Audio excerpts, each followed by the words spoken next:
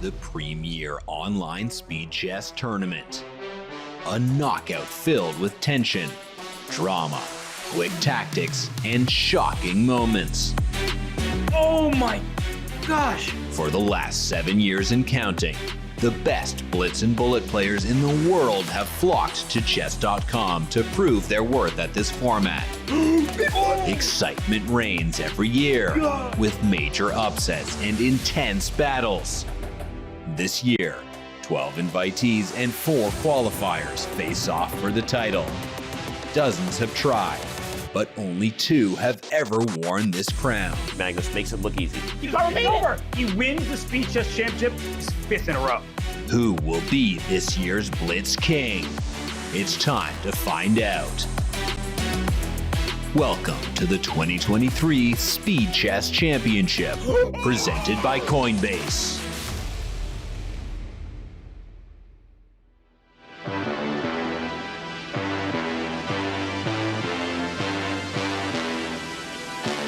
We welcome everybody to the Speed Chess Championship presented by Coinbase. Another incredibly exciting match for us today between Alireza Firouzja and Dmitry Andreikin. We are excited to welcome Coinbase as a presenting partner of the Speed Chess Championship. And we are excited to welcome Grandmaster Aman Hambleton alongside me, Grandmaster Daniel Naroditsky, in the studio to bring this match to you. Aman, good afternoon, morning, evening, wherever you are. Good afternoon to you. That's right. I find myself in Canada right now, Daniel, but we welcome all our viewers around the world because this is going to be an insanely exciting match. We have, honestly, 2 incredible talents, but 2 very, very different players in terms of their play style and generations. You know, the list goes on and on. My favorite matchups are definitely the battle of different generations. And okay, let's not overstate the case here. Dmitry Andreikin hasn't hit 35 yet, but Alireza Firouzja hasn't hit 25. So what we have for you today, starting at 1 p.m. Eastern, yes, that is 8 minutes from now, folks. Alireza Firouzja, the Phenom, the 2800, is taking on Russian Grandmaster Dmitry Andreikin, or Dima, as I will be referring to him throughout the commentary. But first, let's look at the bracket. Let's see some of these names that have been competing in the SEC. As we zoom in, having a hard time making out these names, Aman. You don't really see them on tournament cross tables very often, familiar. do you? No. Yeah, I'm just, one of them, Carlsen, kind of familiar, but, who are we kidding here, Daniel? This is literally a compilation of the best players in the world, and that's why this SEC has become the marquee online event. Absolutely. And the winner of today's matchup faces Grandmaster Wesley So, who alongside Hikaru Nakamura and Nihal Sarin have already taken care of their first round business. But man, Wesley's going to be a brutal matchup. But you can't think about that. You have to think about winning today's match, Aman. Yeah, one step at a time. And truthfully, I think these guys are all star-studded professionals. They don't really think like, oh yeah, I'd like to face Magnus in the final, that'd be nice. They really do take it one step at a time, which is keeping the emotions in check, which I think you have to in speed chess like this. You most certainly do. You have to keep your emotions in check, and you have to accumulate the maximum number of points. Okay, let's go over to the rules. And we have 1 point per win, half a point per draw. Man, if anybody doesn't know the SEC format yet, then something's wrong with you. Yeah, it's like this is the format, but it's also a little bit of common sense too. I think the most interesting thing is the tie breaks there, mostly because I'm secretly hoping, yes, I'll say it, for a tie break. Me too. In case of a tie break, we have 90 minutes of 5+1, an hour of 3+1, 30 minutes of 1+1. You might think a tiebreak is impossible, but no, it is very much eminently possible. And in the event of a tiebreak, we will have 4 games of bullet to play. Aman, I always say this when I introduce the format. These 30 minutes of 1+1, don't pay attention to the fact that there's less bullet to play than there is 5 or 3. The bullet always has the capacity to change the outcome of the match. Yeah, speed chess, we test the players in every time control. That's why I think, truthfully, this is one of the most fair formats, and you finish the match feeling like if you lost it, you just weren't the better player that day. You have the increment, so it's not complete flags, nonsense. We might see some, but truthfully, the best chess tends to win. Well, we will see if Generation Reza or Generation Dmitry will take the cake today. As we head on over to our Deloitte Analytics, we are thrilled this year to have Deloitte, a leader in their field, as an official partner for the Speed Chess Championship. Their dedication to excellence aligns perfectly with the ethos of chess and with the Chess.com mission to grow the game and the sport of chess. Deloitte is the official data insights partner of the SCC. And now let's dive into our Deloitte game analytics. And there's a lot of analytics to go through. First of all, what not puzzles me the most, Dmitry Andreikin is a beast, but look at their blitz head-to-head. It's all tied up at 22, and even their bullet head-to-head, they've played quite a bit of bullet. We've got a large sample size, and it's close as heck, Aman. Yeah, it really is, and I wonder, as I'm about to say this for the 100th time, if this is the person I say this the most in chess, that Dmitry Andreikin is so underrated. Underrated maybe with his elo, but also by the people. Like, just a name that always seems to do well. He never has flashy performances, but he's so solid and he always competes with the best in the world. So yes, this will be a closer match than people expect. Yeah, Dmitry Andreikin is kind of a workhorse, right? He goes behind the scenes, and then he always seems to score in the top 3 of any tournament that he plays in. So do not sleep on Dima, and do not sleep on page 2 of our Deloitte game analytics, because we have some more interesting stats for you. We've got the players' ratings. Those are pretty high numbers. I'm looking at the peak bullet rating, 35-21. Yeah, I thought that was back total in the games. That's actually a rating. That's back in the days of hyperinflation, Aman. I mean, I know paper towel costs $40 nowadays, but man, 35-21, that is quite a number. Yeah, it's incredible, and obviously these players both well into the 3,000s, and I feel like once you're in that territory, I mean, there's just one word for you, and you're just freaking strong at that point. Like, it's so hard to determine, who's a little bit better here and there, and that's ultimately what this match is going to paint a picture of today. Who's a little bit better in what time control? And it's interesting, Alireza is the more experienced SCC player. He's got about double the number of SCC games as his opponent. So even though he's younger by age, he's older by SCC experience. And according to Smarter Chess, his experience, his higher rating, and his superior performance in recent Blitz events will contribute to a blowout, says Smarter Chess. And just to be very clear who's saying this, the Smarter Chess prediction calls for a 7-point victory by Alireza Firouzja. Moreover, Aman, it calls for victory in every one of the 3 segments, which Dmitry Andreikin will have to counteract if he wants a chance in this match.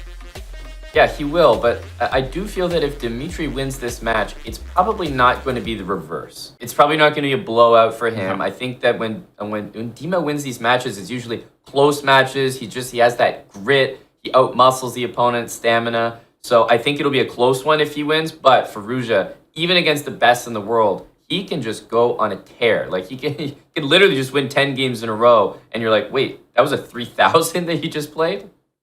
Yeah, Alireza definitely has that turbo mode, and if he turns it on, there's very few who can stand in his way. I think it's pretty uncontroversial, with full due respect to Dmitry, who is a beast, to say that a victory by Andreikin would be perhaps our first upset of the SCC. I think that's largely incontrovertible, and it's incontrovertible according to the community at large, 89% of whom chose Alireza Firouzja, the number 3 seed, to win the match. 4,866 out of, man, I'm not trying to add 589 to that, Aman. And it's been a while since arithmetic. You started digging, and I was like, okay, yeah, go for it. You finish that thought. I think the most interesting thing that I noticed about these players is that, I can't believe I'm going to say this, Danya, but neither one has actually been past the first round. Like, what kind of statement is that? I think of these names, I think, oh yeah, couple rounds in, finals performance, but we're actually going to see one of these players make it to the next round for the first time. That's crazy. That's very hard to wrap one's head around, especially given Alireza Firouzja's experience level in the SCC. So he's played a lot of years, but this is Alireza Firouzja's World Cup, as it is to Magnus, right? This is the one tournament where he's kind of struggled to get past the first round, the first couple of rounds. Now, we know what happened with Magnus in the World Cup, didn't we? So let's see if Alireza Firouzja takes a page out of Carlsen's performance, and if this is the SCC where the exciting youngster delivers for the first time. That's right. And of course, we start with the 5-minute portion. There's that increment throughout all portions here. So, a little bit less flagging, but 5+1 is actually an area where Smarter Chess was saying that Firouzja has a noticeable advantage. So that's one portion where you could see Andreikin just get off to a strong start and immediately kind of flip the script on the analytics, so to speak.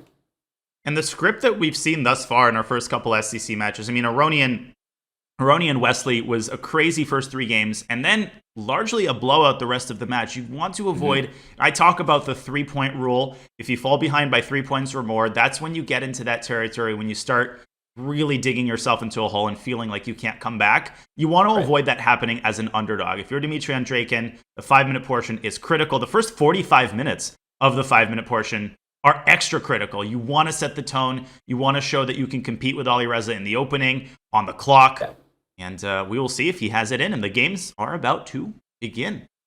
And the interesting thing that I always look for, Dania, when these SCC matches start is I find that it's a little bit of a cat and mouse game. Both guys are kind of testing out openings, seeing what works. And at this high level, the players are so quick to adapt and adjust. So if they try an opening and, there's an immediate problem, a good line from the opponent, they'll be happy to switch it up. So I always am looking forward to the 5-minute portion because I feel that it's a little bit experimental.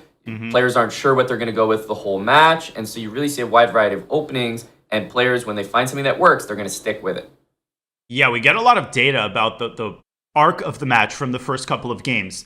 And there's opening repeaters in the SCC, players who choose their set of openings and then stick to them the whole match. And then there's opening changers, like Hikaru Nakamura in the second category. He can play absolutely anything. He will change an opening at a moment's notice if something doesn't work out. And I personally feel like the second strategy is likelier to lead to success. But all of that aside, seatbelts fasten, folks. The next SCC match is underway with Alireza deploying a Rui Lopez and a Schliemann, the first surprise of the day. That's fun. I mean, you think game 1, I was just talking about experimental. I think this is the definition of experimental. Okay, Queen E2 is not a mistake. Let's get one thing out of the way. That's one of the main moves. And the point is to prevent black from castling easily, because that would run into Queen C4 check, forking the bishop and the king. But has Alireza been taken? Well, he's definitely been taken off guard, and perhaps a pretty astute opening choice here in the early going. There's something about this opening just strategically that's always made so much sense to me for the black pieces, actually. To be able to play F5, take, and just play D6, castle. It's like, is there any better feeling than castling and your rook is already set up with, it's got like the college fund that the parents started a while ago. He's set up for success. It's got the slush fund, it's got the restaurant. Yeah, for sure. And I feel like the Schliemann is a very misinterpreted opening. People think of it in the same category as, the King's Gambit, as some sort of gimmicky line. But from a positional standpoint, it is quite sound if black can castle kingside and get the king to safety. And that is why white's play is often aimed at developing that initiative before black can get a chance to consolidate. We saw Dmitry trade the knights there with knight d4 Amon. That bishop can be chased away with the move c3, and then white's knight from d2. I think will likely jump out either to c4 or perhaps go the other way to f3. That's right. Yeah. Basically just gaining time, hitting the bishop with tempo. And you've got this weird bishop on b5. It looks actually really silly, but you would be surprised how annoying it is to not be able to play the move d6 here. And it's not yet certain whether you want to spend times on a6 and c6 because, Dania, when you start moving too many pawns, you create weaknesses in your own position. And there we have the direct consequence of black not being able to play d6. I mean, you would kill to control the f5 square. As it stands, you probably have to just castle and bite the bullet and allow the move knight f5. And then you have to be very careful where you put your queen because you don't want to walk into bishop c4. You might want to drop it back to e8 and then try to reroute it toward g6. So the engine seems to think that black has solved his problems. But from a practical perspective, Dmitry needs to make a couple more careful moves before I'd say that the opening was a true success. Yeah, and it's so unfair. It's like the engine's like, oh yeah, actually you've solved all your problems. You're fine. And this is actually right when it feels like the problems are just mounting and becoming present. So a bit of a different view there. But as you guys can see, engine eval, right around even. So we're still very much in an opening battle here with both players. Definitely. And Alireza trying to find ways to keep the fire burning, right? Because if the fire burns out, then the fire starts on the other side. Black will start operating on the king side. And that is why we see Alireza playing with such a sense of urgency. I like the move queen f7 here because bishop c4 can be met with d7, d5, and the knight on f5 is likely to lose the support of the pawn. So tactically, that move works out for black. That's right. And of course, after queen f7, forgive me for looking at the nonsensical bishop to h6. It's like, please take me. I got something in store for you. Queen f7, bishop h6, but I'm not sure it really works. I can't tell you why off the top of my head it doesn't really work, because if you defend the g7 pawn, I can take it anyway and clear the h6 square for my knight. So knight e8 is definitely not the answer. But I think that's precisely what Dmitry was afraid of, and Alireza immediately drops his knight back to g3. Yeah, is this like, my general feeling is black wants to just go king h8. Like, there's so many bishop c4s. Why have them stress you out, calculation-wise? King h8 seems like a move that you're going to have to play in this game eventually. Why not do it now? And Dmitry can repeat moves, but I agree completely. King h8 is kind of a no-brainer in this position, and he's done it. And now I'm starting to really like black's position. One of the drawbacks of the queen on e6 is that it does block the natural development of the bishop, but that queen is going to move anyway. He's got to decide where to put it again. I feel like his queen has gotten attacked just a countless number of times. And queen g4 is a great move. It is. Like, imagine after the capture, all of black's pieces are working, attacking that pawn. Low-key, the best piece in the position might be that bishop on b6, Danya. Like, it's just sitting there. It's probably the best place a bishop can be because it's exerting the pressure on f2, but from such a safe distance. That's the power of bishops. It's amazing that we're 14 moves in and black still hasn't pushed the d-pawn, and yet his position is completely healthy. Everything is fine. Once he does play d6, I feel like if anybody is to be preferred, it's black. White can grab the queen and then go knight h1, but knight h1 in almost any position is not a good sign. Yeah, I think knight h1 is a move that even if it might be all right, you lose a little face with your opponent. They kind of look at you funny, like, I got you to play knight h1. Exactly. I mean, Alireza is down to 2 minutes. This is a hard decision to make. You would really love to play f3 and fix your pawn structure and chase the knight away. Instead, he sacrifices a pawn. What a drastic decision by Firouzja, who's trying to open the f-file. And guess what? He is trying to punish black for delaying his queenside development. So after knight takes e3, f takes e3, Dmitry just decides not to engage with that at all. Very practical decision. Yeah, I almost want to bring up the analysis board just for a sec to show what might have happened there. Because, of course, knight takes e3, pawn takes e3. We're all wondering, like, what the heck? This is just a free pawn, king h1. But think about how you have to play with black here, because there are checkmate threats. There's a rook hanging. Let's say you take, the rook takes. This is exactly why delaying that development can be really difficult. And Danya, I think this is tough to play for black. So I don't blame Dmitry for doing Totally. I mean, the rook can get to f7 as well as f8, and then the knight jumps to f5. So this is scary, right? You're not developed, and it's so easy when you have the engine eval to say, there's nothing, this is a paper tiger. But when you're playing Firouzja, all of your enemies get blown up in proportion. Instead, we have, I would argue, a largely equal endgame. The pawn structure is kind of interesting in the sense that black can go c6 and d5 at some point, but that's also associated with a great deal of risk. If you play c6 at the wrong moment, then you create a massive weakness on d6. So my guess is Dmitry is going to keep the status quo, maybe go bishop e8, bishop f7, and try to take the bishops off the board. But Alireza's got to be relieved, because there was a point at which I thought that he was on the cusp of getting into trouble. That's right. And bishop e3, like, I give him so much credit for that move, because quite literally, I don't even know if it would be on my radar of candidate moves. Bishop e3, hanging a pawn, even just giving up the bishop, but such a great move because you're almost playing against your opponent a little bit. It's like a psychological move. Hey, take this free pawn I'm offering you. I'm happy to go into the complications, and he just knew that Andreikin is not willing. Without question. And Firouzja with another important decision. I like the idea of getting the king closer to the queen side so that your minor pieces don't stumble over each other on the c-file. Now, king d3 would have threatened the move b4. So Dmitry does play c6, committal decision, and an even more committal decision to push in the center. But will this backfire him on? Because that rook on c5 is now really uncomfortable. Yeah, it's about to be trapped. The move d4 almost needs to happen, but maybe there's like a knight d1, knight b2, knight c4. There are some weak pawns here in Black's camp. That was a missed opportunity by Alireza. I thought, well, rook a5 is literally forced, otherwise b4 traps the rook. Right.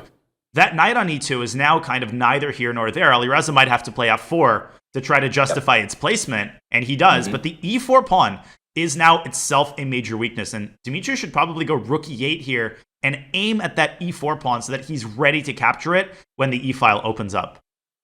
Yeah, there's some very aggressive ways to play where you go like knight g4 and after pawn takes maybe c5, basically solidifying this pawn chain. And I do think there are some end games that could happen here where Black is just much better, because take a look at that bishop. Yes, it's holding everything, but it's also not doing anything except defensive duties. No question. And Alireza down to 30 seconds. Dmitry still has a minute as he solidifies the d4 pawn. c5 is a very safe positional move. Now he's probably ready to take on f4 and exert direct pressure on the e4 pawn. The bishop can come out to c6, which is why you see Firouzja all hands on deck defensively, but that's not a great sign for his position. That knight on g3 has no active prospects. Yep. Obviously he wants to play rook f1, but as long as Dmitry keeps the f-file, like the f7 square is probably the most dangerous one, I do think he's got a good position here. Rook f8 also looks like it holds everything. And it will be Black's response to rook f1. Exactly. And now white is at a bit of a dead end. Alireza is still trying to stir the pot as much as he can on the king side. Dmitry can lock things up with h5. But instead he's trying to trade rooks. Black should really try to play this for a win here. The time situation, Alireza slightly worse. He needs to tread very carefully to avoid losing the first game.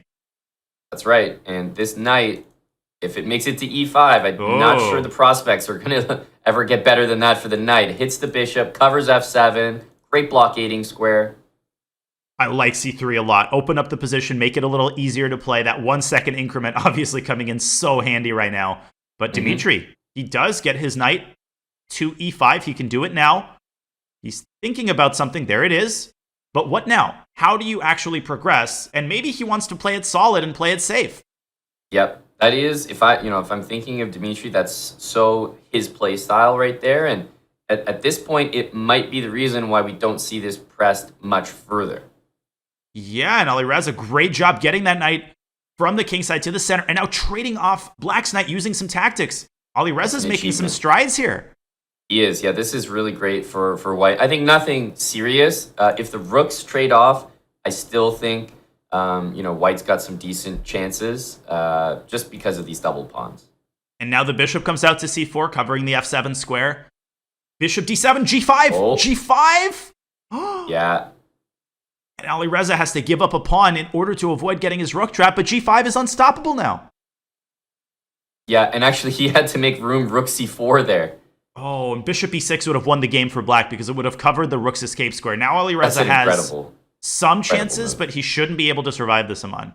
No, this is really kind of... Look at these pawns. All targets. Black bishop is placed perfectly. You still need... It feels like if you blow on white's position, it's going to collapse. Maybe g4. That forces a pawn endgame, but is that pawn endgame actually winning? Apparently it's not. Oh my god, apparently this is drawn. It's like brutal. You do everything right. You're up a pawn. You have the opposition. King d3. You have to play king d3 to meet king c6 with king c4. Black has no way to triangulate, and Black has no way to push b5 without sacking the pawn. Dead draw. Crazy. Unbelievable. Oh, big miss by Dmitry. He's still trying. He's maneuvering and sidestepping and dancing, but nope. Yeah. Okay, this also works. Yeah, I wonder if it was actually necessary, because king c4, there was king c6 and b5. A4. Yeah, it's like... Nice little sense of humor by Dmitry. That's right. Because at this point, even if Black wins this pawn, it would be a draw anyway, which these players are well aware of. And Wow, I feel like we got to see a little bit of everything, ultimately ending in a draw in game one, but we saw an interesting opening, a remarkable sack by Alireza, and then chances for both sides at the end there. Yeah, and Dmitry was winning in one move. He rushed the move g5, which you cannot blame him for, but he could have covered the rook's escape square, and that rook would have gotten trapped by force. Amazing job by Alireza defending for a very long time, right? Things kind of got out of control for him when he pushed f4, but he kept his composure, and this is one of his greatest strengths in Blitz. When there's a 1 second increment, Alireza can basically play perfect chess on his last couple of seconds or an indefinite period of time. Yeah, I mean, that skill alone will take you very, very far in the world of online chess. Yes, it will. And in the world of Title Tuesdays and SCC matches. We have a, that Carlsbad kind of structure here. And I guess a more interesting, more aggressive line, this bishop d6. You're kind of saying, okay, yeah, I get it. You're pinning me, but I'm just going to defend with the knight. Don't need to play bishop e7. And I'm going to get my queen off the d8 square. So it's kind of fully ignoring this bishop g5 idea. It's amazing how opening fashions change. 15, 20 years ago, it was considered anathema to bring that dark squared bishop out to d6. You were supposed to put it on e7. This was like eating cereal in the morning. Like, you just don't, there's just some things you do not do. But Stockfish, nobody cares anymore what the old masters did or what the old textbooks say. All you care about is what the top engine recommendation is. And the engine almost exclusively recommends not only putting your dark squared bishop on d6, but also bringing your light squared bishop out and putting it on e6, building this nice little 6th rank cocoon with your bishops, making it hard for white to access important squares for his own minor pieces. Yep, and there was a little bit of an idea there, knight b5, which is a classic, trick and reason why you have to be careful when your queen's on c7 is black. But think of it, it's like bishop g5, black goes bishop d6, and white says, hang on, bishop h4, bishop g3, let me get that piece off the board for you. So yeah, theory definitely developing there. Indeed. And the game developing, white kind of massaging the queen side there, repositioning the queen to b3. Alireza somehow, surprisingly, sees the attack on the b7 pawn, and he's really getting better before our very eyes, isn't he? Yeah, I know, it's really remarkable, but as an up-and-coming talent, we expect nothing less. And will we expect g5 here? Chasing that knight out of f4? That is not out of the question. It's not like white has amassed, an impressive number of pieces on the king side and can really punish black for that. I would seriously flirt with the idea of going g5 here and just get that knight out of f4, force it back to e2, and maybe start expanding on the king side with like king g7, and eventually h5, h4. Oh, Dania, you flirt. I know. Oh, you. Yeah, so inappropriate to be doing this during commentary, man. It really feels like g5 does have that air of like, it's slightly inappropriate, but you both know you're thinking about it.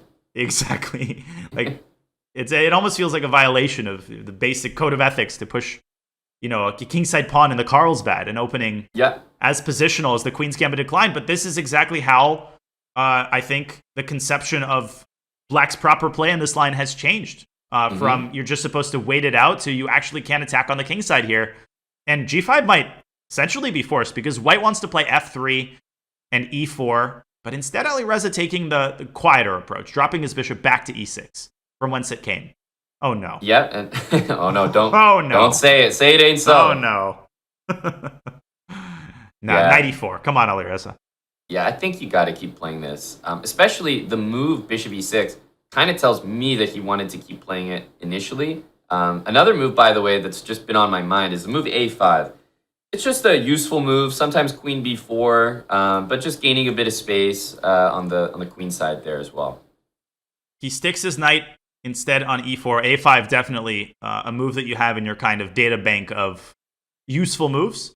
Knight e4 is often met with knight df6, just kind of establishing a presence in the center. White has to watch out for the fork on d2. That is very, very commonly missed in bullet and blitz games.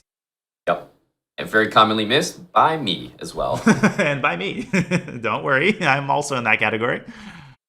Yeah, so rook d1, takes care of that and obviously develops the rook as well. Not a bad move, but I will say, like, to your point, knight f6 feels like a nice achievement for black. Especially because he's got the d5 square now that can be used as I don't know if I'd call that an outpost, but perhaps just a good square for the knight. The position is equal.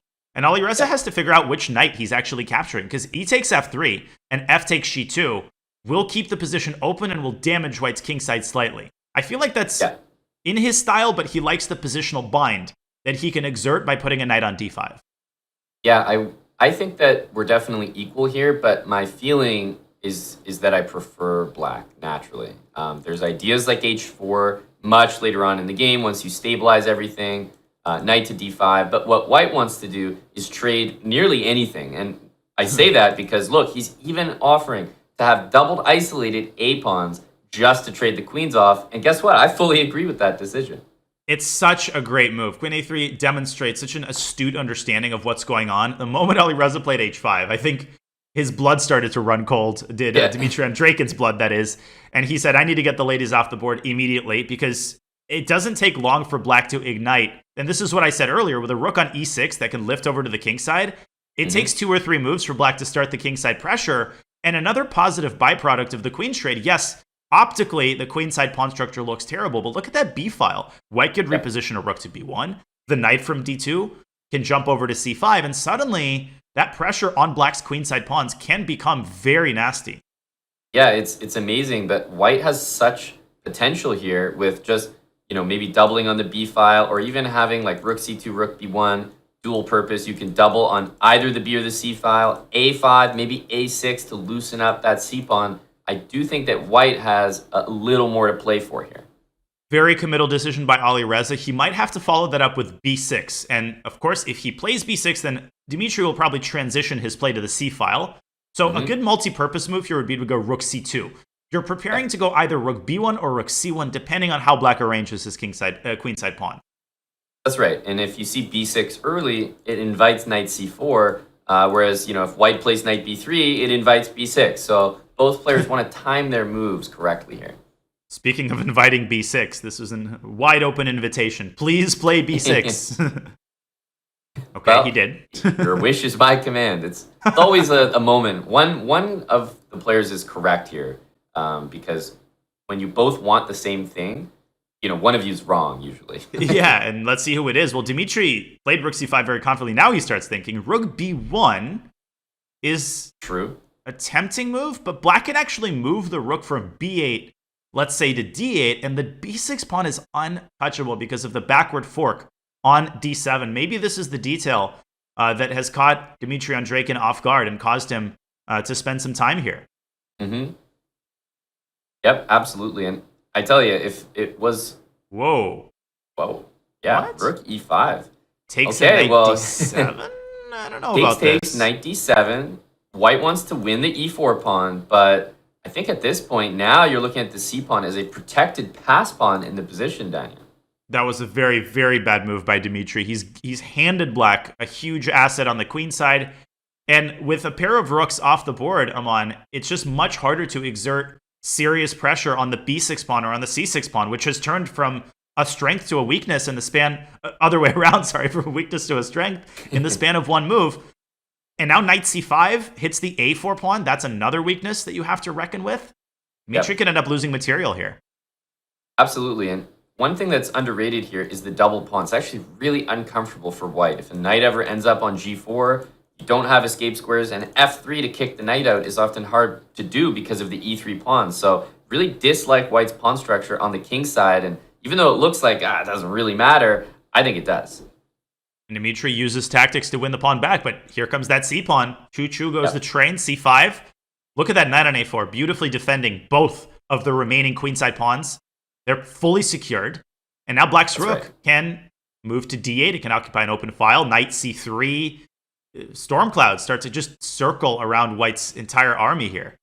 Yeah, there's ideas like knight c4, you move the rook, and you can hang your b6 pawn because guess what? It can't be taken anyway. Black could just return and do a counter pin. And that's very well pointed out. If white goes knight e7 and knight d5, black can just calmly play rook d8.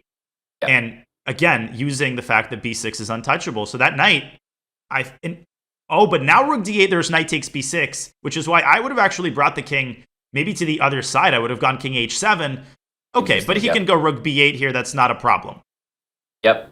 Now it's, it feels like this is the moment where both sides either need to start pushing some pawns or bring their kings. Like, Black's king wants to enter the fray, and so does White's, but, there's not going to be time for all that. No entering the fray for White's king.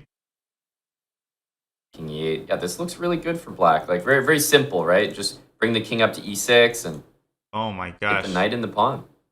Man, White's really taking some back roads. It's like Google Maps tells you to take the freeway, and Dmitry's like, no, I want to take the most obscure pathway imaginable. But this is going completely off the rails. King takes pawn. Does he want rook d1 or something and try to set up some sort of attack against Black's king? But there's no way that can actually work. No, knight c3. Oh. Wow. Rook b7 played immediately. Who's setting up a mate on who here? Well, there's no threats. Rook e7, king d6, so just go b5. Push. Yeah, this is one of those situations where the king can't move anywhere, but all the pieces that are preventing the king from moving somewhere are being used, so there's nothing left to actually deliver the check. Knight takes a2, rook d5 mate would be a tragedy. So Alireza, whatever you do not move the pony from c3. It is integral toward ensuring the safety of Black's king. He's investing most of his time here. I think he's trying to figure out which pawn to start with. Oh, he blundered mate at 1! That's insane! Oh my goodness. No way. No, what did we just see? Is that a commentator curse for the ages? And he took 45 seconds on that move. And there's like no reaction from him. You will never see a bigger blunder at that level. Truthfully, you won't. What in the world? Oh my goodness. I think that Andreikin was almost more in shock than, like, he was processing it more than Alireza there. I was debating, as commentator, we like to make the environment welcoming for newer players, right? So it's like I think it will not be remiss for me to point out why you cannot move the knight. I can not in my wildest dreams imagine that we would actually see this.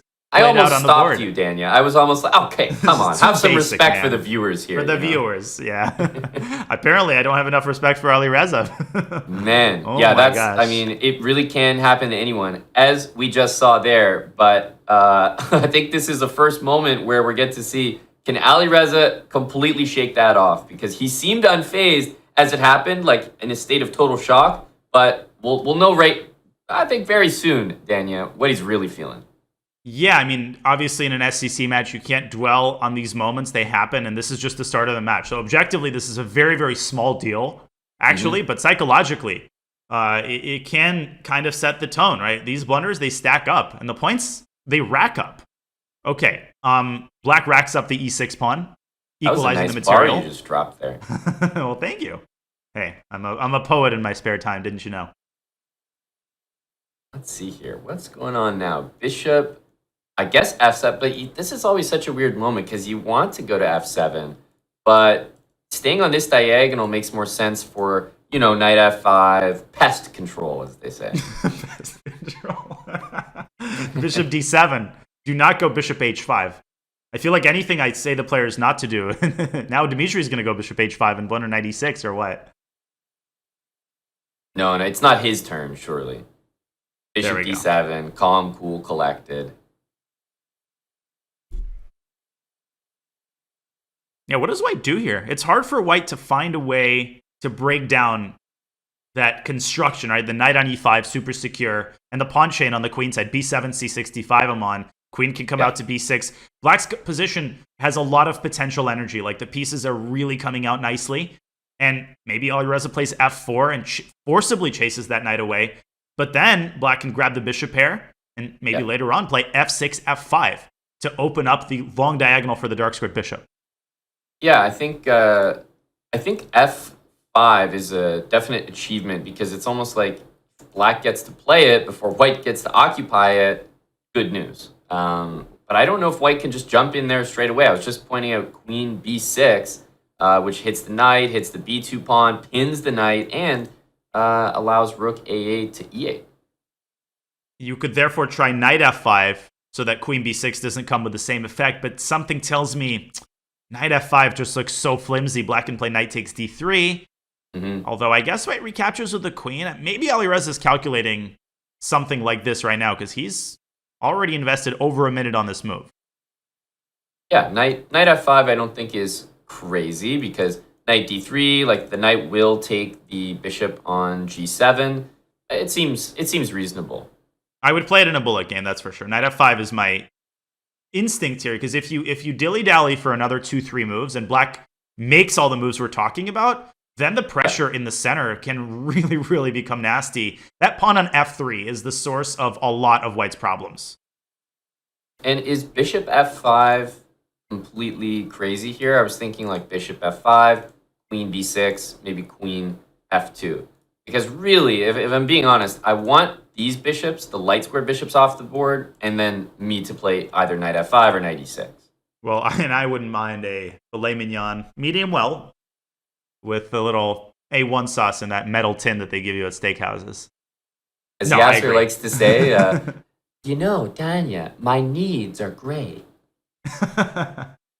There's a famous line from a old Soviet movie where one of the wistful characters says, I have the desire to buy a house, but not the opportunity. I have the opportunity to buy a goat, but not the desire. So let's drink to our desires always corresponding to our abilities. And Alireza's desire made very clear there. As he does put a knight on f5, we do have a mass trade, but Alireza actually declining the queen trade in that position. Yeah, I honestly think it's just super equal right now, but white's position is starting to look better and better to me. I actually like the decision to not trade the queens. I think that's a pretty tough thing to see because queen trade, I mean, it's totally equal, but now, you know, bishop f4, bishop e3, I think if the bishops trade, the black king being open, exposed the way that it is, that is going to be the difference. And maybe Andreikin should seize this narrow window of opportunity and play f4, trying to shut down the proper development of white's bishop. He does just that, and vacating the f5 square for his queen. So his next move, this could essentially be a pre-move. Like queen f5 could be black's answer to anything. I'm expecting bishop d2. After queen f5, we might get another equal endgame. Yeah, queen f5 is a very good move. Like you want to bring the rook out, and there's no more natural move than this. The f4 pawn is under attack, and I suppose if I'm looking like way down the line, I do like white's chances in an endgame because that we will be able to create a pass pawn on the king side here. That's a good point. And the long-term weakness of the f4 pawn could cause some consternation. Now, we will get a trade of rooks inevitably on the e-file. And the e-file itself is not particularly essential because all of the infiltration squares are safely controlled by black's king. That's right. Yeah. e8, e7, e6, and of course the e5 square is covered by black. So if we really, take note of the e-file, there's actually not many usable squares there. Not a single one, actually. E2 and e1 are the only ones. Well, he's got those covered, that's for sure. Yeah, exactly. Now, Dmitry is hesitating because he wants to trade all of the rooks. What do you make of that decision? And then stick a bishop on e5? And he's basically saying, yeah, f4 is weak, but you really can't get to that pawn with your king. That's true. I guess I would still go bishop e1. I mean, yeah, the bottom line is we're trending towards equality here, but bishop e1, g4, I think if you don't take that, then, h4, h5, white, I kind of like white's position. I can't tell you the amount of these types of endgames that I have lost against Alireza in our blitz matches. One of his most underrated strengths is his Magnus Carlsen-esque ability to squeeze wins out of equal endgames. In this particular instance, I think with 2 minutes on the clock, Dmitry has enough time to keep the balance as he expands on the queen side, puts his pawns on light squares. That's right. But that's not really the point of the move b5. He's just sort of expanding and preventing an eventual c3, c4. Yep, but it should be noted that, a simple move like instead of b5, a5, you just wouldn't normally think of because white plays a4 and the pawn for black gets fixed on the same color as these bishops, which means white will always be attacking it and black will always be defending. It does seem to me that closing up the queen side like this is a positional victory for white. So he stitched up all of the squares that black could use to expand. Like c5 is impossible, a5, and now white can direct his attention to the other side of the board and put into practice the plan that you talked about. There's g4, there's en passant. And I think black has to keep his king active, maybe just put it on f5 and discourage white from making any further gains on the king side. And that's the way to secure a draw. Right. Yeah, if h5, I guess pawn g4 would happen.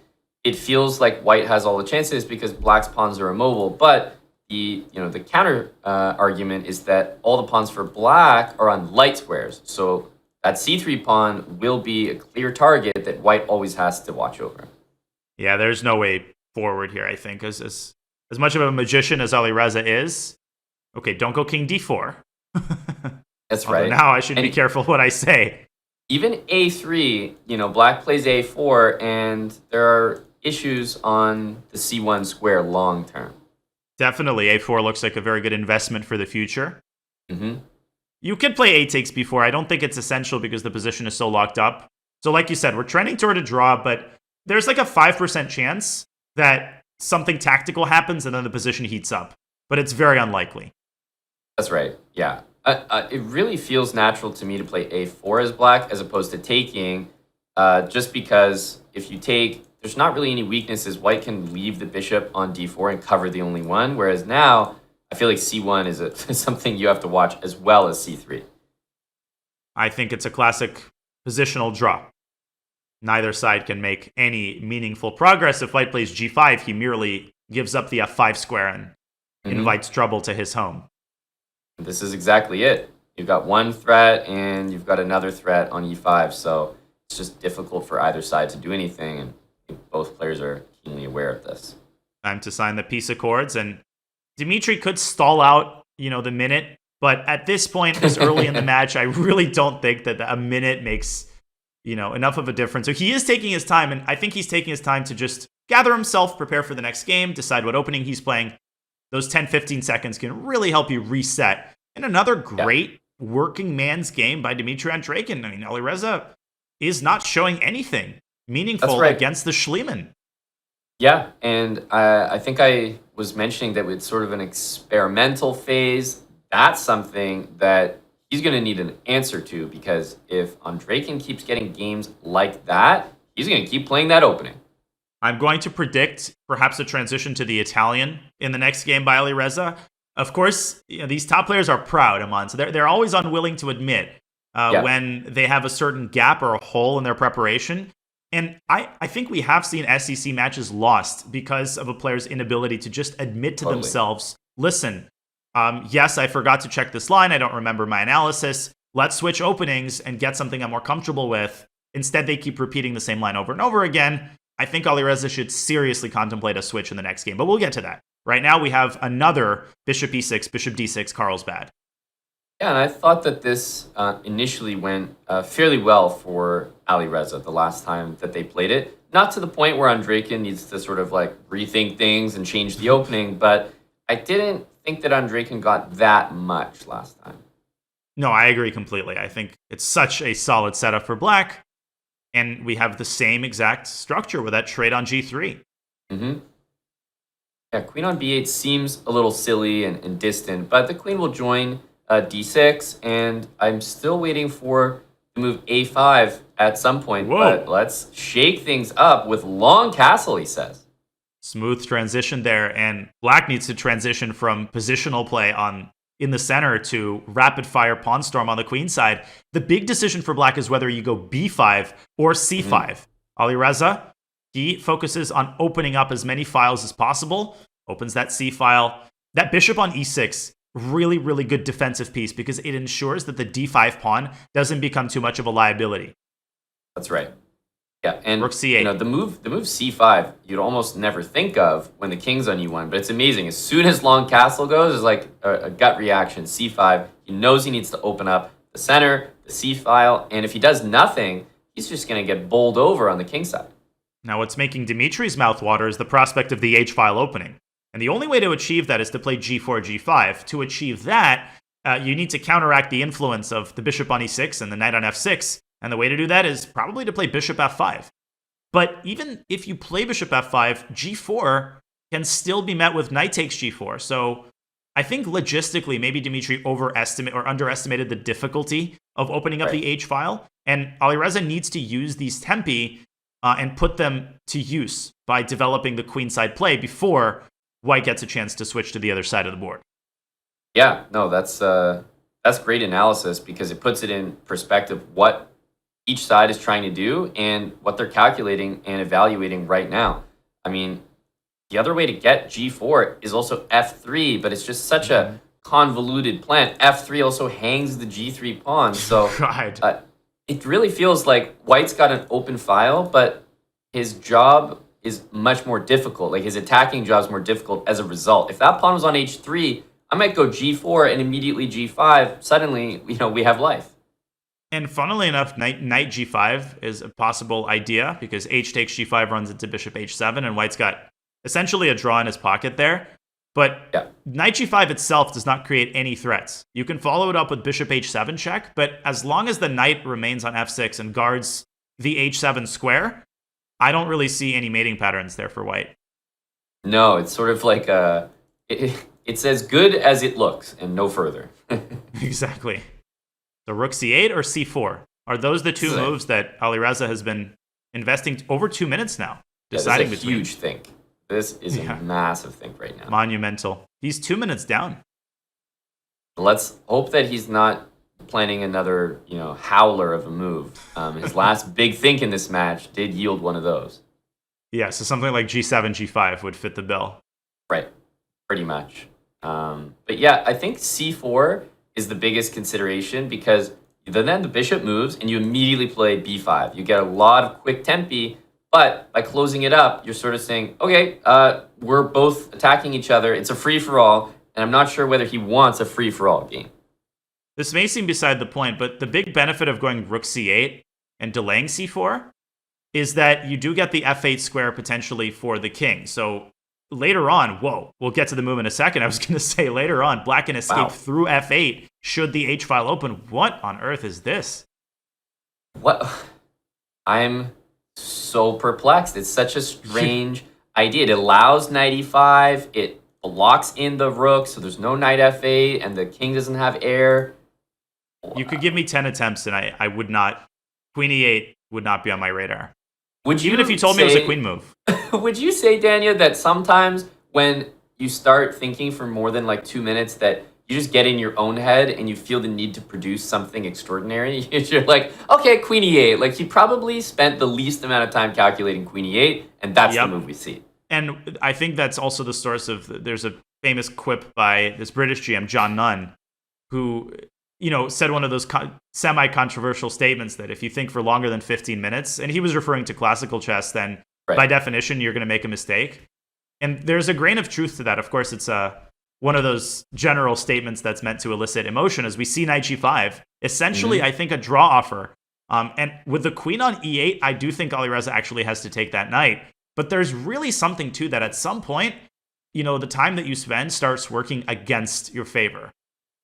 Yep. No, that's completely true. And I think it did happen here. Are you worried taking this knight that you're in trouble? Because if this is a draw, I think you want it as Firouzja here. Yeah, I mean, I guess your alternative is to play queen E7, but then you allow knight takes E6, and you have to weaken your kingside further, and then G4 becomes more of an option. And with the time situation, I think Alireza is just double checking to make sure that after, no pun intended, after bishop H7, king H8, but he goes for it. Right. And man, I feel like he's going to regret it. Knight takes C6, I'm on. And then that bishop from H7 can stick itself on G6. And then White can put into practice the plan that you outlined with F3 and G4, which is now far from as convoluted as it used to be. Yeah, I think this is kind of wrong decision. I mean, very scary to take that knight, but he's low on time. I think he wanted that draw if it was indeed one. I'm surprised that we don't see knight takes, pawn takes, bishop there, and E4. Instead, knight to E2, and I mean, if he doesn't take this knight, things are going to get bad. And he should take this knight, but he might just be afraid. It might not be the case that he's declining a draw, but maybe he's fearing ghosts after H takes G5. It is very scary, but good on Alireza. He takes the second chance, and we will see a draw by perpetual check. That bishop can move literally anywhere except G8, and maybe we should show for newer players, Aman, that bishop G8 is a very standard pattern that would lead to checkmate after king takes G8, queen H7, were the knight not on F6. But obviously here, whoopsie daisy. And instead, Alireza escapes with a draw.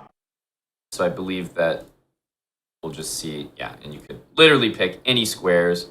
You almost as white want to say, rook h2, rook h1, but as soon as you take a moment with rook h2, the draw might disappear. Oh yeah, definitely. Black could have gone g6 there and king g7. So he had to do it urgently. And another draw.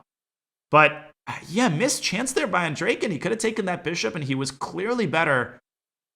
I think that could have been a second victory for him. Instead, he insists on the draw and he maintains his 1-point lead in the match. He does. And you know what? As the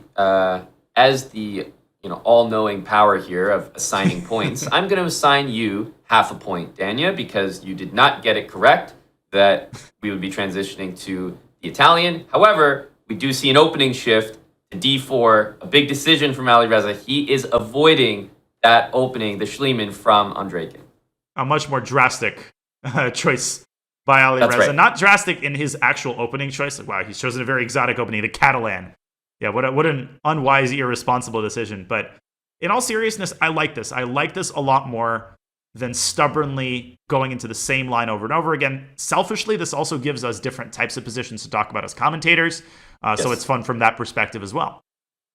Yep, we're mixing it up here a little bit. The one thing about this line with bishop b4, naturally, I look at these positions and I always feel like, this is kind of a nice achievement for white, because you look at the pawn structure and especially that bishop on c8, and my gut reaction is, this is terrible for black. But it's tough for white to make progress because e4, you need to spend some time achieving. Black can also take on c4 and go e5. And finally, if you ever take here, black's taking back with the e-pawn, and we're actually transitioning back to the same opening that we've seen Firouzja playing this match. This is what some Russian GMs refer to as bunker chess, where you build yourself a little cave. Everything is defended 600 times. Like, look at that d5 pawn. There's like a pawn chain extending from the king side to the center to the queen side.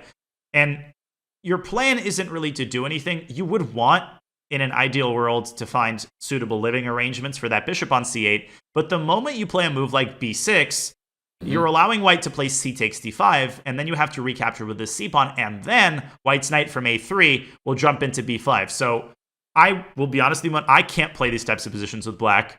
I can't sit there and play rook e8 and h6 and king h8, king g8, but that's why Dmitry Andreikin's over 2,700 FIDE, and I'm not. The thing is, it's such a skill in chess to be able to do nothing well. To be able to make moves that seemingly do nothing, but actually maintain the balance is an incredible skill and almost a requirement to play this opening. h6 was the top engine move. The second engine move was rook e8 to f8. And then the next move in the line was rook f8 to d8, right? That tells you all you need to know. If the engine can't find anything productive to do, then that tells you it's bunker chess time.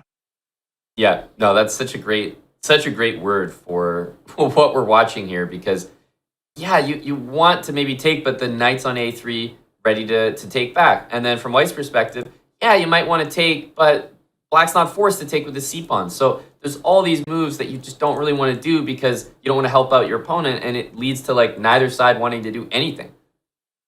Now Alireza trying to kind of tighten the screws a little bit, paint some of the splotchy kind of paint marks on the wall. This is how you approach these types of positions. You can't do anything big. You have to make a series of tiny little home improvements until eventually an opportunity manifests itself, let's say, to open up the center. But how is Dmitry going to continue doing nothing? Will he play queen d6? Will the knight from d7 ultimately try to access the b4 square, which is a potentially juicy outpost? But it's a very treacherous path to getting there. And the moment you put your knight on a6, obviously the a5 pawn will fall. So that might be practically impossible. Right. Top moves here in the position for black include rook d8, knight d8, rook h5. F8. Just all standard ideas. Ooh. There we go. We got some action. Wow, I feel like I just saw somebody hang a piece or something. Well, you might see somebody hang a pawn, because if Dmitry plays e5, which he just did, knight takes a5 does secure that pawn. He wants e takes d4 knight e4. He wants to go after white's light squared bishop and force Alireza to give it away. I actually really like that from a practical point of view. Yep. knowing the moment, takes knight e4, and the queen doesn't really have any squares that she can go to still defend the knight on a5. But knight b6, interesting. Okay, it's almost a pure sacrifice. Okay, well, some compensation, yeah. He gets the d5 square. What does he get in return for the pawn? He has temporarily better piece coordination, while the knight on a5 is still awkwardly placed. And of course, still knight e4 is looming in the air, which is why I would play knight d3 here in order to prevent knight e4. Then white will have bishop takes e4 and rook e1. Anytime your rooks are not coordinated, you always pay the price for it tactically. Knight d3 looks super, super strong because when the knight reaches c5, it finally defends the a-pawn, and then this knight can move. Because right now, you almost want to, pickpocket and just get out safely, but the a-pawn is hanging, so you can't quite do it. Absolutely. And Alireza, once again, he has been taking some long thinks in the early going of this match. This will be the last game before the break. Before our midpoint break in the 5-minute segment, he decides instead to trade the knights, but look at Dmitry diving into e2, offering an exchange of queens. Should white trade, or do you try to trade on your own terms? What if you trade and go rook c2? Like, is there some, like, rook takes a4. Rook takes a4, oh my god. Oh my god. Wow, and double question mark is harsh, but guys, rook a4 on Andreikin, what a game and what a move. Of course, give it a brilliancy. Oh, it's so beautiful when both rooks are hanging like this, and we should show that the point is rook takes a4, white gets checkmated, and the pawn on h6 is the hero in all of these complications, because after bishop f1, bishop h3, white would have rook a8 check, but now there's just king h7, and rook takes f1 checkmate can be staved off, but not prevented. And I have to show them myself, because we know that he's not going to let us see it. No, he's not. Yeah, rook takes e2. Rook d1 wins another pawn. It's amazing, right? Rook takes a4, brilliancy, and it's brilliantly equalized the material, It's like that's the type of brilliancy that you find at this level. And rook takes a4, just the moment that you thought you can breathe. The queens are off the board. I can slowly consolidate my extra pawn. You let your guard down, and this happens at every level, right? We see this happen at the club player level, but we also see this happen at the most elite of levels. It's just basic psychology. That was a really, really cool move. And especially because the way Andreikin was playing that game, as you said, bunker chess. Who knew that the bunker was so tactical? Yeah, bunker explodes. Rook b4. Okay, clear extra pawn. I mean, Andreikin, you have to be thinking, if you're Dmitry Andreikin, that this is your game to win and really put a statement on this match so far, because if I'm not mistaken, Alireza has not won a game yet. No. And you're absolutely right, Aman. He really, really needs to win this game to put that mark, as you said, on the first half of the 5-minute portion, because if he gives up another half point, then that will do wonders for Alireza's confidence. Alireza will start feeling like he can really hold anything, even if he makes a couple of big blunders in the game. So can Dmitry harness his excellent endgame technique and his time advantage and convert this to a victory? Big, big moment here in this game. And it is, let me just get a check. That's right. Move 25, and black has completed development. Yeah. Bishop finally comes out. And what a bishop it is on e6. Beautiful square. And Alireza trying to get his knight to f4. What do you think of bishop c4? Like, what do you think of forcing that endgame? I think that black can probably achieve that whenever he wants to, like almost on demand. So I would keep the rooks for now, just because you've got your rook trained at that b2 pawn. And if you find that you're having a hard time making progress, then you can try to engineer a rook trade. I would go bishop f5 here and try to go g5 there. Remember g5, old friend from our previous game? That's right. Still remember that. And wow, the bishop on c4 is actually it feels like it is even better for the move g5. Now it's a serious threat. If I was playing a classical game against either of these players and I had white, I would actually consider resigning. This is not because this is dead loss, but because it's so nasty to try to defend these types of endgames. Yeah, you're like, the best case scenario might be the hardest draw of your entire life. Exactly. Yeah, like a 90 move, grind it out Table-based affair, hold. down a pawn until the last move. Cliff clinging. Exactly. Here's a great square. We haven't had many of those for the white pieces this game, so I figured I'd mention it. Knight e3. A and trade. it's gone. Yeah, what square? Knight e1. Okay, so a lot of rerouting. I feel like black has actually done a really good job. Don't forget the time situation. Andreikin is just tightening the screws right now. You mentioned the b2 pawn. White's pieces are fully on the defensive. This would be a tough position if the material was equal. It may seem like Alireza is just kind of doing cartwheels in the swamp, but he's actually improving his position. His knight is on f3 now. His rook is on an open file.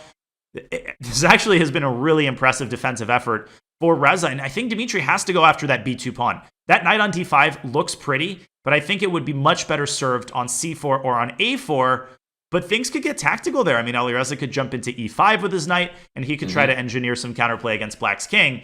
So instead, Dmitry, where is he bringing his knight? Probably to e6 as kind of a transit point. Yeah, knight there. King will go back. The Knight e3 C5? square, that feels pretty comfy. Ooh, trying to induce. Well, Alireza's definitely not going g4 anytime this game. Yeah, I was going to say, not anytime soon, anytime ever. Yeah, no, he will not give up the f4 square. White just treading water. He's down to 3 seconds. But I don't know about this. Knight e5 check is a threat. And remember, you can almost just chase the king forever. Knight e5. And Whoa. God, Dimitri's giving White so much counterplay. Yeah, he wanted to take this pawn with check. He's got 2 connected pass pawns, but then what? Rook b5 maybe should be tried. But Alireza, he doesn't need to do anything. That knight on e5 is safely defended, and the rook on f5 has plenty of squares along the 5th rank, should the knight attack it. But here comes black's b-pawn. Can you stop it? Maybe no. Knight c5, though. Oh, that's a dagger. b3. It really is. Push Yeah, it. what's white doing? Got to get the rook back to g1 to stop the pawn. There might be like a knight d3 move. I almost want to... I think knight d3, and you have rook c3, rook c2. Wow, and c5, c4. Yeah, just in Rook time. c2. Look at this technique with 4 seconds. Dmitry finding every move. c5 with a check, c4 with a check, b2 with a win. Wow.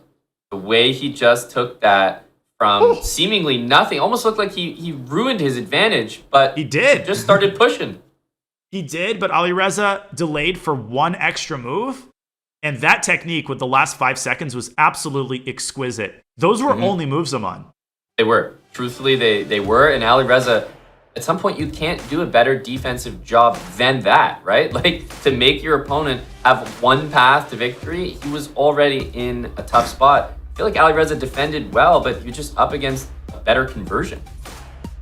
Oh, this was incredible, and it allows Dmitry Andreikin to jump to a 2-point lead in the first portion of the 5+1 segment of the Speed Chess Championship presented by Coinbase. Alireza Firouzja is the favorite, no question about that, but he will have a lot of work to do. He blundered mate in 1, and now he succumbed to some excellent defensive technique. Folks, we will go on our first break of the day.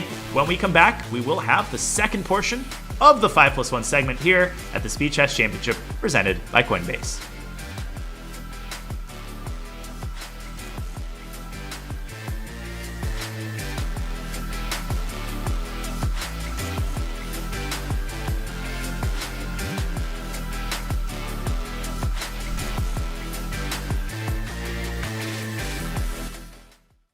Excellent. Welcome, everyone. We are here with Judith Polgar, the legendary chess player, one of the greatest chess players of all time. And I went my next move. I said, no, I'm not moving my queen. I'm not moving my bishop. But actually, I'm going to give checkmate or winning great material. And I went knight e3. It works only that way. If you're an attacker, you sacrifice something, go all the way until the end. Don't chicken out in the meantime at some point, because many times there is a point there is no way back. It's only forward. How is it to play with Kasparov? when you saw him personally, he really had this incredible energy. Judith, thank you so much for being with us, and I hope you're ready to dive into the past with us. Oh, absolutely. I'm very happy to share with you some of my most memorable games.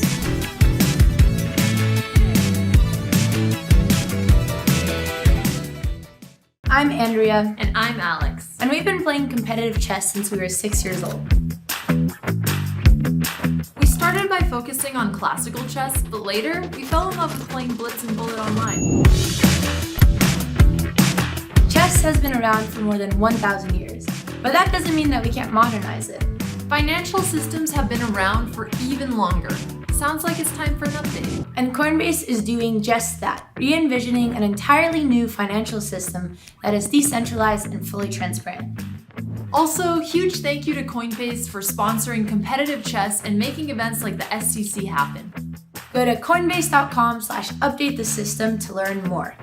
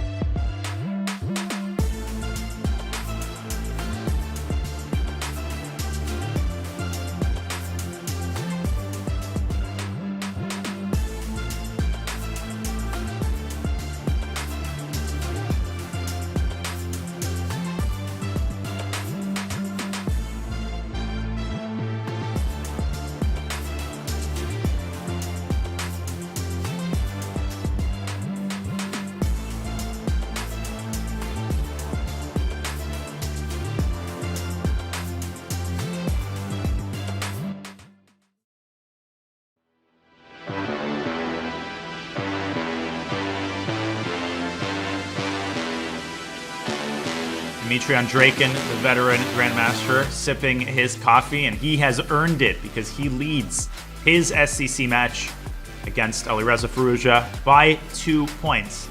And Dmitry Andreikin had a tough time getting here. He had to do it the hard way, the old school way, through the qualifier number 2 run, as we see some of the players that he defeated en route to qualifying for the SCC. He defeated Serrana, Eduardo Iturrizaga Bonelli, and Alexander Shimanov, each of whom would themselves make up a very difficult SCC opponent of mine. Really impressive stuff for Dmitry, and he has not stopped there. He hasn't missed a beat in this match so far. Yeah, I was actually looking at it. Did he lose to Serrana? I wasn't sure if he won that match or not, if that was his path, but definitely definitely impressive. I think that was like he won, lost, and then had to win to qualify, which is like honestly even more impressive when you think about it. Yeah, I apologize. I misread that graphic. He did lose to Serrana, but then he won on demand. That's actually what I'm trying to say. I was just testing to make sure that you remembered that he had lost to Serrana. You gamesman, you. I am always one step ahead, Amon, don't you know? Well, Andreikin has been one step ahead of Alireza, who's missed maiden 1 and has just gotten soundly outplayed in a beautiful positional game by Dmitry. That last game of the black pieces, really well done. Yeah, and it's been a little bit of both. Like there are multiple ways that things can go wrong in a match or in a game, but it feels like a little bit of everything has happened. He's missed big time, moves and blunders in the maiden one, but he's also, as you said, just got sort of routinely and slowly outplayed in a pawn up position by Andreikin. So both, trust me, do not feel good, but I think he's going to be a little bit discouraged here. So I wonder how he's going to bounce back after the break. Well, as the underdog, you can't rest on your laurels, right? You have a 2-point lead, but you need to milk the segments that are going in your favor. So this second 45 minutes of the 5+1, I really think Dmitry needs to make a push to try to extend this lead to something like 4 points, because we know that as the clock time shrinks, the segments decrease, Alireza becomes more of a favorite. And that sounds like, honestly, a great name for the novel when we finally release it. As the clock time shrinks. Very nice. Very poetic. Very poetic. Well said, Dania. And hey, a familiar face. Look at this opening. It's making an appearance once again. I have to say, this has been what I would call a bright spot for Alireza. I've always liked his positions here, but just some strange decisions maybe later on in the games. Remember, he had that Queen E8 move that's just caught us off guard, but I've liked his openings here. And what a provocative slight little change by Reza. His bishop does end up on e6, but it jumped to g4 first, provoking knight e5, and I think his point is that knight on e5 is not as well supported as it may appear. Of course, the typical move is f2, f4, but that move is associated with a very steep positional price tag, right? You weaken the e4 square. So instead, Dmitry focusing on completing his minor piece development, and you pointed out c5, which is a very typical way to undermine that knight on e5. And Dania, I mean, what did we think of the move h4? I'll go out and say it. I mean, look, h4 gets played against me. I'm scared. That's just, I always am. It is a scary move to face, but I think at the higher level, you sort of realize that you're not actually threatening anything. And instead, he's gone like the opposite route. He's like, I don't like this bishop so much that I'm just going to give it away. But the reason he gave it away is to take the sting out of the weakness of the e4 square. Now black doesn't have a piece to put on it, and so f4 is much more positionally justified. But I think now is a good time to consider playing c5 and try to chip away at white's dominance over the center. Yeah, I think that c5 knight b5 is it's a really weird feeling for black, because the c pawn hangs. Taking here doesn't feel good either, and knight c7 is coming. I did miss it, I have to confess. Apparently, black can make that line work by sacking the rook in the corner, and I can guarantee you this is exactly what Alireza is calculating. If he decides against it, he's likely to play a6 to cover the b5 score, but that also might be a little bit too slow, because maybe after a6, white can go knight a4 or something and really bind up those dark squares on the queen side and make it difficult for black to ever play c5. Yeah, good point. It's sometimes now or never when it comes to the move c5. You don't take your chance to play it. It might not be there later. And, okay, queen h4 did not expect. He obviously wanted to play the move queen e7 and thought, well, I'll throw in queen h4 to force the move g3, which, Dania, it actually has some logic to it. When white castles, you can't play rook f3 and lift the rook anymore. Suddenly your light squares are a little bit weaker. So I kind of like the idea, if you're going to play queen e7, to throw in the check first. Yeah, I mean, now the elephant in the room, or shall I say the horse in the room, is that knight on e5 and what black is going to do with it. I'll tell you what black will not do with it. Black will not play f6.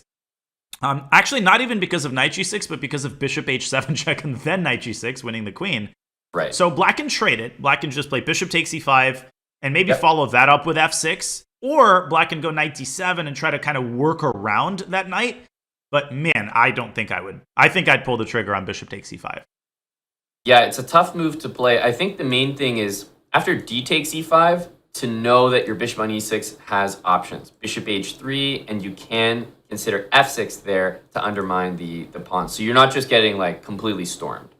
Totally. And that bishop on h3, nicely situated defensively as well, because it's covering the f1 square and preventing white from doubling, which could be meaningful if, in fact, a trade on e5 occurs. Alireza taking the other route, right? For now, he develops his knight. That doesn't mean he won't play bishop takes e5, but he's just kind of waiting for white to put his cards on the table. My guess is Dmitry might go queen e2 and try to shuttle that queen over to h5. And remember, if you're thinking about bishop f5 here, it's a blunder. Now, you might think that it's a decent move, but to not include bishop h7 check is criminal. And as you can see here, question mark applied.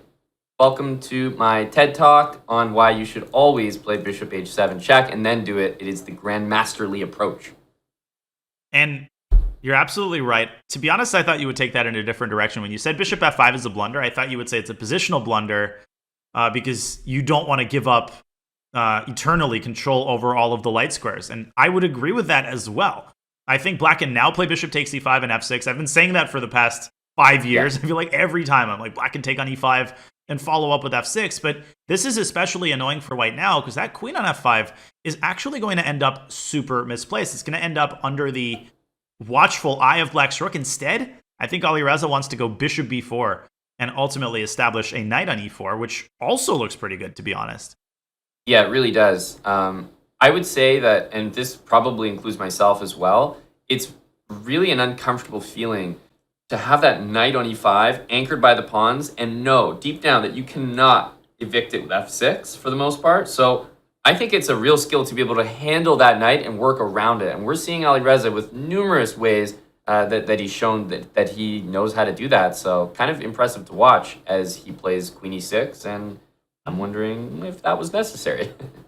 I don't know about that. Now, it feels like things were a little scary there for Dmitry for a couple of moves. Now it feels just like largely an equal endgame. White, of course, can resort to the classic idea in any Queen's Gambit decline, which is the minority attack with b2, b4, and eventually b5. But in an endgame, that could backfire because white also has to keep a very watchful eye on the e4 square, which means that it's a good idea to keep the knight on c3 anchored by the b2 pawn, just to make sure that that whole construction is stable. Right. Yeah, if you rush with b5, all of a sudden you might be helping, black create a pass pawn, helping them use the open c file. E4, if white could achieve it, would not be a bad idea. I'm expecting slower moves. King g2, maybe rook e2 and e4. Queen e6 was a bad move by Alireza. You can just feel it. Yeah, Andreikin was very, very happy there, especially because you were pointing out some much nicer options as well, like capturing on e5 and f6. Shall I go ahead and say it for once? Please do. I think I've reached my bishop takes e5, f6 allotment for the day. e4. Okay, very, very committal. I mean, you actually brought up a really good point, which I agree with, that it feels like you don't want to lose that anchor on the c3 knight. But it is very difficult to achieve c5. White can always play knight a4, and the rooks are actually ready to double based on the fact that, they're on like the first and second rank. Yeah, I think the point of b4 in this particular instance is actually not to play b5 at all, but rather, as you said, to establish this bind on the dark squares and prevent black from ever really going c5. So Dmitry's going to keep his pawn on b4 for the foreseeable future. Now, maybe he can push the other one. He can play a4 and a5. But right now, he's trying to play flexibly. He's amassing his pieces on the queen side. Everything is super compact. Black has no obvious plan. And Alireza, he says, wait, what was that about an obvious plan? Yeah, G5 is interesting because I'm actually wondering after pawn takes on f4, as white, I might just play the e pawn takes back on f4. Yes, an isolated pawn on d4, but it looks a little difficult to attack, and I also open up, the floodgates, the firing lines towards that e6 pawn. Yeah, I like that plan a lot. And Dmitry, is he regretting moving all of his pieces away from the king side? Well, for now, his pawn structure essentially is self-sufficient. I don't think he needs to overreact and play something like rook g2. But he's got to decide how he will recapture on f4 in the event of g takes f4. And all of that is going to take him some time. Yep. Knight g4, king f3, and you actually see the power of the rook on c2 there. Yep. King comes up to f3. Will Alireza lock up the king side with g4 and follow up with maybe h5 and h4? I like that idea because the rooks can get to the h file really quickly, right? Rook h7 and rook h8 only takes you 2 moves. Yeah. And black's rooks, let's not forget, are the same as white's rooks. They're poised to double up really, really quickly. I would say king e2, knight f2, and maybe e4 comes to mind. Yeah, this whole journey of the white king to f3 might have been almost counterproductive. Right. Yeah, exactly. This looks quick for black. And at the very least, whether or not, you could argue whether the plan is like good, bad, whatever. It's a plan. And Alireza has got some quick moves in as a result. Both guys at 30 seconds. This might be Alireza's chance. I think this is trending in his favor right now. Completely. And h4 is a very heads-up decision, I think, by Dmitry trying to keep the kingside closed and posing black with another difficult dilemma with only 20 seconds left. En passant will be met with rook h1. White will recapture h3 and protect the g3 pawn simultaneously. Yeah, my feeling was maybe black wanted just knight g8, knight to f5, but okay, we'll see how this plays out. King f3, perhaps? Maybe knight oh no, knight e4 drops the h-pawn. See, that's the problem. h5 is a long-term weakness. Black's knight is tied down, and maybe you're playing knight f2 and e4. Suddenly it feels like white can take over the initiative again. Yeah, this position bothers me a little bit. Rook h2, knight f2. I just feel like black's bishop is not participating.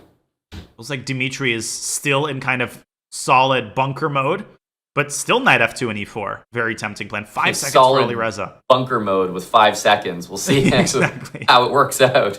The position opening up, Alireza striking with c5. This is where Reza is so good. These time scrambles with the increment. Is he taking over the initiative? 1 second. Oh, he blundered DE. Oh my goodness. Knight d4 rook is rook h5 is everything. Oh, things are collapsing, but Alireza still has that c-pawn, which he can try to convert in concrete counterplay. It's not over. But g3's hanging. g3. What a mistake. Completely hanging. And I don't even know who's favored now. e6 Knight is takes hanging. e6. And Alireza trying to set up a mating net, but the king has g4. And the king can zigzag its way out of the checks, and it does. But it's still double-edged. Knight d4. Oh my gosh, f5 what's is going on? coming. And mate threat! Oh my goodness. But rook c6, such a heads-up move. King g6? Oh, maybe? he gave up his knight! But you can't take it. Wow. This is very, very tricky stuff. I don't even know what's Dmitry's happening. going to lose. Rook c4. Dmitry's going to lose this. Ooh, that is a very, very good move to keep the rooks on. What just happened? I'm actually still processing. I was seeing the moves, but I wasn't like understanding who was winning until the very end. And then I saw Firouzja won, and I'm like, okay, I think I knew who was winning. Wow. Guys, that was a really big moment for Firouzja in this match because it actually did look like he was making a comeback, but then it just became time scramble mode, and it's really hard to just make judgments on like, oh yeah, but he was just winning here. He just had to make that one move. I'm sure they both had moments where they were completely winning. That's just the nature of a time scramble. Ultimately, it's whoever keeps their nerve and comes out on top. That's where Firouzja excels. Yeah, we could bring up an analysis and start pointing out, okay, this is where Dmitry actually blundered, but all of that is totally pointless. The fact of the matter is Alireza is a better time scrambler, and it's not a coincidence that he wins most of these crazy back and forth scrambles. It's just what he does. He always seems to find the right move at the right time, and this doesn't bode very well for Dmitry's chances in the shorter time controls, and a very, very difficult pill to swallow there, Aman, because this could have been a 3-point lead if Dima had converted his advantage at the end. Mm-hmm. Yep, absolutely. Or, it could have just been, he could have just maintained the balance. Instead, Alireza is breathing some life into his position, and I will just back up just slightly, just because... Yeah, please do. something just flew by us all here, especially me, and it was like, wait a minute, what did I just look at? Bishop takes c6, and it's like, okay, takes, knight e5, f4, white's maybe snatching that pawn. Black responded, Andreikin, with the move e4, and both players just in stride. Bishop takes d5. Yeah, I've seen this before. And here we are after bishop f5. So must be deep in the bunker, the trenches of theory here. Yeah, we must be. I mean, I honestly have no intuition about the proper evaluation of this position. You could make a case that white is better. He's up a pawn. The rook can come out to d1. But you could also make the case that white is in a lot of danger here because h6 is a serious positional threat. It tosses the knight back to h3. Bishop takes h3 ruins the pawn structure. The rook from f8 can jump into f3. So Alireza making the decision to repeat the Schliemann yet again. But is it backfiring yet again? Let's see how he handles this situation. Queen h5, maybe? I do feel that Andreikin fully comprehends how his pieces should be placed, which seems more important than specifically like, when this move happens, you have to do that. It's like more just a general understanding here. Queen c6 was actually the only square to maintain any semblance of, I guess, equality. I don't even want to say that. Probably we're far from equal, but, playability maybe. I think the phrase that lazy commentators like to use is dynamic equality. And the way it was explained to me is like a situation where the engine says equal, but when you look at the position, you have no idea what's going on. But if bishop takes h3 happens, then the material on the board starts to become more balanced. And there we go, rook f3, the typical follow-up. And now the smoke is starting to clear. I still don't know who's playing for the advantage here, though. Yeah, because there's one thing that is true is although black wins this pawn back, I think if you just go ahead and take it, you're not doing as well as you could. No. All of a sudden there would appear queen g4 and rook d7, rook g1, bishop h6, bishop d4, and you're like, wait a minute, hang on just a second. I thought I was the one exposing your king and winning my material back. You're absolutely right. Rook f3 is such an easy move to misinterpret. You might look at it and say, oh, you're going after the h-pawn. No, you're just sticking the rook on an outpost, and it's almost a defensive move. You're preventing queen g4 as you're showing, and of course, you're potentially preparing to double on the f-file. But if I'm Dmitry, I'm seriously thinking about investing a tempo on improving my king safety and tucking the king away on h7 at some point. He might have to do that if and when Alireza plays rook g1. Yep. Yeah, king h7, and for the most part, black trying to operate on the light squares here. Just safety measures with dark square bishops on the board. I think king h7 he will do here. But what if Alireza starts doubling on the g-file? Rook g3, or not even. Yeah. He could just go rook g2. He starts with c3, just taking away the bishop's influence on the long diagonal. Now it's just kind of biting on granite. I think Dmitry should reposition it to e5, at least to... And then rook takes h3 actually does become more of a possibility because h2 will be under fire as a result. And I think it's a perfect time for Reza to play rook g2 and reinforce that h2 pawn, which is exactly what he does. Yep, rook takes queen g4 as always. And yeah, the simple idea of rook a1 to g1. And then white will be so solid, and you could kind of think about repositioning this queen. For sure. And that queen can kind of sneak its way around all of the obstacles. It can move laterally to c2 at some point and hit the e4 pawn. Queen e6, great move by Dmitry, keeping his rook on f3 at all costs, and instead using his queen as the primary attacker. The most important pawn, though, in the position is the one on e4. So if white could win this e-pawn nearly at any cost, I would say that's totally worth it. I'm afraid to ask what happens after queen takes h3. I mean, it's not in the computer's list of top moves, so I guess queen c4 is problematic. I don't know. Queen b5. Yeah, exactly. I think it has to do with, again, that e-pawn. It's like you go too far away, and the combined threats of like maybe bishop c5 to hit the rook and e4 pawn loose. He timed rook takes h3 perfectly, did Dmitry. That's why he put his queen on e6. Now queen g4 isn't just an equal endgame. You actually blundered mate in 1 on h2. Yeah, a huge mistake there, but surprisingly uncomfortable for white because not a single piece feels like it can move right now. I would play bishop d4, and I would try to disarm the pressure on h2 so that not only can you move a muscle, but eventually you might get a rook to g7. Although that check is less scary than it appears because the king can drop back to h8, and it's not the end of the world. So you're saying, Daniel, that you're not interested in one of the top moves in the position? Bishop takes Bishop a7? takes a7? Because That's it would very surprising. I'm shocked. My own brain puzzles me sometimes. This looks like a safety first kind of move. And I have to give credit to Andreikin because I was viewing white's position as just easier to play, but so accurate with the timing of king h7, bishop e5, and then, as you said, rook h3 in the right moment. I feel like Andreikin has played this position quite well.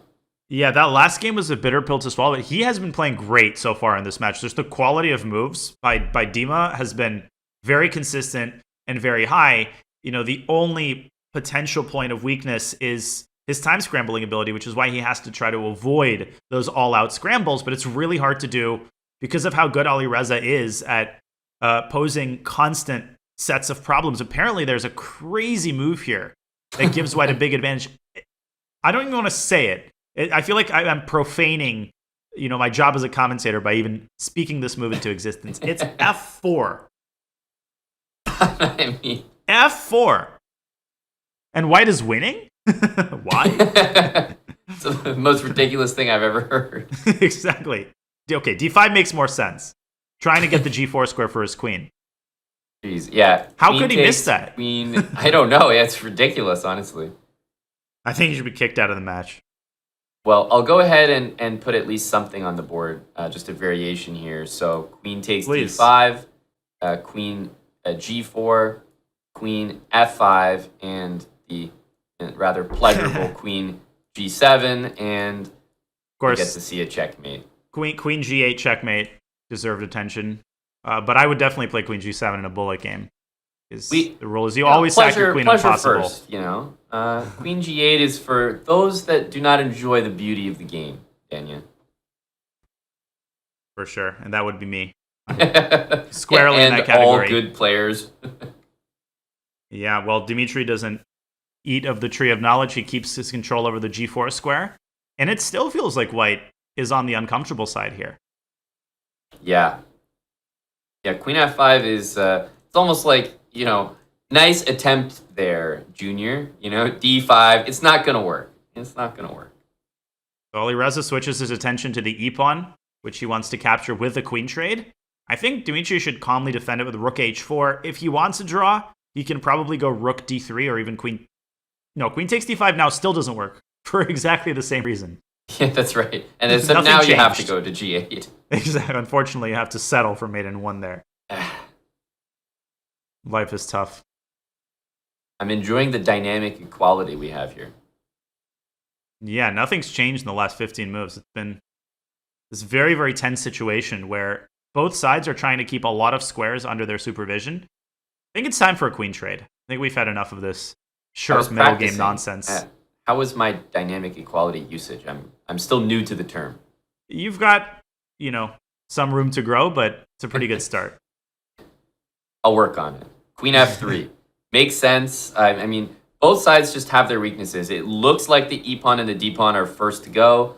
Queen F3, we're really trending towards actual equality, just pure, because I think we're about to get into a rook endgame where, although there'll be imbalances, 3-on-2 on the queen side, rook endgames, even sometimes down a pawn, are just a draw, and I don't expect this to have much life in it. Although rook D7, I actually thought for that reason maybe F takes E3, as weird as it would seem, might have been more accurate, because now there's this move C6, and White suddenly has a back rank weakness, and Dmitry finds it. Wow.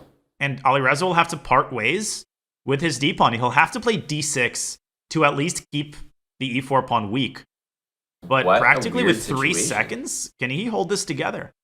Yeah, because now you want to coordinate rook F4, rook D2 perhaps. God, C6. Dmitry has been finding all sorts of these unexpected tactics in the endgame. Amazing. You see this rook is kind of I'm attacking you, now you, now you, now you.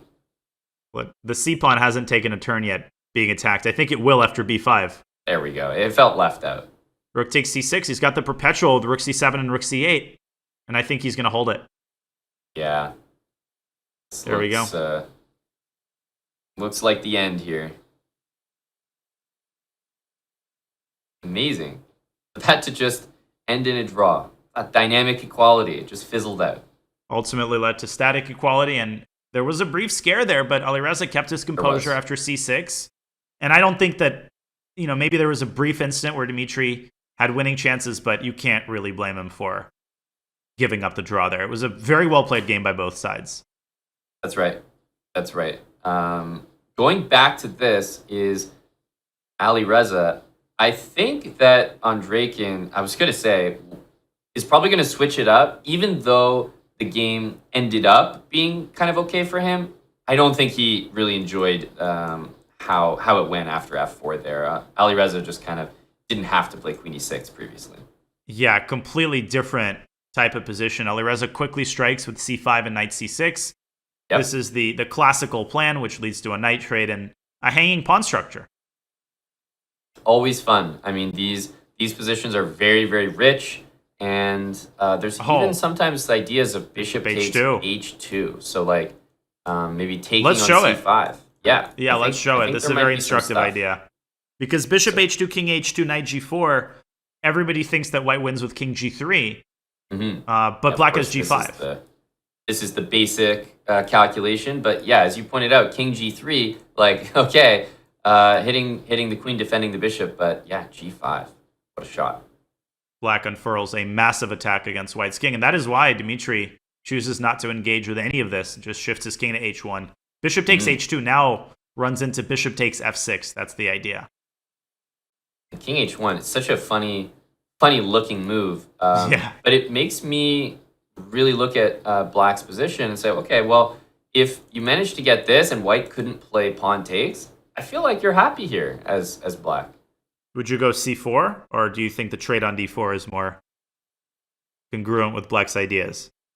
I would take, personally, just because I feel like if you go c4, that the long-term outlook is b3 happening and me taking, and I'm pretty much getting almost the same structure as pawn takes here. So I would probably take. What about you? Yeah, I'm leaning towards c takes d4, also because after e takes d4, white's got the isolated pawn on d4, which could be attacked later on by moves like queen b6. Of course, the pin along the h4 diagonal is annoying. So as passive as it appears, I would be contemplating bishop e7 at some point just to free yourself up in the center. Right. But you probably wouldn't want to do it before dealing with this pawn. So that's why I think we're going to get some sort of resolution to the d4, c5, long-term tension. Great call. So takes, and c5. A very interesting follow-up decision. It always is satisfying when you can play the same move with two different pawns in the span of like 3 overall moves. Yeah, this is like Bug House when someone's like, okay, and now I need a pawn at e3. Yeah. Take, pawn at c5, pawn at e3, and you just go forever. Yeah, you keep creating a hole and then putting a pawn in it, and you seem to have an unlimited supply of pawns. Now the situation becomes very tactical. Alireza pushes his pawn to c4. You can't really take on d6 here, I think, because of c takes d3. That looks unappetizing. Right. You can do bishop h7, and maybe can should be replaced by must. Should. Yeah, compelled to. That is replaced by does.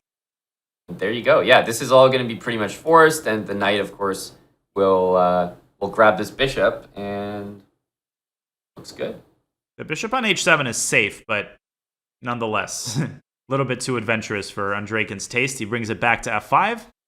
Feels like white's emerged from the tactical confrontation with a pretty good position. Yeah, I agree. I think I jumped the gun on knight takes d6 because, to be honest, if the knight gets attacked, I wouldn't necessarily mind knight c3.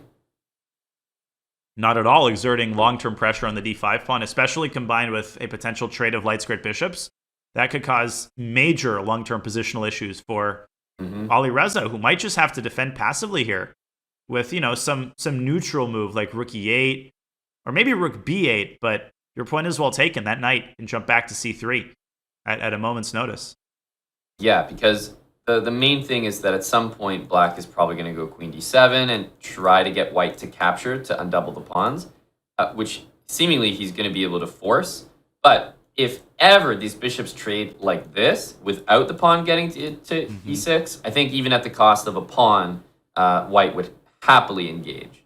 Also relevant is that in some cases, white will play bishop takes c6 and open up the g6 square for his queen. So queen c2 to g6 could be an interesting avenue to explore. As a matter of fact, even here, bishop takes e6 should be strongly considered, because the issue with knight c3 is that you're potentially giving up your b2 pawn after bishop takes f5. That line still looks good for white, but it has to be carefully considered by Andreikin. Yeah, I feel like knight c3, I would be interested in that line, but the problem for knight c3 c3 is that it's not forced, and black will just go maybe queen d7. Oh, yeah. And kind of force this to happen. And, queen g6 is always held with queen g7. So black actually kind of improves there. So apparently the only way to keep the advantage here is indeed just to trade both pairs of minor pieces instead. He does go for knight c3, and great call. I think we are going to see queen d7, and Alireza is going to force the bishops off the board, but on his own terms. Totally. Queen d7 is a big-time move. You always have to pause and just make sure knight d5. Yeah, exactly. If the king was on g8, it might be a different story, but this queen d7 needs to happen here. It's funny that the kings are on h1 and h8. It's almost like they redefined the rules of castling. It's now king e1 to h1. Yep. Man, I guess I have to say I'm a little surprised. Queen d7 looked like such an untangling, but can you really fault Alireza for a clear double attack here? I mean, I would be terrified of playing this move because again, I'm a broken record for the second straight game, right? The last game was bishop takes c5 and f6. Now it's this queen g6 idea. But queen g6 is poorly met by rook b7. I think that's the point. And queen takes h6 is just not scary because of rook h7. So instead, Dmitry uses his rooks, which I think is a much wiser attacking strategy. Yep.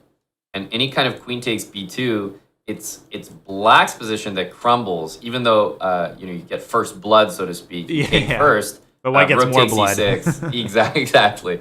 Everything falls. Black gets a pinprick and white gets... But I think queen g6 is even stronger. Oh my gosh, this might just be crushing. Because queen takes c3, I'm on, white takes on h6, comes back to g6, and then lifts the rook up to e3, winning the game on the spot. Right.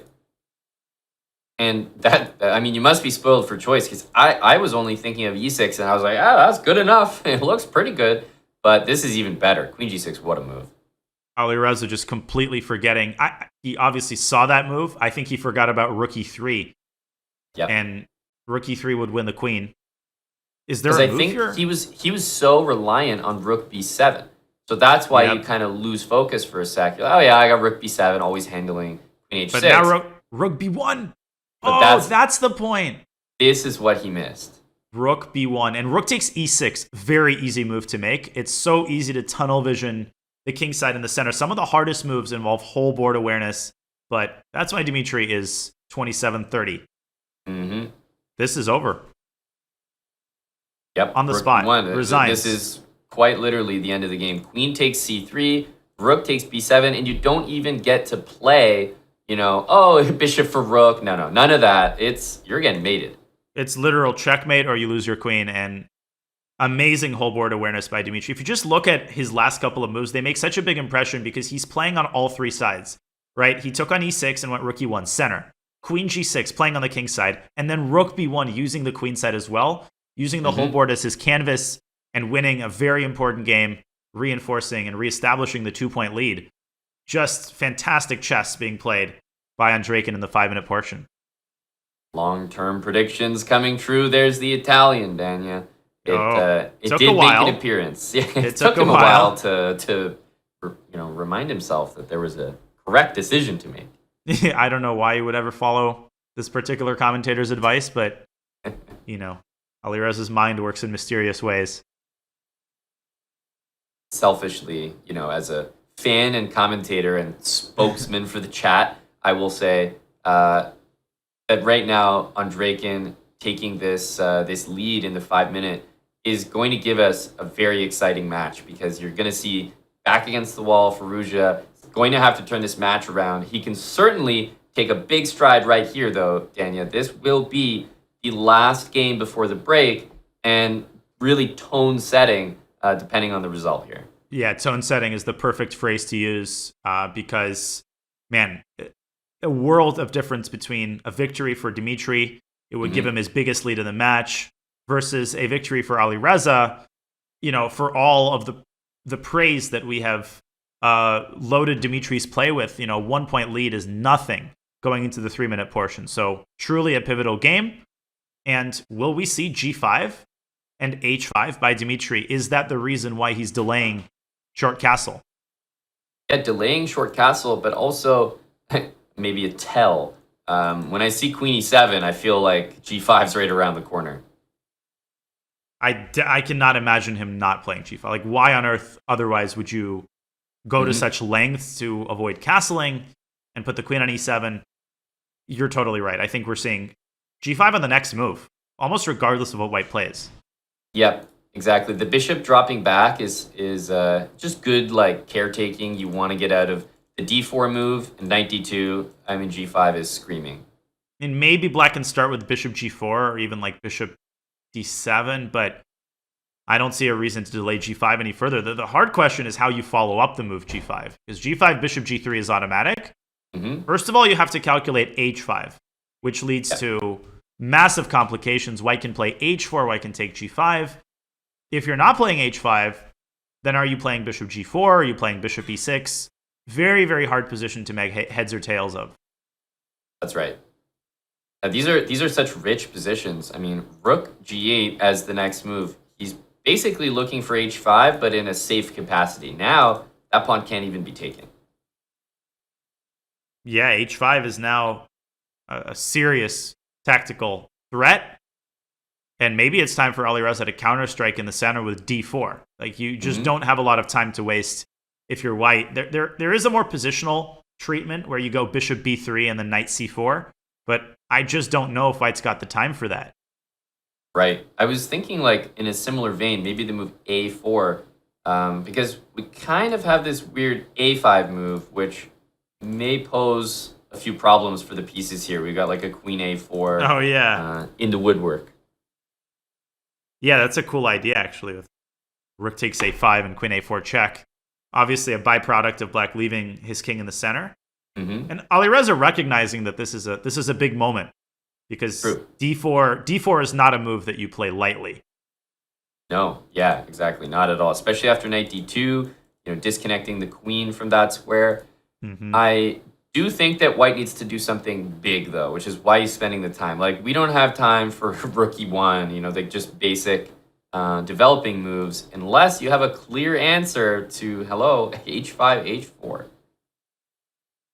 There it is. Took him a while, but he ultimately settles on the most concrete attempt at generating central counterplay. I really like that decision. And I think we should point out that e takes d4. I think some people in the chat might almost be afraid to ask the question, what exactly happens if black takes it? And I don't know the answer for certain, but I think e5 and knight takes e5 is devastating down the e file. You can pull up an analysis board and just show what could happen, what won't happen, but what could if they go down this line. I mean, this is not what Andreikin signed up for. He didn't play g5, rook g8 to have an open e-file. And I think the reason why I love the reaction from Firouzja so much is that it's textbook. This is what you learn. And it's so nice to see it applied in an actual game. You're like, oh, the guys just out of nowhere go g5, rook g8? What is this nonsense? Play in the center, open up the center, even at the cost of a pawn. So just like nice to see those things that you learn actually working in action. Especially at like the very highest level. So you know that chess principles, they do have a role to play in one's thinking. But Dmitry is not following a lot of chess principles. He's got a rook on g4 rather than a bishop. His bishop is on d7. But look at the way that Alireza is maneuvering his pieces and just massaging all of the weak squares in black's territory.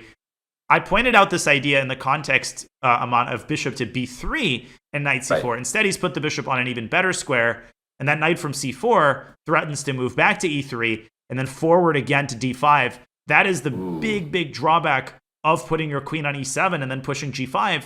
You've got this eternal pin that might necessitate an exchange sacrifice for black on h4, and then things will get really exciting.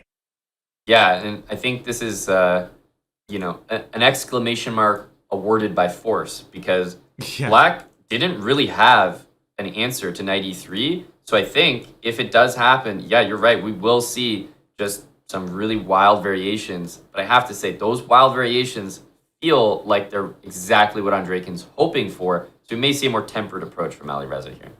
And I just love the universality with which Andreikin has played. He is, I think, a positional player by nature. But anytime that the position has gotten sharp, he has embraced the tactics. And he's found a lot of unexpected tactics in critical moments.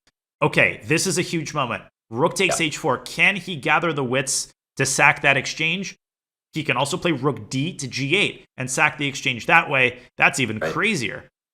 Yeah, this one's more natural because if you evaluate pieces in the position, which is the worst one for white of the two, I would probably say the knight. You want to leave that on the board. The bishop is just so annoying. Man, I feel like the chess.com move evaluator has had a little bit too much coffee today. Like, I don't know if about 2 exclamation marks on rook takes h4. It's essentially forced, but it is a nice exchange set. It's just like an Andreikin fan in there. Oh, yeah, exclamation mark. 3 exclamation. Okay, queen takes e4.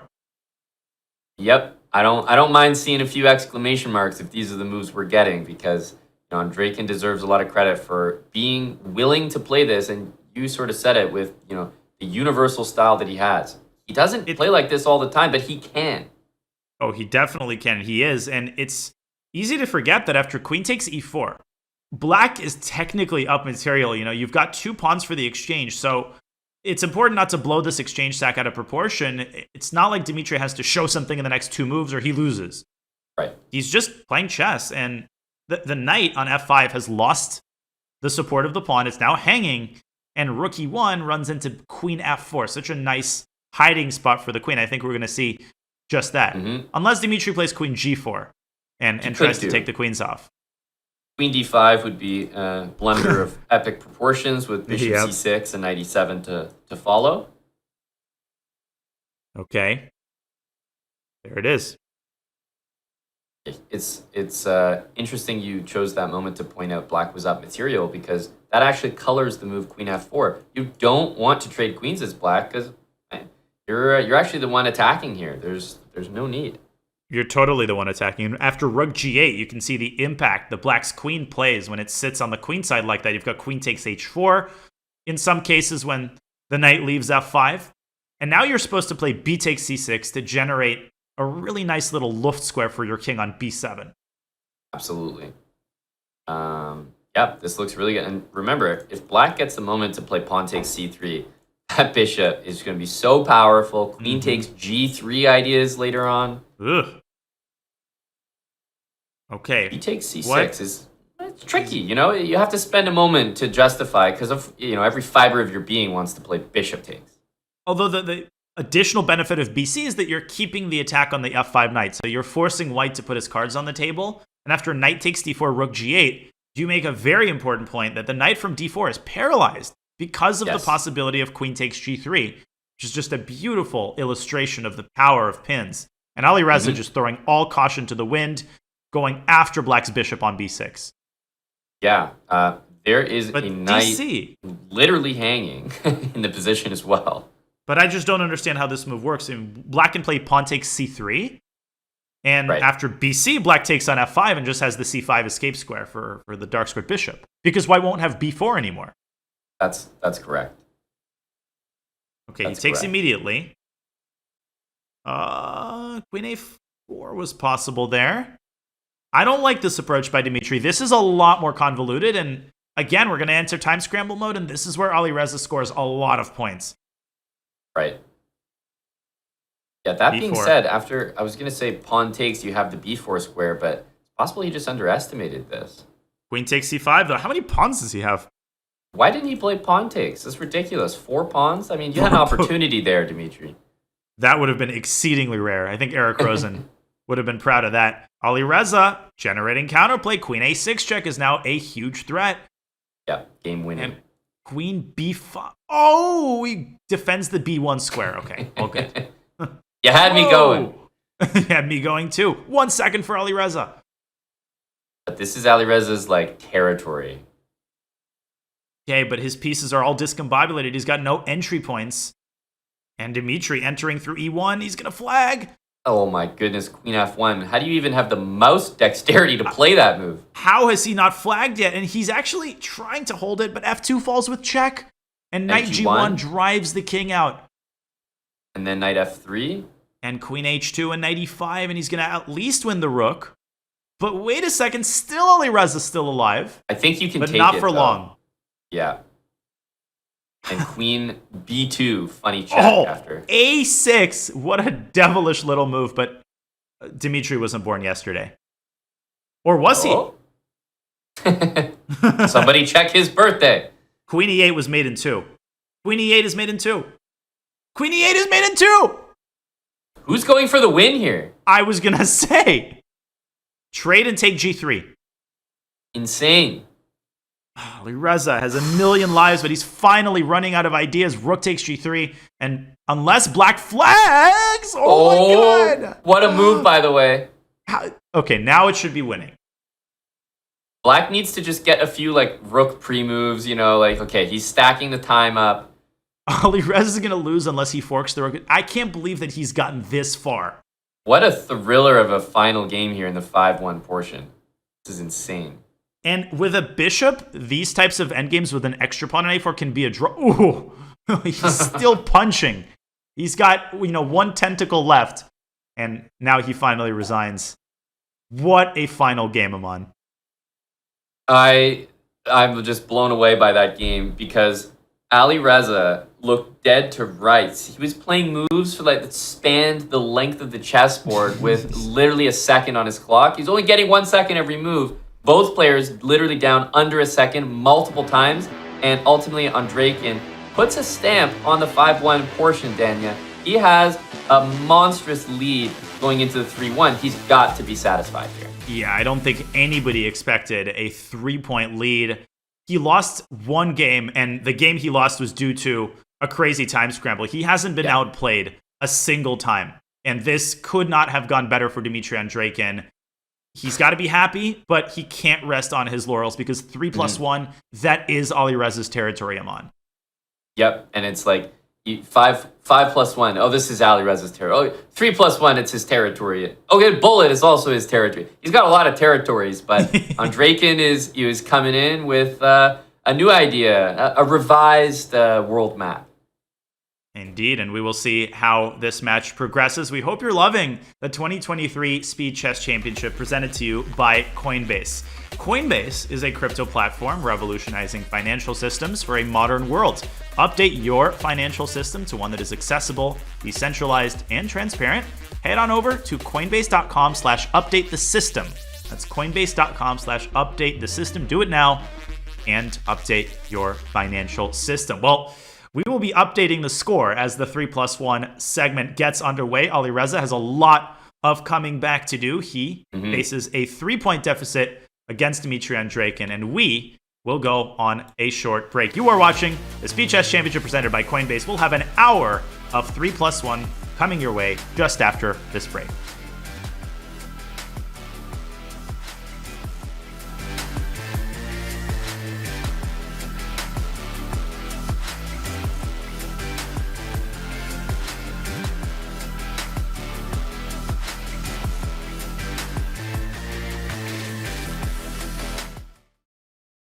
September bots are here, and it's time for a monumental clash. This barbarian might not crush you on the board, but he certainly can crush you with the board. Speaking of crushing, this giant is a living siege tower.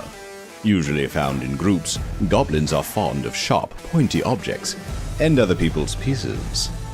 The battle-hardened Valkyrie might give you a game once she's done arm wrestling a golem. This hog rider and his noble steed might give you a headache or two. Skeletons adore her, foes fear her. You'll need to bring your A game if you want to beat this witch. Yes, that probably is a rabbit up his sleeve, or a huge fireball with your name on it. We hear wizards are pretty good at chess.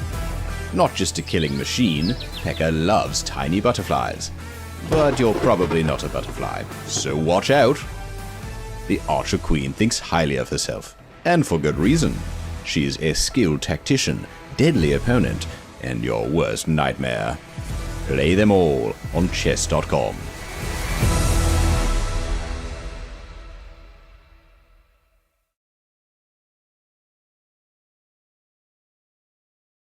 But she's not gonna move it because it's defended.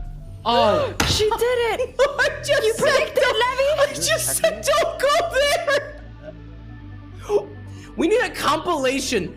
Chess.com social media crew, look through the PogChamps games. Oh, baby! Let's And go!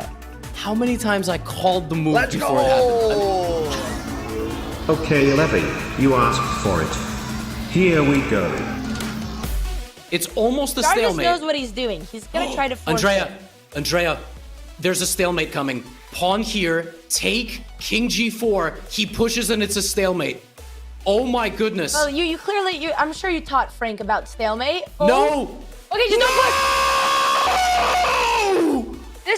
I blame you for all of this. This is your manifestation. Oh my goodness! Bishop takes, pawn takes, queen takes, loses the bishop. And if that happens, I will be heartbroken because you could have just...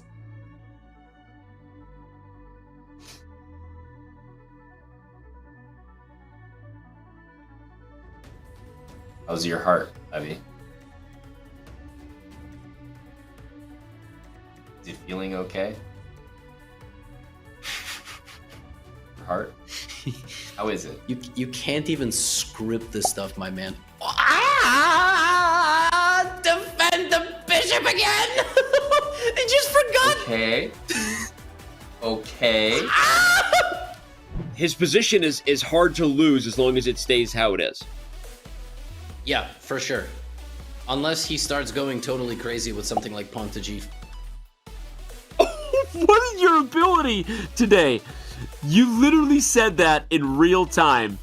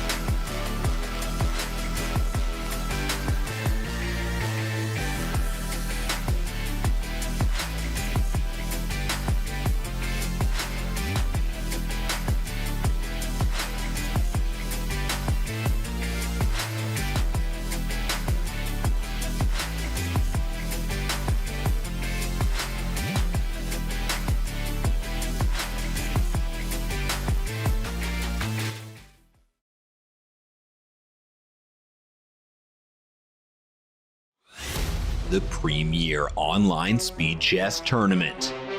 A knockout filled with tension, drama, quick tactics, and shocking moments. Oh my gosh! For the last 7 years and counting, the best blitz and bullet players in the world have flocked to chess.com to prove their worth at this format. Excitement reigns every year, with major upsets and intense battles. This year, 12 invitees and 4 qualifiers face off for the title. Dozens have tried, but only 2 have ever worn this crown. Magnus makes it look easy. He got me over! He wins the Speed Chess Championship 5th in a row. Who will be this year's Blitz King? It's time to find out. Welcome to the 2023 Speed Chess Championship, presented by Coinbase.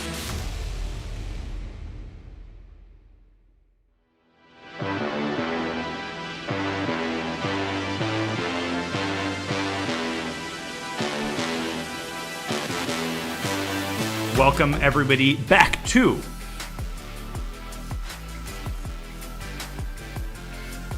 the Speed Chess Championship, ladies and gentlemen, presented by Coinbase. Alireza Firouzja, that 5+1 portion did not go according to plan. His opponent, Dmitry Andreikin, holds a 3-point lead.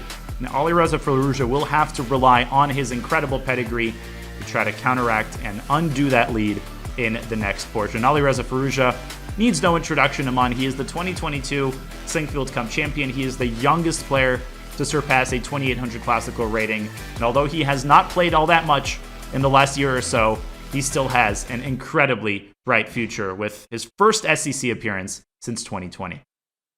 Yeah, and third place, Danya, in the Bullet Chess Championship. I heard there's a bullet portion coming up. So you mentioned that, he's behind. He's going to have to rely on, his pedigree, his skills. That's pretty reliable most of the time for him. And it hasn't been a catastrophic failure in terms of his chess level. It feels like he's gotten pretty soundly outplayed. He's had a couple of blunders here and there, but I don't think that he needs to catastrophize. I just think he needs to play his style, try to get more of these games into time scrambles, and maybe make some tweaks in the opening. But Dmitry has been on a tear, and let's see if he can carry that over to the next portion. Are we going to see a King's Indian? Yes. Yeah, it's interesting because there are going to be some changes, I think, that the players are making based on, yes, the match situation. Alireza saying, okay, I'm down in the match. Let's bring out the King's Indian. He's happy to change it up, but also the time control. I think there are certain openings, Danya, that I'm sure you can think of a few off the top of your head. They just work better given the lower time situation. For sure. I think the King's Indian, I'm totally not biased, but I think it's a pretty wise choice when you're down in a match and trying to manufacture winning chances against 1d4. Now, a5 here is very, very standard, but because white has expanded on the king side, you're actually not worried about white playing b4 in these types of structures, so you can actually save a tempo sometimes on a5. Or you could play it anyway and then play b6 and try to get that light squared bishop out to a6. Instead, I think Reza is preparing a different kind of expansion, maybe with b5. Right, and if, as you mentioned, if you don't play b4, you could be saving some time here. This looks fairly standard, so I'm actually puzzled by the question mark that it's giving, because knight g3 looks really normal here. You want to stop h5. You also want to control the f5 square, supporting e4. So many good things about knight g3 here. And sometimes you play g5 and then h4, and the point is to prevent black from playing knight h5 and sticking his own knight on f4. But I think black's attack on the queen side, should Alireza play b5 here, might outweigh whatever Dmitry has going on the other side of the board. Instead, Alireza meets fire with fire. This is a standard idea in this King's Indian line, to play f6 and try to get that f-file open. Right, and of course, you're happy to allow pawn takes as white. It opens rook f4. the h-file, but are we going to see maybe one of the most thematic ideas here? Okay, he's going to start with b5, but keep an eye out for the move rook f4, which is such a standard exchange sack, trying to open up the bishop on g7, but mainly to slice off the connection between the bishop and the pawn on g5, which is essentially the only thing holding black at bay on the king side. Right, this pawn is doing everything, actually. It's keeping like every single piece out. So as soon as you play this, it's amazing. After rook f4, I get the feeling like I'm significantly worse. Like, that's my gut reaction to rook f4 as white. Yeah, it's weird. Dmitry has done everything according to the textbooks. Like, he's positioned his pieces the way that you're supposed to position them. He's gone h4 and g5, and it feels like he's just actually got a terrible position here. Rook c8. Okay, I don't know about a3. It always comes to mind that if you play b4, it'll be covered and you get the a-file. This knight on c3 is also happy to move. I don't think it needs to be on c3. e4 is covered, so could see knight e2. Good call. And this is not the order I thought we would see these two moves in. I thought black would play b4 and then white play knight e2, but instead it's the other way around. Will we see Dmitry chipping away at black's pawn chain with a3?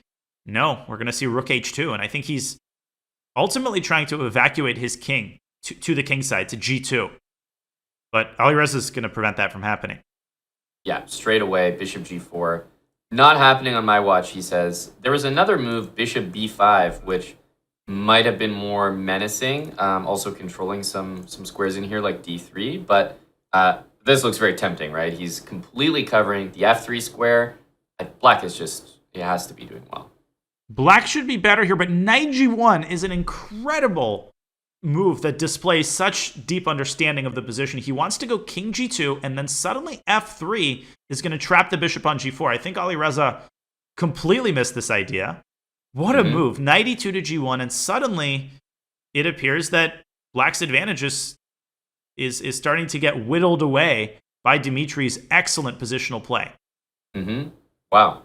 Yeah, that's remarkable. Bishop d1. He's saying, I'm happy to trade bishops with you. Black's knight starts to make an appearance, though, on d4. It's always an uncomfortable feeling because you never really want to give away your dark square bishop. I like bishop d1, though, conceptually, because it's very, very hard for Black to acquiesce to the bishop trade. Because the other bishop, of course, on g7 is, leaves a lot to be desired, but he got the best of both worlds, Aman, and bishop e2 did not actually stop knight b5. That's right, and I think what he wanted was he wanted to have a knight able to take on d4, so that's why he's put it on f3, but it's definitely not the square he wanted to use. On the other hand, rook a h1 is now a very serious threat, and the attack on h7 becomes really problematic for Black. How is Alireza going to answer that? He can probably go knight d4 and orchestrate a mass trade on the d4 square, but at the end of that trade, I'm not really sure what his follow-up is going to be. Dmitry has all of the key squares on the king side well defended by his pieces. And bishop g4, there may just be immediately knight takes e5. Beautiful. To meet that with bishop takes. I think after rook h1, bishop h8 might have to be the reaction. Just, take me if you want and play an interesting imbalance. And there we go. And what does Alireza have in store for us? And it is knight d4. Wow. And that is why he played his rook to e8, putting it on a closed file, because he anticipates that file opening up. And there are some crazy tactics we might see him on with like a double capture on e4 and then queen takes f2 check. All hell is about to break loose. Yeah, I would show them, but I think with time so low, first of all, we may see some of them appear immediately on the board, but we just don't have time. Knight takes e4, there's rook takes h7, leaving the queen on pre because of the mating pattern on h8, and then Black can counter-sacrifice his queen, and we're going to see something very similar after rook takes h7. I think White wins there. There's a mate threat with rook h8 and rook h7. Oh, wow. The g5 pawn is the hero of White's entire attack. Look at these two pawns. Take the bishop and win the game. Just take the bishop. You make it sound so easy, Daniel. Apparently it's not. Maybe knight e4 and there's some rook d7. Oh, but what is he doing? He's doing what I wanted to do. He's doing what I wanted to do. This is what I saw. Rook takes d7 was game over. What on earth did he just do? That he just gave half a point away. I'm not sure what to feel. Am I happy that I saw the same line as him? Or am I must have led him into it psychologically. Suddenly he's the one who's got to be careful. You don't want to give up the b5 square and lose the game. Oh, okay, man. Thank God. Yeah. Oh my gosh. Aman, your fault. You put this into his mind, this rot. He never would have done it. Never. I saw it on the board and I was like, attaboy, Dmitry, well done. Wow. What a turnaround. And man, this would have been a 4-point match. And what a tone this would set if Dmitry could turn the first 3-minute game around. Still, I mean, he's not unhappy with where he is. No, but he's not. You don't get these chances all that often against Alireza, and as the underdog, you always need to try to capitalize. Ooh, Jabal London, let's go. Here we go. This is, they couldn't have had a better commentary team for this one. One London player and one Jababa player. Hence, the Jabava London. And here we go. So I'll defer to you initially here, Danya, because first of all, I like this line for Black. I don't know what you make of what we have so far, but a6 has always felt to me like just the safest looking approach, not to deal with any of this knight b5 nonsense. It's an incredibly annoying move because it takes a lot of the fun out of the Jababa, which is involved with going knight b5 at the right moment.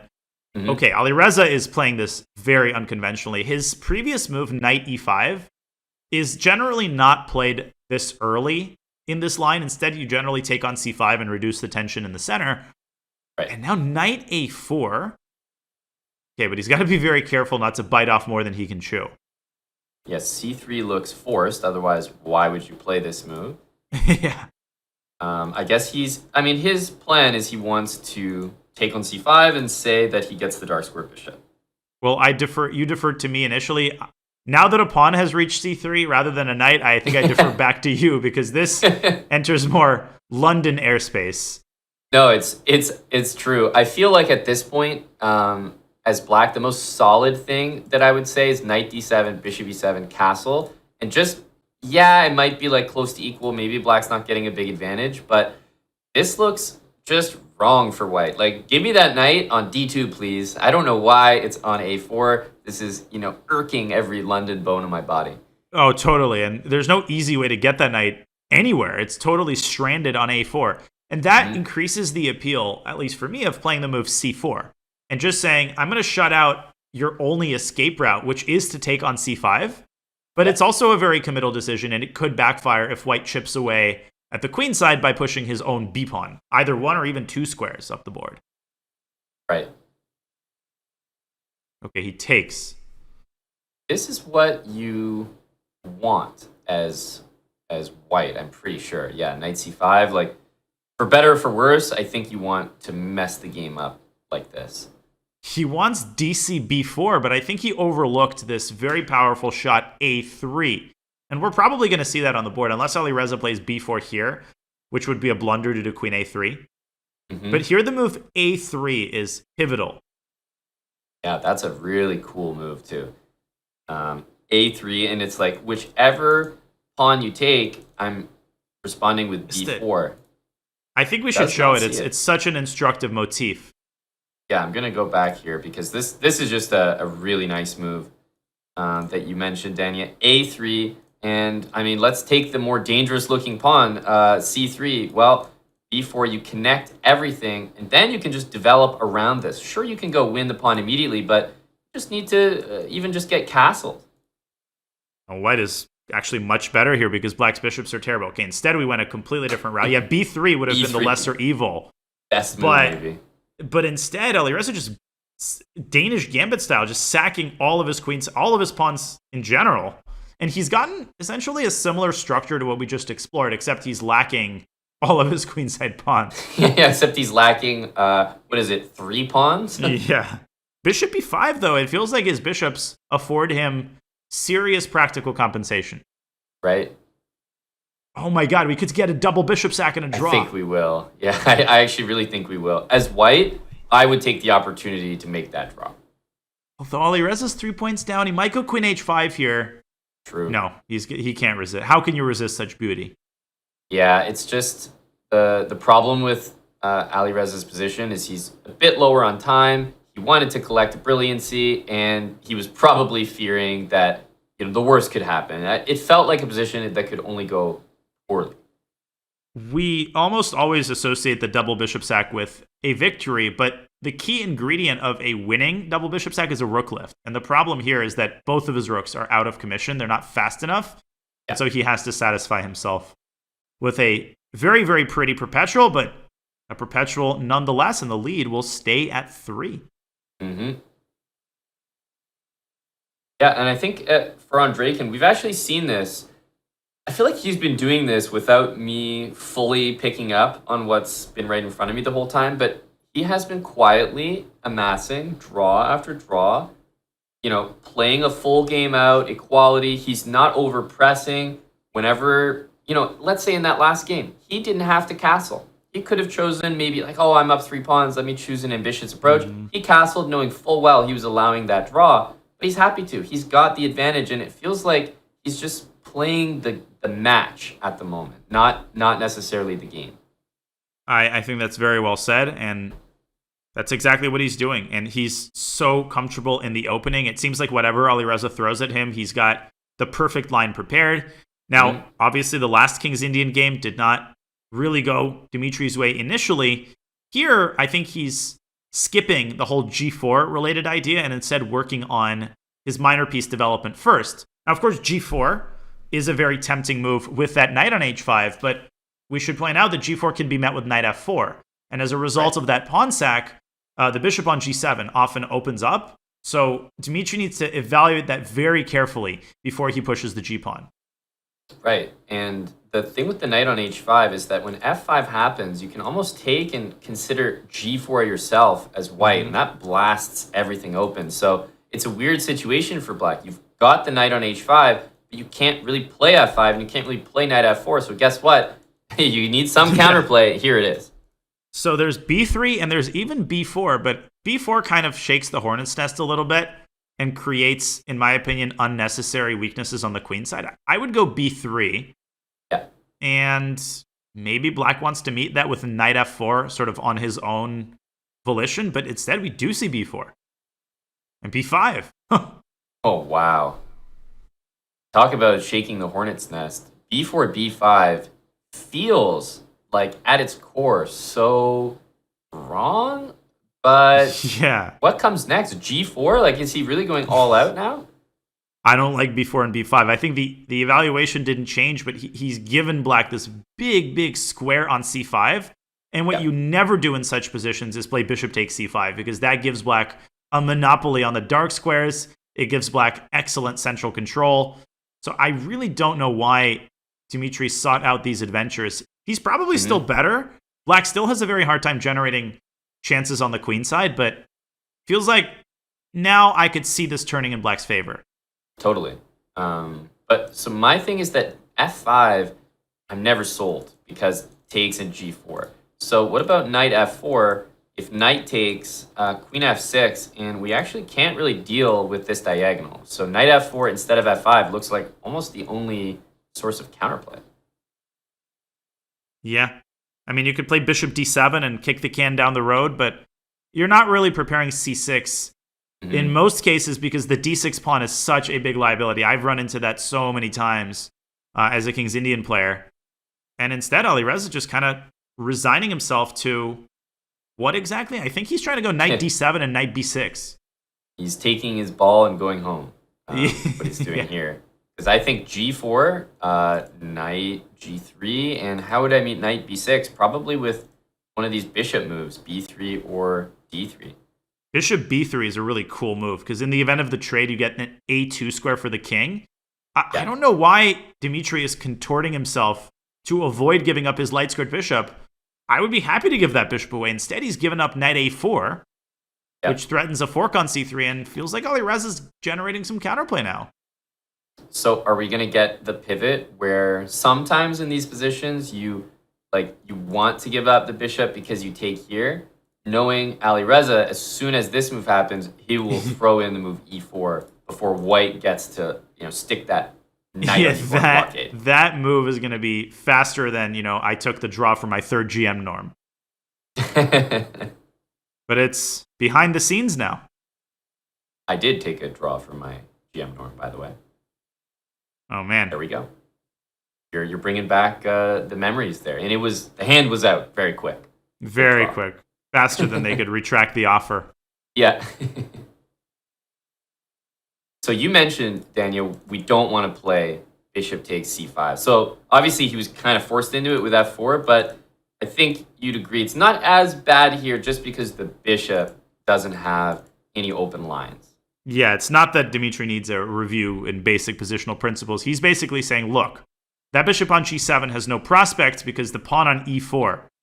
Actually, white would kill to have that pawn removed from the board because then his own bishop from c2 would combine with the queen and exert pressure on h7. But as it stands, black's play on the queen side has come to a standstill. And I actually think both players are now trying to seize control of the other side of the board. Bishop f6 preparing rook g8. And if black can take control of the g-file and maybe go bishop e8 and bishop g6, and the knight from b6 could move over to d6, it feels like the worst is behind him. So maybe Dmitry should meet knight c8 by pushing d6 and giving himself the d5 square.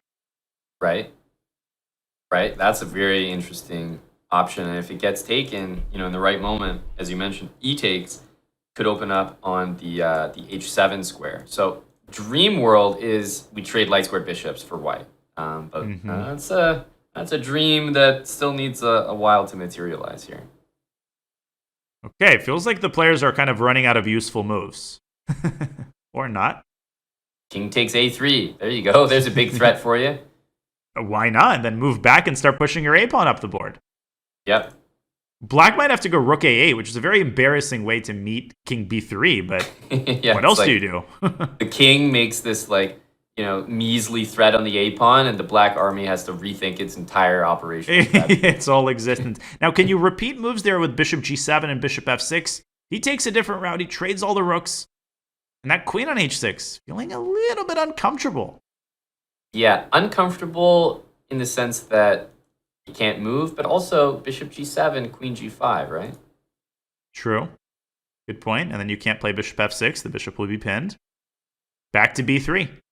I feel like, you know, white's the one that's kind of happy here. Oh, but he's just in time to stop the progress of the a-pawn. Once the knight gets to d6, it feels like black has firmly taken over the initiative, and now he's going to win the game because bishop g7 and knight f7 are unstoppable. The queen is going to be lost.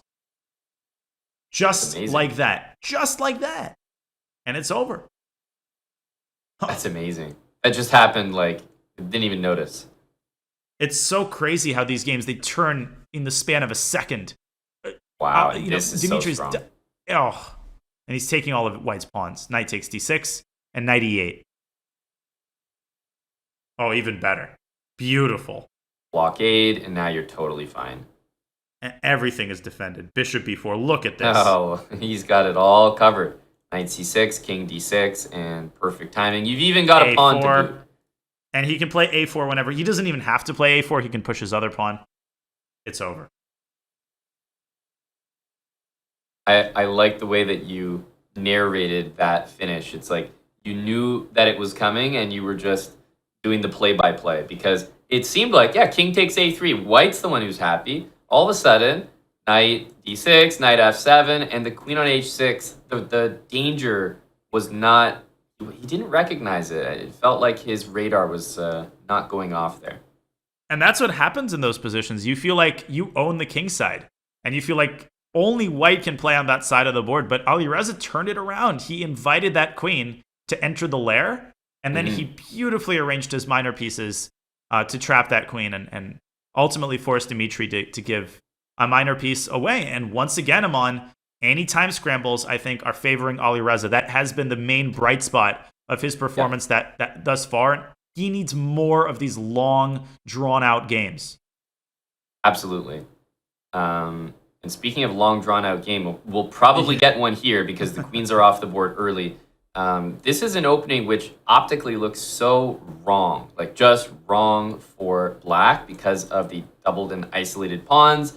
But there's a lot of different ways white can play it. You can go with like f4 to try to shut the bishop out immediately with f5. Sometimes even this knight recycles to the f4 square, but very positional game we have in front of us here. Yeah, I will admit that this is not sort of my favorite line to watch, but I like the way that the game is progressing. We have a major imbalance now with a trade on c4. Dmitry expands on the queen side, and Alireza does the same in the center. And there's a theme that if we see it, I'll be very interested to see how it's handled. But basically, if white can achieve, and he'll probably need to play king f2 or something first, but if white can play g4, then black has the sensation of playing down a bishop. Because you can imagine there's no f5 then, and then there's no f6, and the bishop going back this way, it just doesn't ever get out.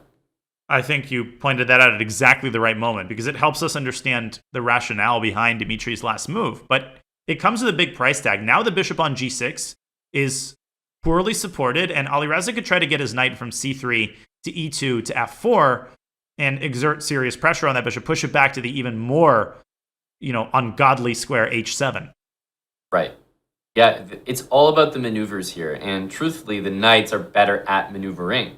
So knight d1, knight e3, knight f5 is another one. Looking at white's position, I feel like if you could get a knight to f5, you're home free. Totally. And that knight is heading to f4. Feels like Dmitry has lost the thread here. I agree. Not just in this game, but maybe even in the match. But let's see if Alireza can convert what is, at this point, indisputably a big advantage. Good call, I think, by Dmitry to muddy the waters. He pushes f5. This might have been the last opportunity he had to do so. Totally. And this is why I, perhaps to a fault, may have operated a little bit slower as white and not just rushed into this, because I would want to prevent any semblance of an f5 move, because leaving that bishop locked in there is, to me, it feels like white's whole advantage in a nutshell is that bishop being locked in. Bishop takes h4 now, runs into f takes g6, but then the bishop can calmly step back to g5. And the point is that white is up a pawn, but the threat of bishop takes f4, and that's a positional threat because it ruins white's pawn structure, gives black enough counterplay, I think, for the draw. Agreed. Yeah, and you say draw, but I'm quietly wondering if it's more than that. Yeah, I mean, it might be black there who's flirting with the pressure. Interesting decision. He definitely has more to play for here, but so does his opponent. So Alireza took a very, very double-edged approach with GH. He's trying to situate his rook on e5, but then the bishop calmly steps back to g6. And it seems like black's got everything under control there. I think if you say that the bishop calmly retreats to g6, it soothes the player. It's like, oh, bishop g6, defensive move sucks, but oh no, I'm calmly gonna play it. This feels calm better. Defensive move, but on the inside you're panicking and you're knocking on the door of disaster. He's gone the other way. He's gone to f8, and the drawback of that, this is a subtle point, but the c6 pawn could be a problem in some situations. Instead, we get a rook trade, or a minor piece trade rather, and Dmitry activates his rook. Yeah. Also, rook takes rook, captures on h2. Rook h8 to me is maybe a slight issue. I'm trying to evaluate that position, but don't love it. We're likely going to get an exchange of one pair of rooks one way or the other. It feels to me. Mm-hmm. Yeah, rook h2, shack takes, and maybe like rook a3 or d5, and then rook a3. Yeah, there are some storm clouds kind of gathered around black's king. Alireza pushing d5. He wants to trade everything on d5 and then take on b5 and get excellent winning. Oh, and he's going to take d8 and take with check.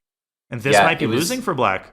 This is essentially the same thing as if he played rook h8, took the rook, and then after d5, black took, which you would never play in that line. Like, it would be just ludicrous. But he tricked him into it, just so crafty. Now he can take and go rook b8 and take on a7 as well. I think it's over. I think Alireza's sitting there thinking, wait, what am I missing? But he's not missing anything. Rook takes b5, go after the a pawn, and then black can't even get the f pawn in return because white will be able to defend it from a3. This is resignable, just like on the spot. Totally. And truthfully, you might not even need to think further than that, right? Like, once the rook gets to a3, I think you're done calculating. And Dmitry had the time there to figure out the proper defensive approach. He obviously overlooked rook h8 check. He assumed that the trade on d5 was forced. And he actually is going to win the f-pawn, but it's going to be a moot point if Alireza plays this correctly. That's right. I actually didn't notice that he was able to do that, so credit to Andreikin for fighting on there. Me neither, don't worry. But two connected pass pawns is enough to win because essentially white will use the rook to sack for the pawn eventually down the line, and then these two pawns will be unstoppable. Yeah, that's just one of those ideas you have to be super familiar with. You cannot be afraid of black's pass pawn. I would try king e5 here, but white can beat him to the punch maybe with king c5 at the right moment, such as right now. Yeah, such as any moment. And b6? Yeah, rook a8, a4, king b6. And once everybody gets cozy together, it feels a little bit better. Well said. King a6. And you don't even need the a-pawn. That's the kind of interesting thing about the way Alireza is converting this. He's actually just relying on his king to support the b-pawn, and Dmitry lets his time run out. What a conversion by Alireza Firouzja, taking that from equal to winning in the span of 5 seconds. And it feels like he's halved this lead and brought it to 1 point in the span of 5 seconds. Where is the 3-point lead that we were talking about? It's like you blinked in the 3+1 portion, and that lead is just gone. Like, vanished.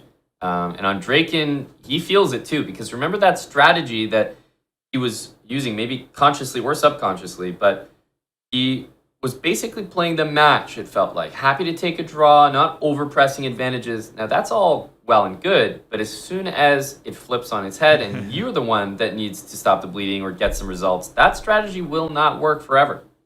This is a huge game. I mean, this game is going to do so much for Dmitry's confidence. If he can strike back with a victory, bring this lead back up to a safer number. Whereas, imagine a victory for Alireza, his third in a row. I think this is a watershed moment in the match. So the opening is particularly important. I think Alireza is making his intentions very clear with his last move. H5. I mean, it's kind of an unwritten or written rule that you play H5, H4 against the Fianchetto setup when there's no knight situated on F3 or F6. Why stop there? Let's go. H3, H2. There we go. There we go. He continues. Yeah, this feels like how all of my bullet games when I'm on tilt go. Like just the H pawn just flies up the board. Well, I usually do it on move 1, 2, and 3. And when I play H6, it just blunders the knight, blunders the pawn to the knight. Knight D4. He may be interested in the move C5, which looks like a weakening move, but it's kind of trading squares. The interesting thing for white is, although E3 is so tempting down the line, in order to do it, like knight D5, E3, you're always risking this bishop G4 kind of move. Good call. C5 supporting the knight. The knight on E3 is sort of tied to its place, although not really. You can play knight E to D5, and bishop F5 will come with tempo, but it's not such a scary move. I can drop the queen back. And ultimately, you do want to play E3. You don't want to live with this knight on D4 sitting on you forever. So it feels like Dmitry doing a really good job of sort of working his way around Alireza's active pieces.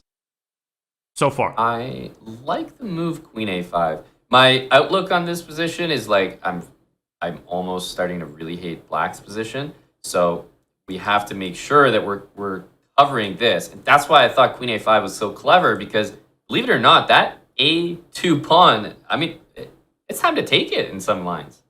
For sure. I mean, you can take it right now, but then you have to reckon with bishop takes d4, knight c7. You obviously are also considering bishop f5, which would be consistent with the way Alireza has played this game. He's banking on his piece activity. And I think bishop f5 is an Alireza kind of move, but no. He clearly hasn't had his breakfast yet today. Ooh, this is going to be fun, though. Very. E3, I feel like you throw that move in. You do, because you're not in a rush to play knight c7. Right. Now, bishop f5 or bishop g7? Both. Yeah, exactly. Knight c7. Here we go. And bishop c2. Bishop C2. Or c3. I'm like, which one do they? Yeah, I think yours is a bit better. You're trying to just feast on all the pawns. Yeah, I want to take b3 and c4. We've seen a couple of these exchange sacks. I mean, we saw one from Dmitry in that Italian game where it's really not such a big commitment because you've got so many pawns for the exchange. Yep. But bishop c3 is also tempting because if you can induce rook e2, then you have ideas like bishop f5 to g4 later on. So definitely something to chew on here for Alireza, who's under a minute, but man, it never feels like he's in time pressure, even when he's got 2 seconds. Yeah, it's like it unlocks him. Ooh. Okay, so he goes for the more like, just stable approach. Why does it look so unstable? It does look very unstable. I mean, knight takes a8, bishop d5, and queen f3. Kind of seems like a very, very nasty setup. And white doesn't even have to take one of the rooks. He can wait until black moves one of the rooks and to take the other one. That's right. And I think that's why bishop d5 is such a strong move in its own right, because in a crazy way of thinking, I want to do your idea with queen f3, but I don't actually need to grab this pawn. I can play g4, and if queen b3, I have like rook b1, right? After g4, so. But now g4 runs into bishop d3, and this is a very important detail because That might mean Dmitry has to go e4, but that gives up the d4 square for the dark squared bishop. Somehow Alireza actually feels a lot more stable than a couple moves ago. Yes. Good sound effects. Poster boy for stability. Queen a3, keep contact with the pawn. Yeah. This is a6, b5, king g7. And that pawn on h3, it looks like it always drops off, but... Yeah, but it never quite does. Yeah, it's like that like one that just never dies. Exactly. You know? And even when it does die, to pick it up, white would have to go g4 and make these massive holes on the king side. Mm-hmm. Bishop takes e6 could be met with rook takes e6, and that rook will reshuffle over to f6. It feels to me like, practically speaking, black is better, but maybe I'm influenced by the course of the match. Man, it feels like Alireza has a chance right now to strike for the third time in a row. And tell me why, when I have a pawn on h6, it always just falls off, and when my opponent has a pawn on h3, I'm always mated. Why is that? That's freaking Alireza Firouzja effect, man. And he loses his patience. Like, I need to get this cancerous pawn off the board, and a great decision by Dmitry. This really allows him to breathe, and maybe Alireza's running out of ideas here. Yeah. He's trying to lock things up, like bishop e5, g5. I will say, at the right moment here, we may see a rook sacrifice back for the bishop on d4, something like that. Apparently, e5 is the best move. Nobody's ever playing that in 1,000 years. But now the opportunity train has left the station. Ooh, queen takes c4 now. Uh-oh. Better pawn to take. And then you take a4. Just mopping the floor on the queen side. No, black is better here. In a time scramble, I take black 10 times out of 10. Yep. c4. Push him, baby. Okay, b7. Okay, c2. c2, rook c7. Queen a3. Alireza goes prophylactic style with king g7, just kind of keeping the status quo. What about rook e3, rook f3? Nasty idea in a time scramble. Oh my gosh, it's winning. It's winning. He can't defend f7. h4. And he wins on time. Wow. Unbelievable. It's actually crazy to think that h4, that was the move that maybe lost the advantage at the end, but won on time. Oh my goodness. It did win on time. Apparently queen c1 in that final position would have kept practical chances for black, but it's a moot point. Rook e3, rook f3. What a clutch idea in a time scramble. And I think I just saw, as Andreikin really brought one back there in that final game. I think I just saw him get up and was he wearing pajamas there? I mean, his chess is definitely not putting us to sleep here, Danya. That was a super exciting game.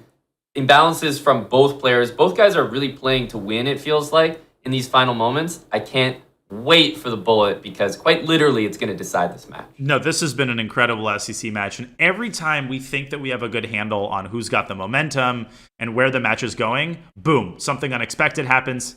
In that case, Dmitry Andreikin pulled out a very difficult position and added to his lead. He now holds a 2-point lead, down from 3, but still very impressive given how far advanced we are in the match. Dmitry Andreikin leads Alireza Firouzja 8-6. We'll be back with more SEC action in just a couple of moments.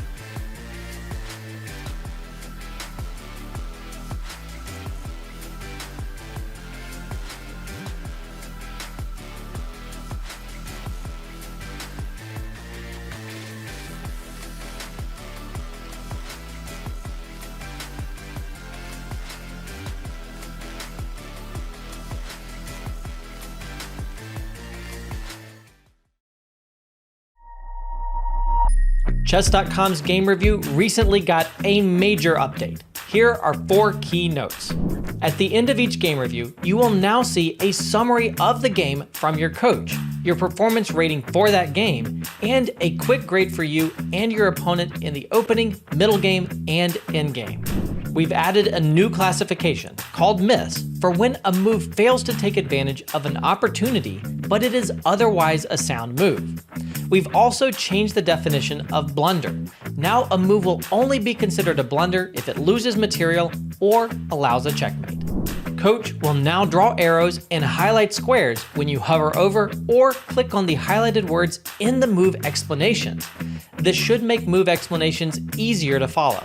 Finally, coaches' explanations will now reference specific pieces and threats in explanations, making move explanations much more intuitive. The new game review experience is available on chess.com right now.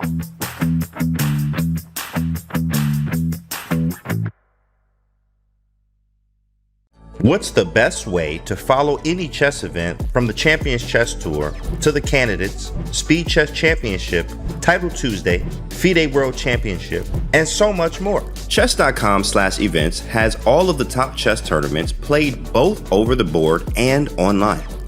Analyze and review games from the world's greatest players with live commentary, cloud analysis, opening explorer, and table bases. Find all the key event information, including schedules, prizes, results, news reports, player bios, tiebreaks, and more. Even compete by voting for your predicted results. Explore chess.com/events today on web or with our iOS and Android apps and experience chess like never before.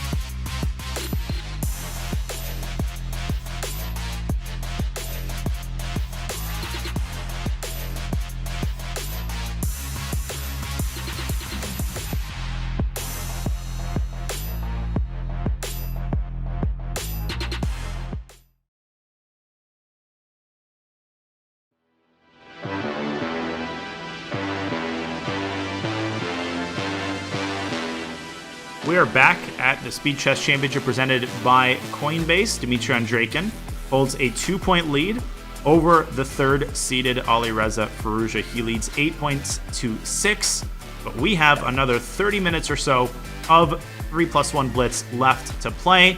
Aman, it's been a topsy-turvy match. It's been a very unpredictable match. Ultimately, a super impressive showing by Andreikin so far in the first 2 hours. And it's been so exciting what we've had a chance to watch here. More exciting than what Alireza was looking at outside of his window. What the heck is he doing? He's just standing there. Man at window. You know, this is a great poetic moment there as he's just reflecting on the match, I think. He's also kind of swaying very peacefully, kind of billowing in the wind.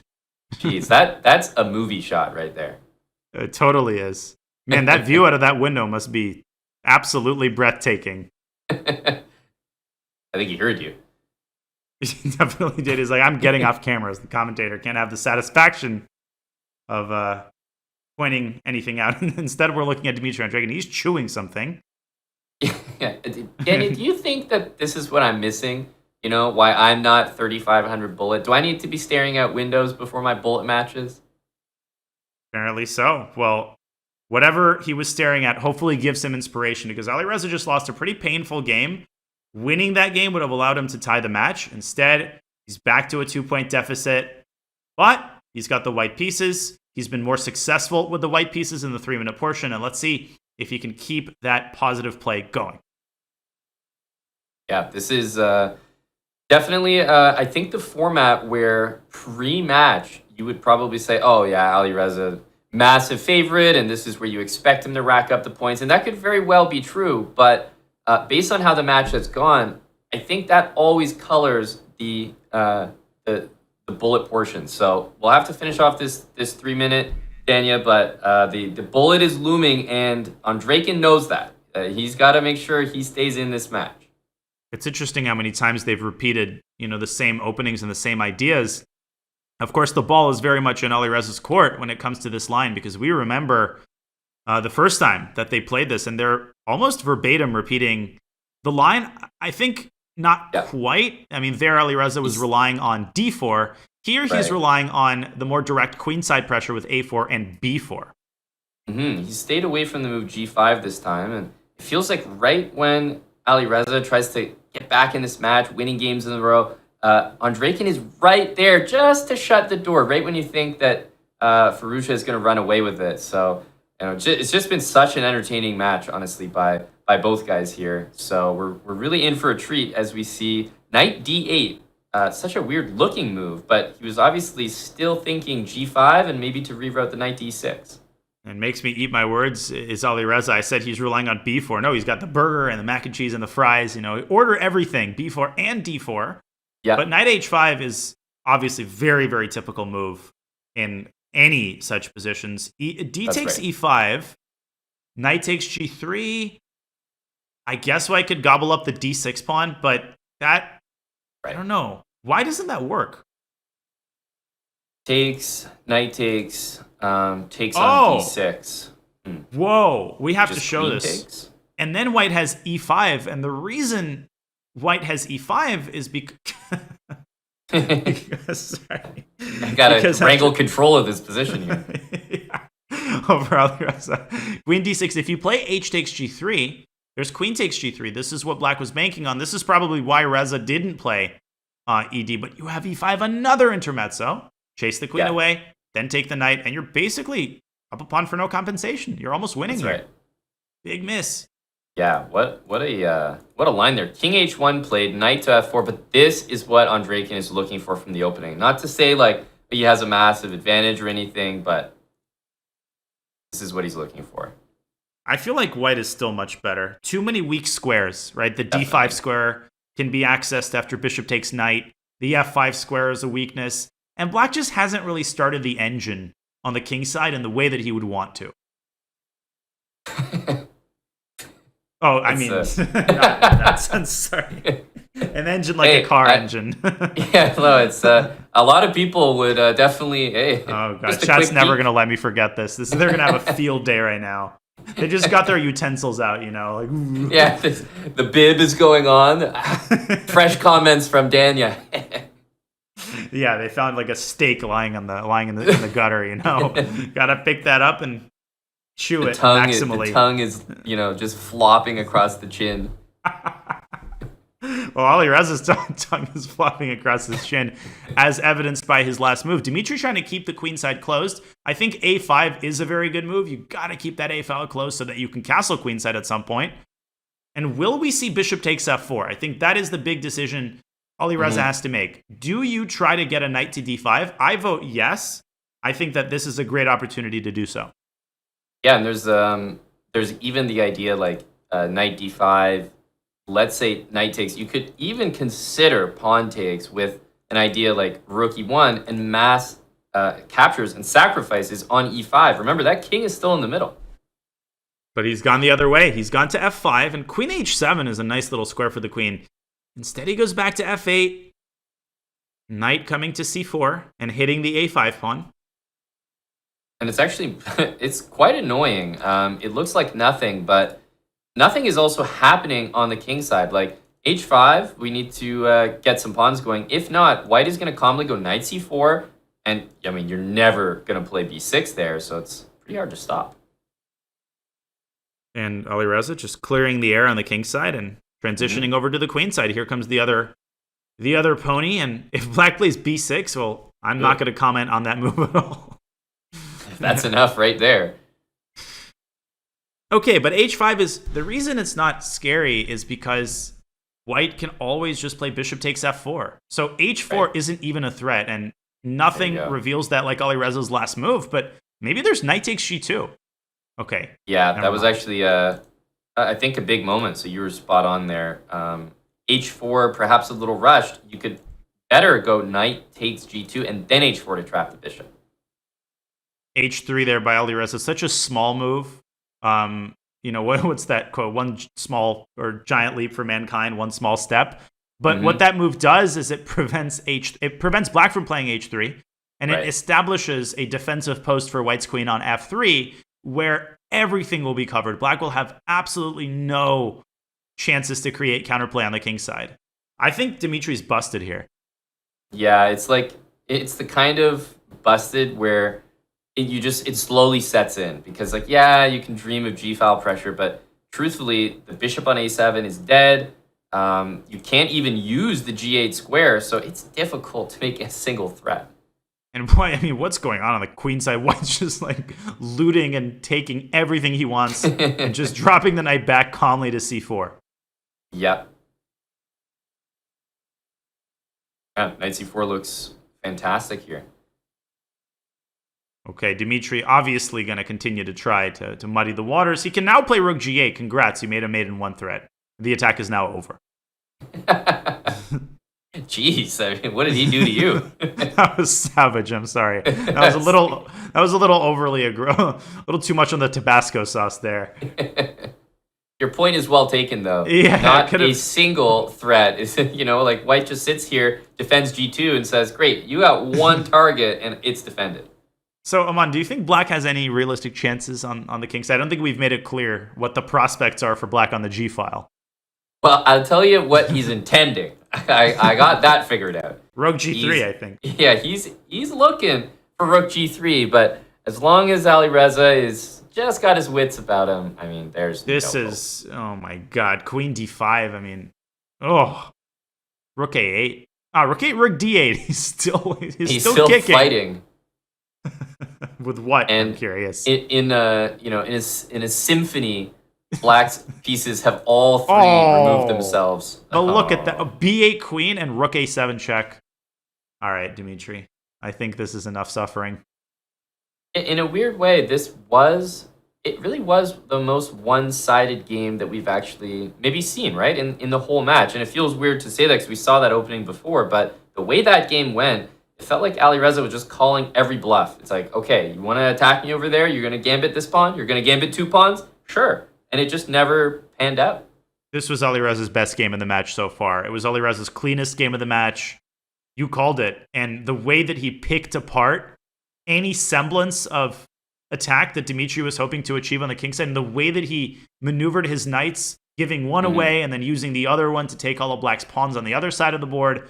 I mean, if you want to study the Italian, this game should go straight into the textbooks. Well done by Alireza. But Dmitry still leads, and we've been in this situation before. The first time, Dmitry struck with a crucial victory before the break.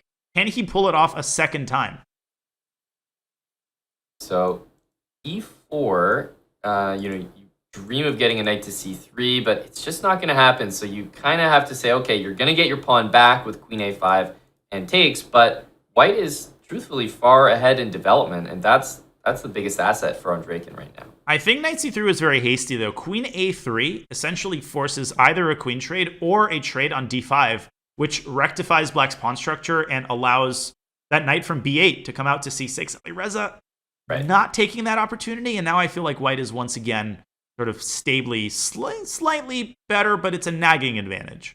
Yep. Yeah, it's just like the bishop on c8 actually won't develop really for most of this game, I imagine, because it's doing such an important and great job defending the pawn on b7. Knight c5, division of labor. Exactly. This is like, when you're doing some spring cleaning and someone wants to help. You don't really want their help, but you want to let them participate. It's like, okay, you're great where you are. You have bishop on c8. You're Queen perfect. h6? Queen h6. I was literally going to point this out, that c5 runs into queen h6. And it's a miracle the black isn't mated there. He has f6 and rook f7 just in the nick of time.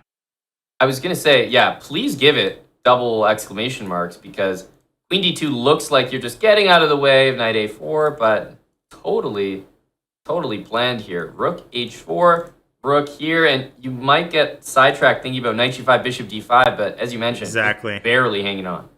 I think it is worthwhile to move the knight from f3, but maybe to a defended square like d2, and simultaneously work on getting it to a productive spot on the queen side. Knight d2 is a very Dmitry Andreikin kind of move. I think we're likely to see something like that.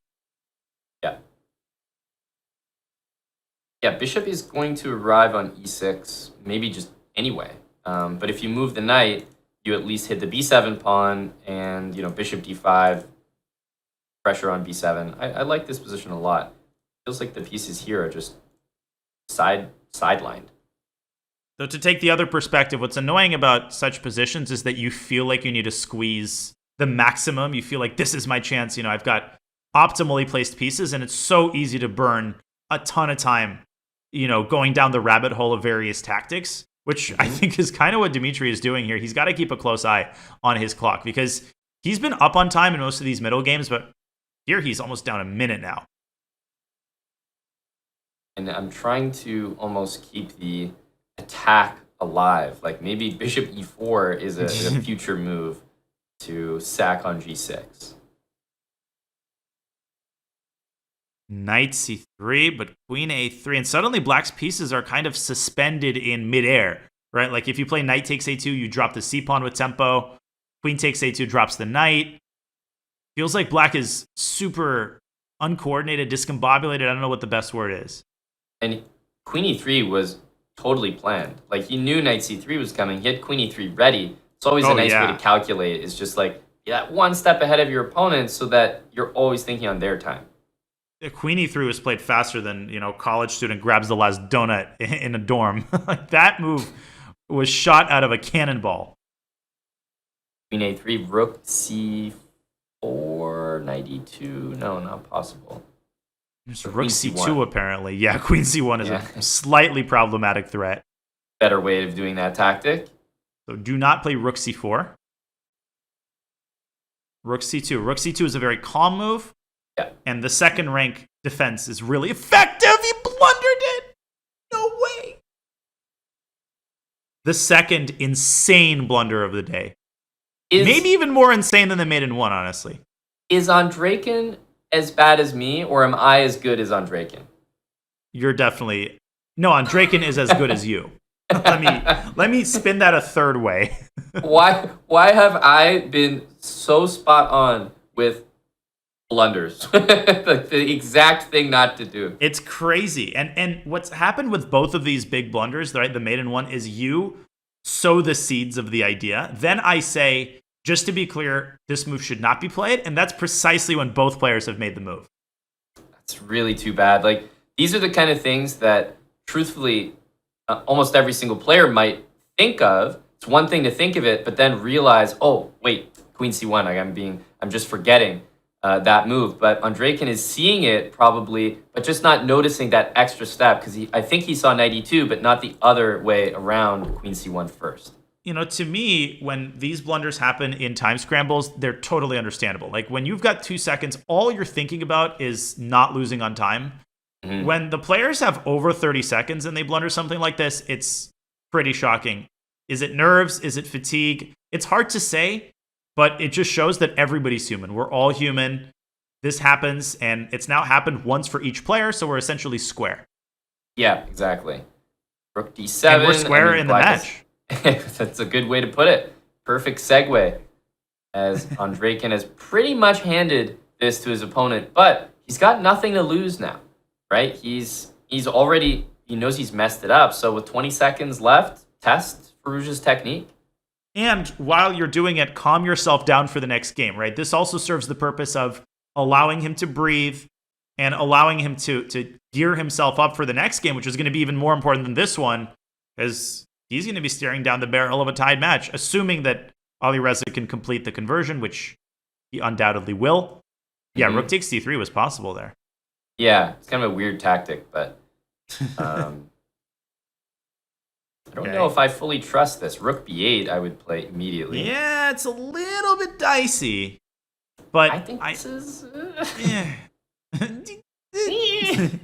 It's like not totally inspires confidence, a rickety bridge. Yeah. You know, over a ravine kind of thing. It probably won't break, but it actually might after Bishop C6. Wow. Bishop C6. That was the move. Oh my God, he was handed a chance on a golden platter. Rook B4 is the idea. And now it's but over. Hang on. This could be tricky, right? Rook B7. Because if Bishop D7, there was Knight F5. Oh my God. And he's going to win both rooks, but Black's going to promote. Oh my goodness. And the Knight is just not doing enough. He's still fighting. It's like, again, using his last tentacle, the other 7 have been chopped off, but unless Alireza blunders a fork, this one's over. This is not as easy as you'd think. Yeah. Bishop H3, though. I would essentially try to surround... Again, you work around White's pieces. Go Bishop G4, Oh, it's mate. It's not as easy as you think it is. What was that? Yeah, it's not as easy as you think it is. Me, on the other hand, I think it's very easy. We weren't talking about you. You're as good as Andreikin. We already established that earlier. Exactly. Okay, well, you called it, Danya. Tied up. This match is now 8 I called to it. 8. Yeah. The fact that it's even tied is a miracle now that Alireza missed Bishop C6 there. That would have drawn the game. It would have. And it would have been like the perfect diffuser for the momentum that he's built up here with this comeback. To come back from a blunder like that would have been insane. But we're past that now. We are past Dmitry Andreikin's lead, and this is a 0-0 match. What a match it's been, and what a match it's going to continue being.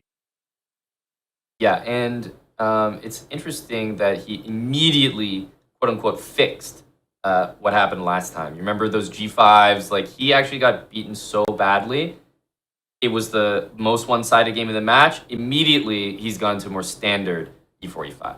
But Alireza is so good in these positional Italians. I mean, he's won one game after another against top GMs. He's so fluent in the language of the Italian. Moves like Bishop C4 to D5, these are not moves that you come up with on the spot. These are moves that you study. These are moves that you know. And they're incredibly problematic because you can't take with a knight. You drop a minor piece. If you had taken with the bishop, then the e-pawn would have sent the knight back to B8, where it goes anyway. But I think Dmitry is trying to go C6, but he's not in time to do that. And Alireza is once again on the move here, putting serious pressure on the board and on the clock. Yeah, if you take on D4, I'm wondering if you take on E6 there, but even knight takes D4 would be just as well. I feel like we're knocking on the door of this kind of spinning out of control for Dmitry. It feels like he's starting to lose the grasp of some of these games. Yep. And by the looks of it, it's going to be very, very close with the match clock, whether we get another game as well. So I'm not sure if either player is going to be thinking about that, maybe later on towards the end of this game. But this is maybe going to be the first lead for Alireza if he's able to pull this off, right? It will be. It's been a wire-to-wire lead so far for Dmitry. This is the first tie since, since I want to say half-half. First tie since it was tied. So that first tie since it was tied. Exactly. Ugh, this knight on B8 is just yearning for some opportunities in this position. But Bishop B2, do we care about this move? Keep the knight locked in with that pawn on D5 here. Yeah, that pawn on D5 is like an object lying on the power button of your computer. Like, you're just not getting anything out ever. And that pawn is also severing the coordination between the two sides of the board. So knight C7, knight E3, and that knight on C7 is again at a dead end. Yeah. You can never access the other side of the board, which the attention could easily switch to. Normally you'd think Bishop F8, no problem, but knight F5 is going to be really nasty there. And we can see how much more quickly Alireza is playing. You can sense his confidence increasing with every win. Yep. And this is what we were talking about before the match. When he gets into his zones, he's totally unstoppable, especially in the faster time controls. Let's see if he can convert this big advantage. Bishop F6, okay. Still holding on is Andreikin, but Alireza could play one of those slow improving moves like Rook C1 and put even more pressure on Black's position. Yeah, I agree. Rook C1, Rook D1, these simple moves. Instead, he goes for F3, which should nearly force bishop takes here. I can't really think of another move because you move the knight and then just bishop takes f6. Impossible. Now, knight h6 is very tempting, but I don't think that's necessarily squeezing the maximum out of the position, believe it or not. Because of what, rook e3, knight d5?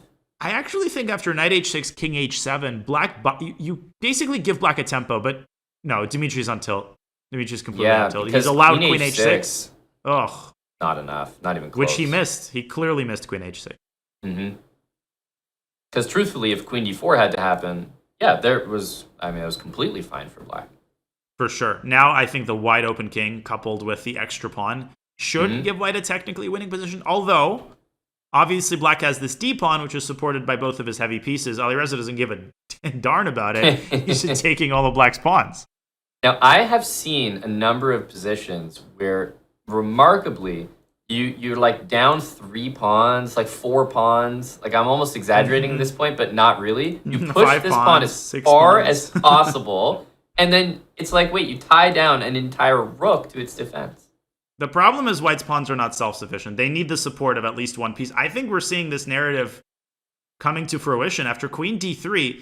One thing Dmitry has to avoid is blundering queen g5. Like queen e6, queen g5 drops the rook, but he's doing exactly what you prescribed him on. The rook is tied down. The white queen is also kind of tied down because the king is really, really vulnerable to checks along the a7, g1 diagonal. Right, and like this check might not matter. Like, you could just be playing queen e2 next and say, okay, like, I don't care about this rook as long as I get yours. One pawn makes the difference here. Which is why I think we're going to see king h7. And apparently it's not accurate, but I would throw the eval bar out of the window. This is really, really hard to play for Alireza. Hard to play accurately, that is. Totally. Oh, that is a scary, scary looking move. Yeah, because queen c2... Draw. That just forces a draw.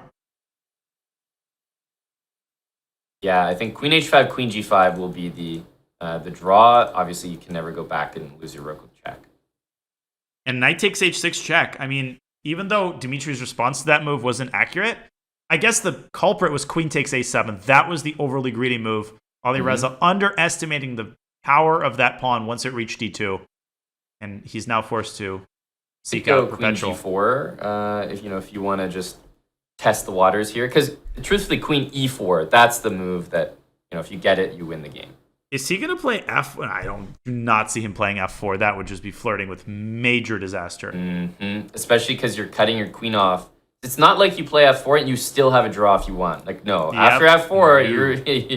Sorry, buddy. You're not that ship will have sailed. Exactly. And he played it. That's madness. Can't believe it. That's just madness. He wants the win so bad. And truthfully, that's the difference. Andreikin would have taken that draw. He's shown in this match that's sort of how he plays. So live by the sword, die by the sword.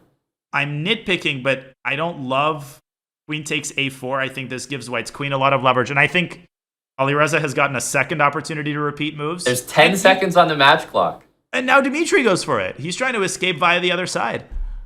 But he should be playing, like, pretty freely here. I don't actually... the match clock is expired as well, so we are actually going into the bullet, tied up at 8.5, and Andreikin, I mean, we have to say, we've talked about what Firouzja has done this match. Dmitry Andreikin just saved himself from being down going into the bullet. Yeah, that was an incredible save. I mean...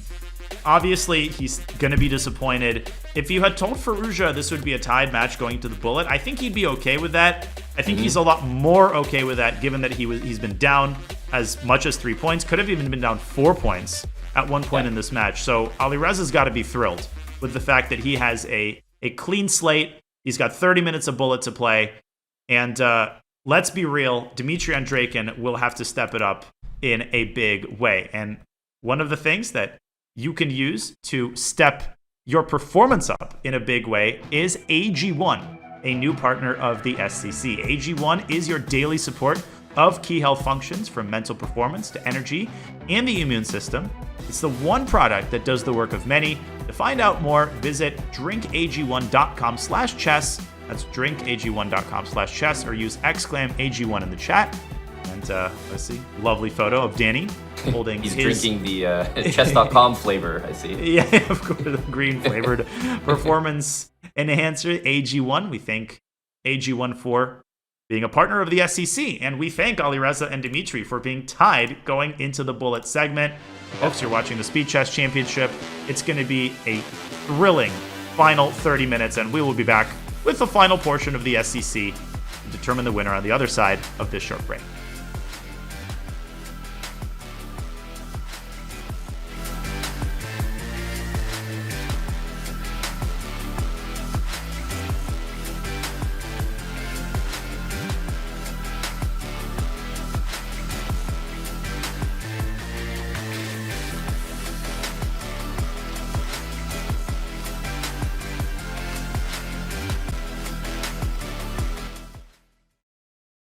Chess Kid is fun. Chess is great for the brain, but it's also fun to play. And Chess Kid makes it easy to have fun. Whether your child is a total beginner or a prodigy, they can hop on and find a well-matched opponent from around the world at any time. Chess Kid is the safe, parent-approved way for your child to play chess online. Chess Kid is educational. To kids, it feels just like playing, but chess is a great way to learn patience, strategy, and critical thinking. Chess Kid features a comprehensive training program that guides kids to level up on their way to mastery. There are more than 50,000 chess puzzles and a whole library of entertaining videos that teach strategies, tactics, openings, and endgames specifically for kids. Chess Kid is easy. Whether you're a parent helping your child, a coach managing dozens of kids, or a school of hundreds. Signing up is free and easy, so what are you waiting for? Did you know you can add emoji to your online games and analysis boards? Simply click on the emoji palette icon, select your emoji, and left-click on the board. You can choose from a host of notations, animations, emoticons, and even your favorite chess personalities. Emoticons will fade away after a few seconds. However, notations and special animations remain on the board until they are cleared. To clear them, simply left-click on the emoji or hit the Clear All button at the bottom of the palette. Have fun. Try them all on chess.com.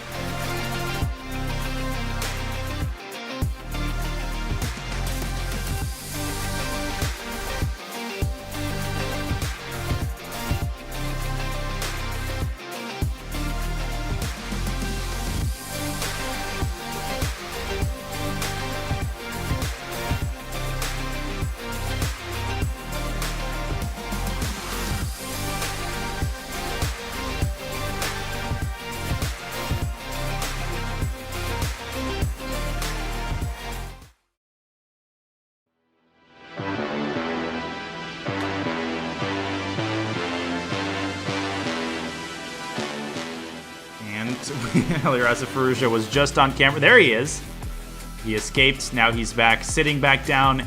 He will need to bring his A game to the table here at the Speed Chess Championship presented by Coinbase. We are 2 segments in to his match against Dmitry Andreikin. And it is all tied up going into the bullet segment. Now, there's no denying that Alireza is a heavy favorite when it comes to his bullet pedigree, a 3rd place finish at the most recent Bullet Chess Championship, and just all around amazing bullet play for the last many, many years by Alireza. Yeah, and I mean, you look at his road to 3rd place, and it's like actually won a match against Magnus, then lost a rematch, lost to Hikaru. Like, when your losses are to Magnus and Hikaru, 3rd place is, yeah, that pretty much cements you right there, 3rd best in that tournament. It's super impressive, and guess what? That is what Andreikin is up against right now. I think it's fair to say he knows he's an underdog, Danya, but he's got every chance. Andreikin is a very experienced bullet player. Back in the ICC days, he played 1+0 regularly. Unfortunately, he's played much less in the last couple of years. He needs a lot of speed, he needs tactical acumen, and he needs the openings to go his way. Dmitry will have to put in one of the best 30 minutes of his bullet existence if he wants to win this match. And we are off, ladies and gentlemen. It's all tied. It's 0-0. We've got 30 minutes to determine the winner of this fascinating match. Yeah, and one of the things that I've noticed sometimes is that the players you least expect to be maybe proficient in bullet, for example, Andreikin here, they often surprise you with their speed. So I wouldn't be surprised to see Andreikin actually keep the pace up here. Yeah, I mean, again, just to harken back to Andreikin's ICC days, he was one of the highest rated bullet players on the site. He was competing with Hikaru pretty regularly, and his rating was, in the 3,700s or something crazy like that. And so this is not a pushover. This is not a walkover for Alireza, and he's not thinking of it that way. As we see a sort of a Slav here, Alireza grabbing the pawn on c4, and I think he's going to cling to it potentially with bishop a6. No, he's going to fianchetto the bishop to b7. I think in bullet, pawn sacrifices, for obvious reasons, the value just goes up. Like white, yeah, we want to take this pawn back, but if we don't, it's not the end of the world. Whereas in a 5-minute game, I might be more stressed about that. Okay, well now bishop a6 is still on the table. I would not give up the c4 pawn easily. In bullet, you want to make your opponent think. You want to pose constant problems. That's precisely what Alireza is doing in the early going. Really like the way he's playing. That knight has to be eliminated ASAP. Yeah. Good call. E5. Had to take that, even though it gives up the dark squares. I think people are happy happy to lose a f4 pawn. That's not part of the plan. No, it is not. I mean, white has to try knight d6 here and establish a pass pawn of his own on e6, but same idea as last game. yeah, d7. I mean, it's a bullet game. Anything can happen, but that pawn is very effectively disarmed by queen d7.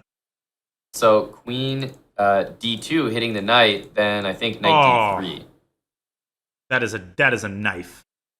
Yeah, knight d3 really, really hurts. So maybe I was thinking of knight e4, but it doesn't even work. We wanted the e4 square for different pieces.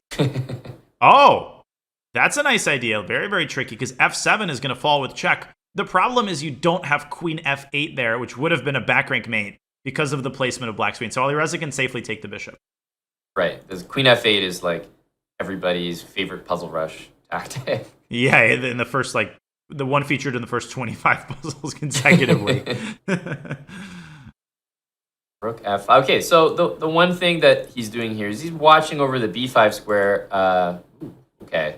Whoa. Look at Dmitry actually developing some massive counterplay on the king side. I mean, this could end up a checkmate after knight d5. Look at this. Queen takes g8 and knight e7 would be a chance to redeem himself for the tactic that he missed. Yes. It's a huge threat. Exact same thing. Knight f4, another great move. Rook d5. Oh my God. And he's going to be winning. Yeah, that's amazing.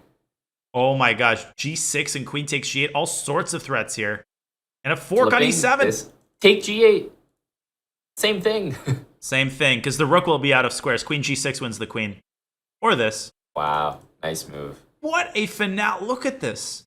Look at this. He played like an engine in the last 15 moves. He really did. That was like exclamation mark move after exclamation mark. And to do that in bullet, this is what I was saying. Like, I mean, Alireza needs to wake up in the bullet portion. Often the stronger players, the more experienced, they start off a little bit slowly.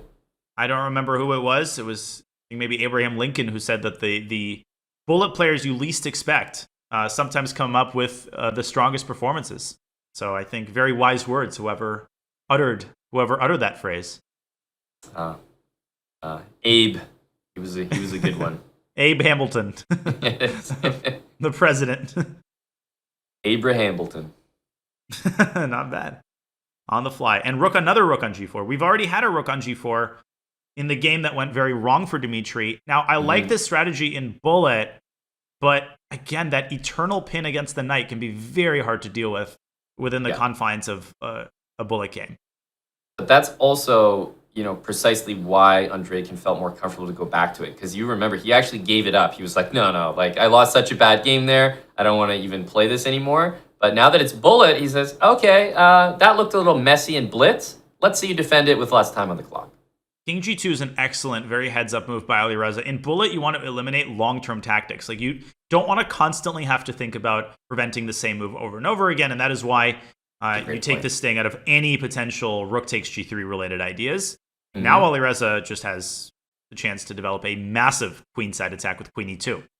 Yeah, this bishop, talking about long-term pin, he even added the rook to the pin as well. It's a longer shish kebab. Man, some shish kebab would be very nice right now. I'd go for a nice little hero sandwich. Knight g4? Knight c4? Maybe not. Yeah, e4 is hanging and you just take. It's hard to nail in that final nail in the coffin. Somehow black is teetering on the brink on the queen side, but still holding on, much like the last game, and we know how that turned out. Maybe queen g7 to once again have every piece lined up against something that's defended. Yeah, I was thinking about that, actually. I think he's got to go queen g7. Yeah, it's nice. There's that exchange sack that we're so familiar with. Knight d5 is a cute little move. I like it. Whoa. It had a good air to it. Queen a3 is like those prospectors who would try to go to California like 6 years after the gold rush. Like, all you have are little specks of dust on c3. Yeah, this rook takes h4 looked a little different than the last rook takes h4, I have to say. Yeah, now there will be no more pieces to put on h4. I was going to say knight d5, and I was like, wait a minute. Blundering my entire knight there. Well, this is getting... He needs like a full-time... Yeah, that's such a really nasty move. Rook g5, so strong. There's just no threat. I mean, that king on g2 is safe as houses. Queen e4, and that might spell the end of the game. Knight f3. Yeah, you mean... Rook h1 takes? Spell the end of the GAME? Oh my gosh, what a trick. Yeah, nice move there. Remained calm after queen h5. Realized there was actually zero threats. Yeah, everything is defended like 600 times. Even if he took on f3 there and delivered a check on h2, there was still nothing. Okay, tied again. Yeah, and this is the thing about bullet is like, after 2-3 games get put together, okay, start talking about momentum, start talking about the match shifting. But one game from either player, I don't think you can really get ahead of yourself because remember, Andreikin came out swinging in the first game. It's like unbelievable. And then game 2, Firouzja just kind of puts it all to bed. So these guys are so strong, you will see it go back and forth. Yeah. And we've seen this opening once or twice in this match. Knight b5. Oh, that was a big miss by Firouzja, allowing this mass trade. And after the end of it, white's got the bishop pair and black's got a really bad structure. Alireza just kind of fell asleep on that move. Yeah, and this is something that, he had his eye on literally every move in blitz, and he never allowed it. But in bullet, you're just moving that much quicker and not remembering the basic things. A huge chance for Andreikin. This is a massive position. Yeah, positionally, this is just so bad. There's so many weak squares, so many infiltration points for white. And black has virtually no activity because the knights are just so restricted by white's pawns. Alireza's trying to generate some activity. b4, a5 maybe, and get the c3 square for his knight. So he's doing a pretty good job, actually, of making the most of this position. What is knight f3? What is he doing? Yeah, he's going to d2, but it's definitely slow and... Takes a knight c3. I mean, way too passive for Dmitry. Agreed. F3, I think, is long overdue.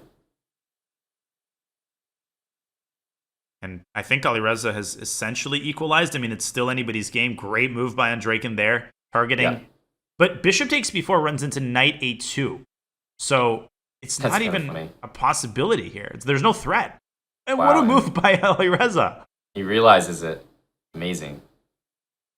Now, you can play it and then go rook a1, but at the end of that line, I think black gets 2 pieces for a rook in a pretty good position. Bishop c7. Huh. Yeah, you feel like this pawn's an issue, but with the knight coming to c6, Alireza is getting out of this, and you can feel the position sort of flipping on its head right now. Yep, and as the clock continues to dwindle, we know that Alireza is the heavy favorite in all-out time scrambles, really in any position. e6, good move, covering some squares. I like knight b1. It's a weird move, but I want to get that knight the heck out of there. All right, Dmitry Hamilton. At least this one wasn't a blunder. Well, the blunder might come in a couple moves here because there's so many threats here. Knight takes b3 is a massive threat. King c2, rook a2 is checkmate. And he overreacts. He sacks the exchange. And if black can get the rook out of a1 and extricate it, black will be technically winning here. Bishop f5? No, knight c6. Yeah, there's bishop b1 to fully remove the rook. Not anymore. God, look at these maneuvers from Alireza. Knight c6, a7, b5 in a bullet game. Seriously? And h5, definitely. That h4 pawn is going to be the reason why black has serious chances here. This is unplayable in a bullet game for white. Yeah. Unplayable. Bishop a4 resigns. Bishop a4 resign. What a blow. Yeah, the accuracy from Alireza just kicked in there. Yeah, this is impossible. To give up a draw would be one thing, but after having played knight b5 and getting a dream endgame, to have it turned around on you like that, losing with the white pieces, this might be a pivotal moment in this match, and Alireza has a golden opportunity to put his mark on the match with a victory in the next game. And you're seeing Why is he playing? Yeah, you're seeing something interesting. It's almost that Andreikin feels like Alireza could run up the score maybe with more time to play because he's the one playing on even though he's about to lose. Yeah, it's either that or he's tilted, but Dmitry's not exactly a heavy tilter, so I think it is probably the former. His demeanor is almost like he still has a chance, like he's playing for something. Exactly. King takes d5, opposition. Yeah. It's like if you didn't see the position and you just saw the camera, you'd be like, oh, Firouzja looks pretty stressed here. I think in general, when you look at chess players on camera, it is literally impossible to say if they're up a queen, down a queen, happy, sad. Like their emotions do not correspond in any way, shape, or form to the happenings on the board. Or actually, they correspond perfectly negatively. Yeah, like, it's an inverse correlation. Exact inverse correlation. Exactly right. Another Italian and a third setup by Dmitry. We saw him play the g5 line. We saw an approach with d5, and now we're seeing the more traditional symmetrical system where both sides get their knights to the king side, and black generally goes bishop b6 at some point and contests white's light squared bishop. Ooh, spicy. Yeah, inviting everything here. Knight e5, knight e5, and d3 would hang. It's that classic. Knight f4, queen f6, kind of massing the pieces on the king side. I like this approach, particularly in a bullet game. Yep, agree with that. There are some plans that you might like in general, but in a bullet game, you're like, yep, I'll take some of that. He needs to take a knight on f4. d5.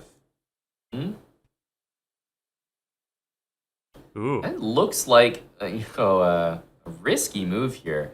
I mean, I have to say, knight f4 looks tempting. Man, Alireza's like, a pilot when you enter turbulence. Like the passengers are all grabbing their seats and he's just breezily up, just hitting a few bumps here, ladies and gentlemen. Nothing to be concerned about. Bishop c2, knight f5 is being prepared. I don't know how he can be so calm here, but he's like, I've seen this before. Knight takes, pawn takes, and it looks pretty safe, I'm not gonna lie. And again, just a whole board awareness. I love the way that Alireza has used both sides of the board throughout this match. Look at this. Knight c4, a move on the queen side. and then a move on the king side. And that kind of play is so hard to answer without spending loads of time. Dmitry down to 14 seconds. He's in trouble yet again, but still trying queen f3. Careful if you're Alireza. Yep, it's easy to miss that. Just go bishop And he g5 did. routine. He totally missed it. Queen f3, queen takes c3. He missed it too. They both missed it. Oh I mean, my God, you can't miss this is that fine if for you're Dmitry. Andreikin, but that is a massive miss. Queen f3 to c3. I don't get it at all. I thought that's why he played g4. It's like the only purpose of that move. He's worse here. Rook d7. Ugh. Yeah, rook d1 is coming. I don't think you can actually you can't establish your pieces properly here. That right there might have been a decider, because not only does he rook go takes from g7. He literally just went from winning on the spot to losing on the spot. Takes in bishop e3, and the g4 pawn, that is the ultimate twist of evil irony. That is the pawn which would have won the game. Now it's the pawn which ultimately will lose you the game. Okay, he goes after the queen side instead. Yeah. It's over. This is good enough. Bishop c5, for instance. Or this. a5. Just push the pawn to a7. Very professional approach. And such a good bullet approach, because you really just picked the simplest way to do it. Just promote and win the game. And it's a 2-point lead, and it comes at the worst possible moment for Dmitry. That's right. I would say we're getting close to the territory of, hold on there. Yeah. Governor. Yeah. We're not quite there, though. I will say that. I think Andreikin's got 1 or 2 more games in him. And how about an actual London? Here we go. Sure, that is music to your ears. It probably came a little bit later than you would have hoped, but a London nonetheless. We had a Jababa London earlier by Firouzja. Now it's Dmitry's turn to pay homage to the capital of England. G4. Wow, bishop d3 here almost looks... You Yeah, just why play not? it to force bishop f1, just to say, I told you. Yeah. It feels like the wheels are starting to come off. It just doesn't look like Dmitry's getting the types of positions where he excels, particularly in a bullet game. This is too easy for Alireza. I don't know anybody who excels in a position like this. It's just a terrible position. Yeah, it's like, look at this. There's no specialists out there. Yeah, it would. Maybe Garakomsky would. I would not repeat here. I would not repeat if I'm Alireza, or at least I would sit for 40 seconds and then repeat. But that's true. He took that draw real fast. Yeah, that's interesting. Because I think his position was good enough to play, or that he should have sat there. But I am surprised to not see him play that position out, because I think Black had a big edge. Yeah, it's kind of a role reversal. Like, I could see Dmitry doing that in a situation where he's leading. This does give White, Dmitry, a new lease on life, because if he had lost that one, I mean, that would have been a 3-point match then. Now he plays the Sicilian. He's maybe got a shot. He needs to deliver on his tactical chances, though. He cannot miss another one of those, wins on a golden platter like Queen f3. Mm-hmm. Interesting decision for White to play Queen f2. Basically saying, okay, I'm not going to castle queenside. You got me. I'll castle kingside. Mm-hmm. And very calm, very safe play by Alireza. He's just slightly better here. Exactly what you want in a bullet game. Easy to play position, no weaknesses. Just very compact. I wonder if he's going to castle queenside. I feel like kingside is the overall safer approach if you just don't want to take a risky position. I think he doesn't want to take a risky position. It's remarkable, You're on the broadcast for a reason. I know my insights are unparalleled. Queen c8. Yeah, Andreikin's position just doesn't... It's not doing much. But he's kind of bled White's clock dry. All these decisions that Reza had to make, like where to castle and how to position his minor pieces, he's now down to 20 seconds. The issue is he can play very, very quickly, and the price of a move is not high. It's almost impossible to blunder here. True. Well, he might have found a way. Okay. Queen trade and a draw?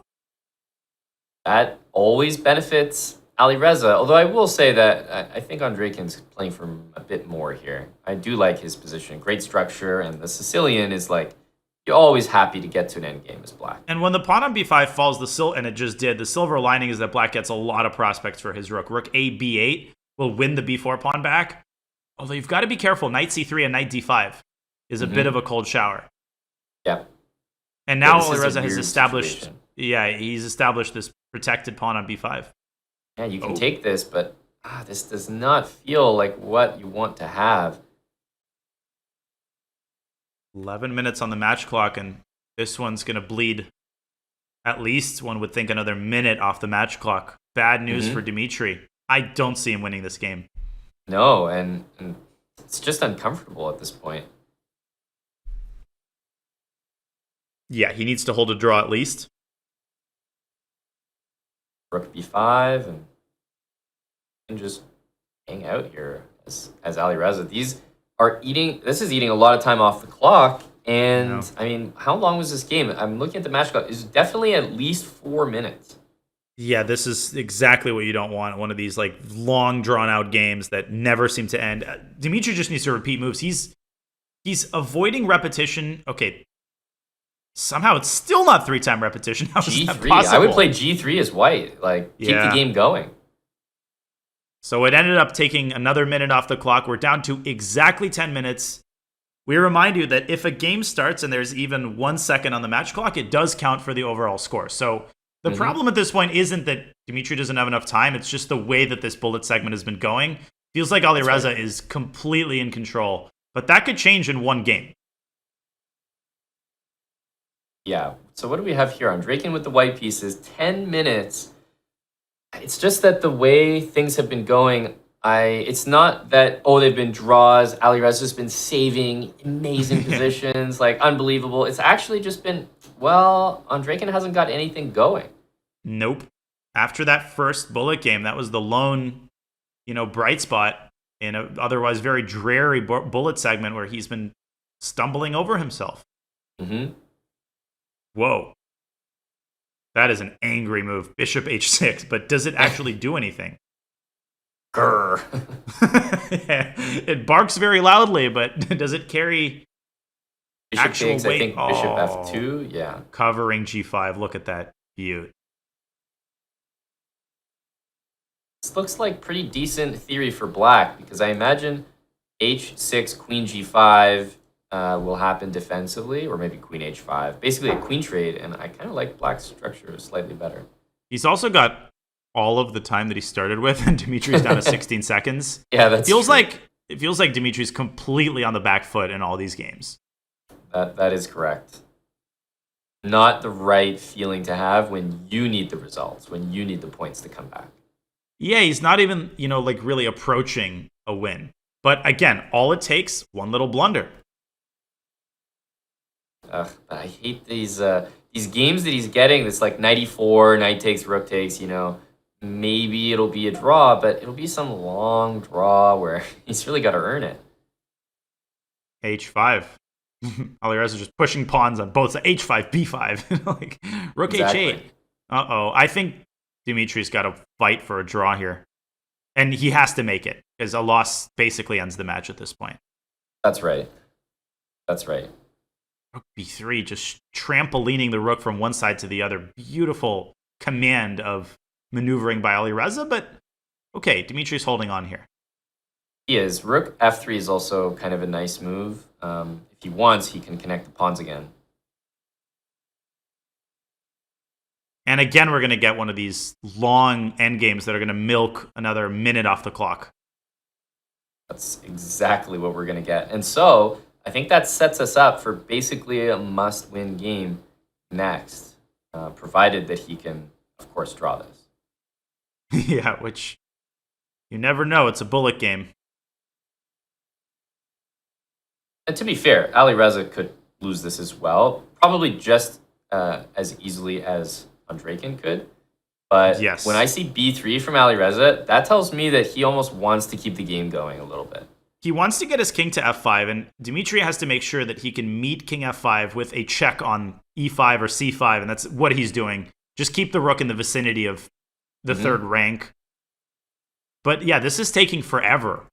And we're down to like 6.5 minutes. We are in firm must-win territory after this game. F6 if he draw. wants. There we go. And here we go. Dmitry has black. 6 minutes. Based on how long these games have been going, Yeah. Danya, like 4 or 5 minutes, guess what? He might have to win this. We might have time for only two more games. Mm-hmm. Okay, another accelerated dragon. Or not even accelerated, just dragon. Oh, there, that was accelerated. Yeah, the pace of the moves was accelerated, but the opening is not. I don't know if I like this H5 setup, this Dragadorf type setup, because it's so easy to play for white. So Alireza can repeat exactly what he did in the previous game, or he can go long castle and just go for the kill in this game. I think it's so much smarter to short castle, just game decision. But what was that? He's a purist, you know. I predict Andreikin's moves, not Firouzja's. That's for sure. I mean, we have essentially a mainline dragon with a black pawn on H5, which gives the position a somewhat unconventional air. I feel like unconventional. You've sold Firouzja. Unconventional, I'm in. All right, sign me up. Yeah, the unconventional club. He's very good at handling those unorthodox type of positions, and I mean, he's down on time. So look, if you're on Andreikin, are you complaining? You got opposite sides castling. You're up on time. You're launching an attack. I think this is the best you can hope for. I haven't gotten the memo on why you can't take that pawn on b5 and just go knight a3, knight c4. Okay, bishop b3 allows queen b7. That was an unnecessary move by Firouzja, which actually improves the placement of black's queen. Now a4 could potentially come with great effect, just ripping open the b file. He has to play a4 here. Yeah, a4 and knight e4. There was some real tactics that there. was a chance. That a4 was almost winning for black according to the engine, but he's not even looking for these tactics at this point. No. I think he's almost given up hope mentally. A little bit mentally defeated. Like if the win presents itself, he might capitalize, but it needs to be more obvious than that. And now Firouzja is loading up the defensive forces on the queen side. Everything's protected. I really like the arrangement of white's knights. The knight on a4 can jump to b6. The other knight is guarding c2. And the last attempt by Andreikin. Rook takes c2 is his idea. What a tactic. That's actually amazing. And this could work. Take it and take b3. Yeah, give it a go. Because you're going to grab this pawn. Okay, probably it was important to take this. Crazy position. I like the moves, though. Like, this is the way to fight.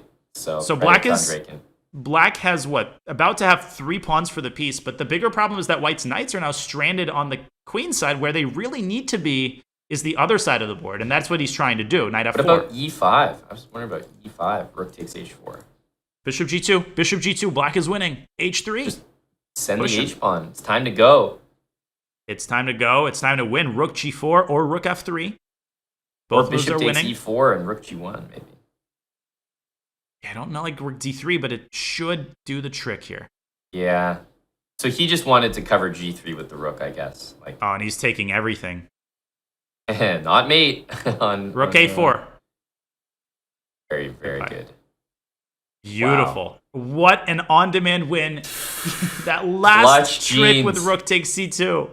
Ice in his veins. That was, like, he really did go all out, because I think Firouzja was just about to add, like, too many defenders that it's just like a blob. Like, you just can't crack it. And it was a blob. He didn't quite get cracked it.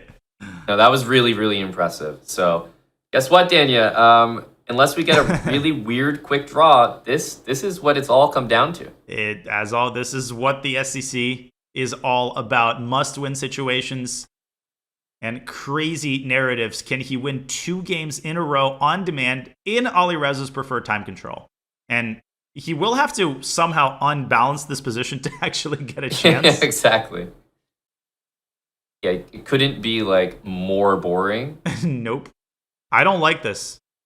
No. How are you going to win this game? And look at no, g4 and knight d2 is a fork. I swear, I think you alluded to this at the beginning of the show. I did. But oh man, the good news for white is that he has some of these dark squares. Yep. As compensation for the exchange. So it's definitely not over. There will definitely be compensation here. Yeah.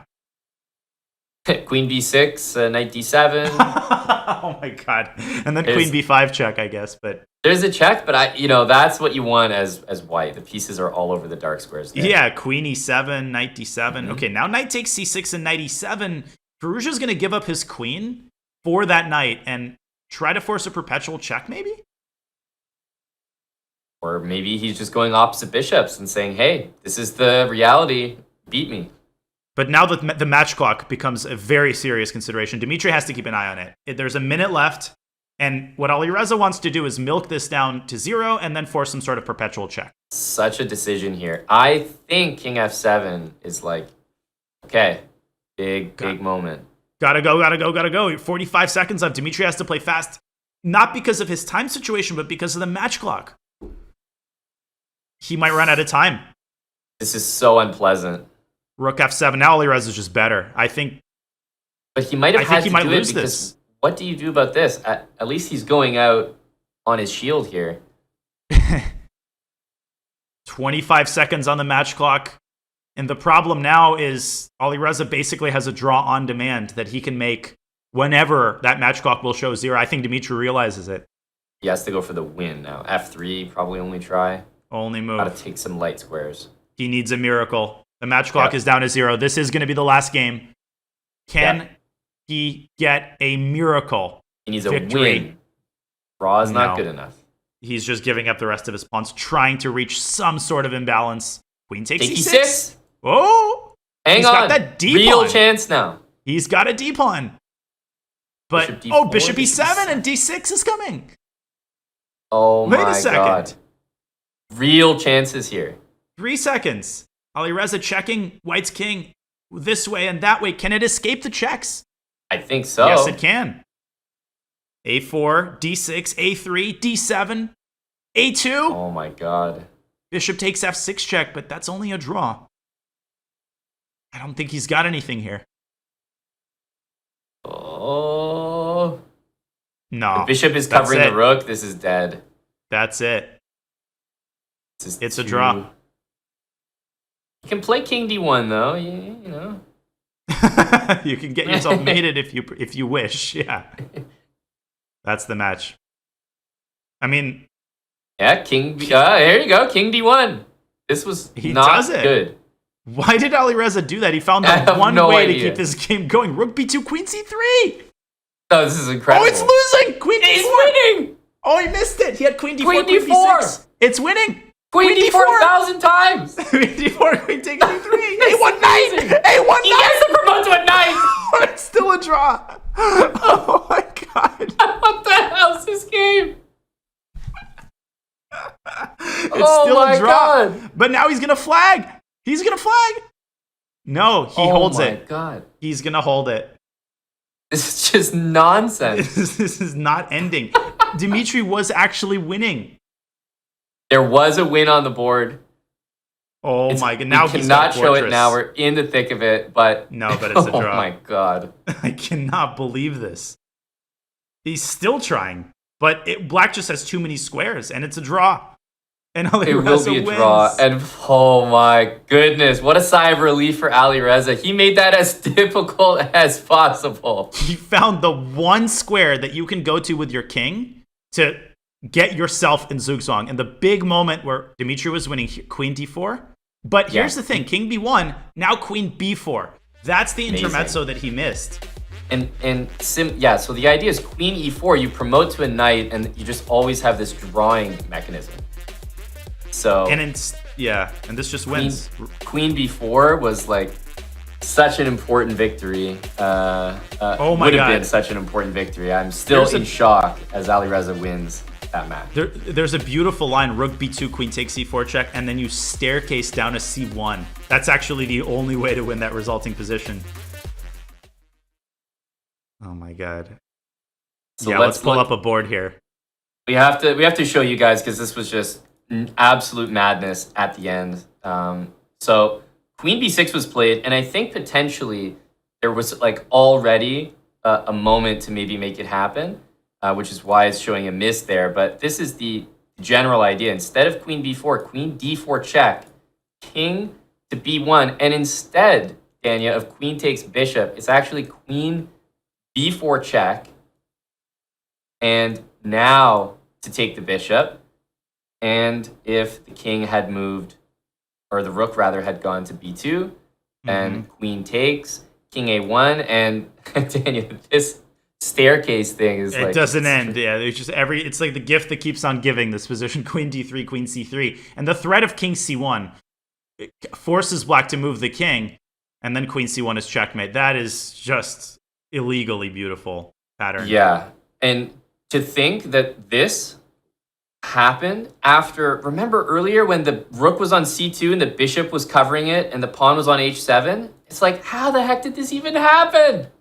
I'd say he found the one square to allow, and literally you could put the king on any other square on the chessboard, but this is how the SEC match tends to go. This is just the stereotypical epitome of an SEC match. Just when you think you have a handle on how things are going to go, the match throws a wrinkle at you.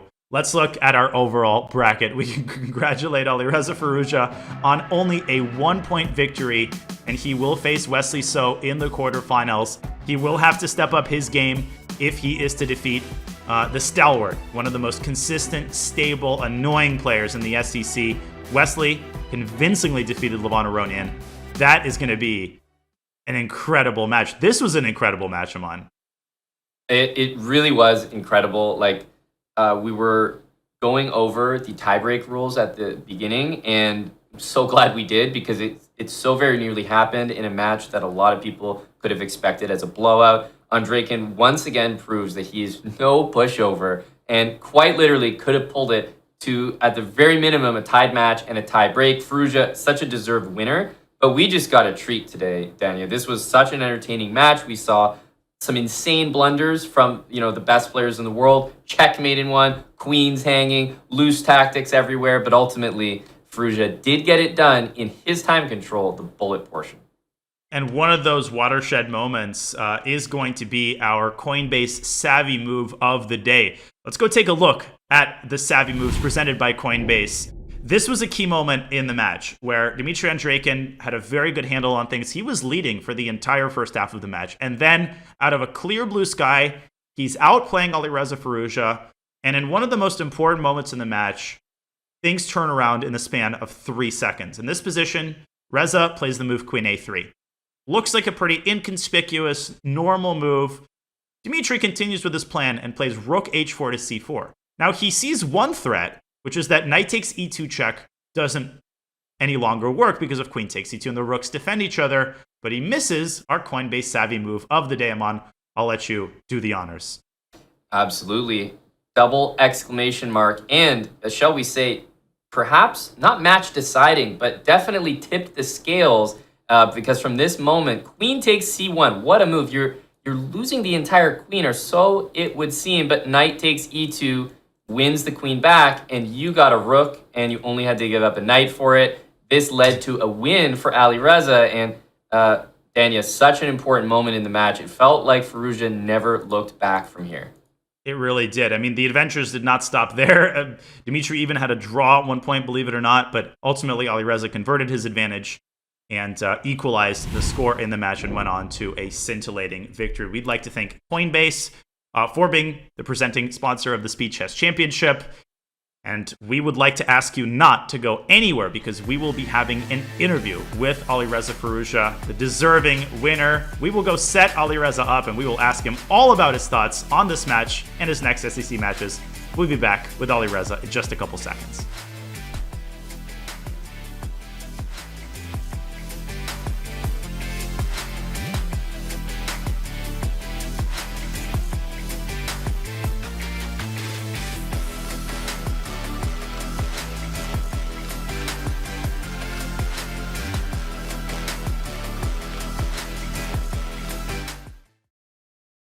Spell Chess is coming to chess.com. Enchant your pieces with one of 2 spells, jump or freeze. Players start with 2 jump spells and 5 freeze spells, which recharge after 5 moves. You may cast your spell whenever you wish before making a regular chess move. Jump is a spell cast to one square, wherein if there is a piece on that square, other pieces can jump over the charmed piece. The freeze spell is cast over a 3x3 square area, and the pieces in this area are temporarily frozen in place. Combine your powers of chess and sorcery to defeat your opponent. Come see what Supercell and Chess.com have cooked up in our new variant, Spell Chess, dropping on September 1st.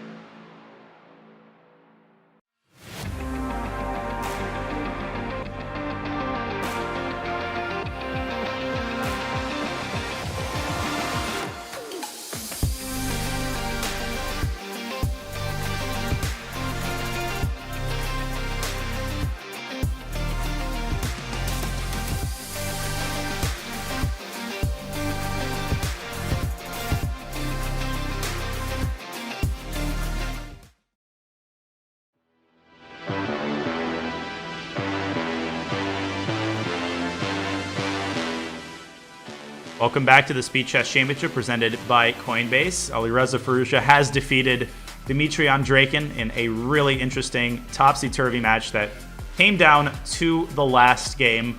Alireza, this match didn't necessarily start the way you wanted it to. You were facing a deficit for most of the first half. How did you steel yourself and coach yourself to overcome that lead? And can you share your thoughts on your play in this match overall? Yeah, I was not happy with the start, of course. The 5+1, I expected more, but I made a lot of blunders and he played great, so he deserved to win, but by 3 points it was too much, I think. And after I had to play really good in 3+1 to come back, so and still he played really good, but then I got lucky at some point. I got some tactics there and I managed to tie it up for bullet, and then I think I was favored if we were going to bullet with tight match. So I was expecting to be down 2-3 points for bullet and then fight it out, but it turned out good in blitz. Yeah, it really did feel, Alireza, like early on that he had the upper hand, but you always did a good job of keeping the match close. I want to ask probably what everyone is thinking. What was going on when you brought your king to A1 at the end of the match? Like, did you realize that you were risking losing the game? Did you know that you actually were dead lost in that final position? Or at least when the queen could have checked you with your king on A1 there were a few moments. Yeah, for some reason I thought like there's 5 minutes left. I don't know why I thought that. And then I was trying really hard to win. But it was just stupid to not check the clock. I checked the clock, but somehow maybe I saw just 5. I don't know what happened, but yeah, it was definitely stupid and it was desperate. It was desperate try to win, but then of course I think he was winning at some point. It was not easy with this knight trick. He missed probably making knight, so and then I think there in that specific position is draw, but the other positions is probably winning. Yeah. Fair enough. Well, there were a lot of surprises in this match. We've got some featured chat questions for you, Alireza. I'm going to start with Max Mlinek, who asks, at one point you were looking intently out of the window during one of the breaks. Wherever you are, do you have a nice view that you were taking inspiration from during the break? No, I was just looking at myself because here it's night, so the mirror reflects. So I was just looking at myself, thinking. I don't have best view in the world. I couldn't see outside. Yeah.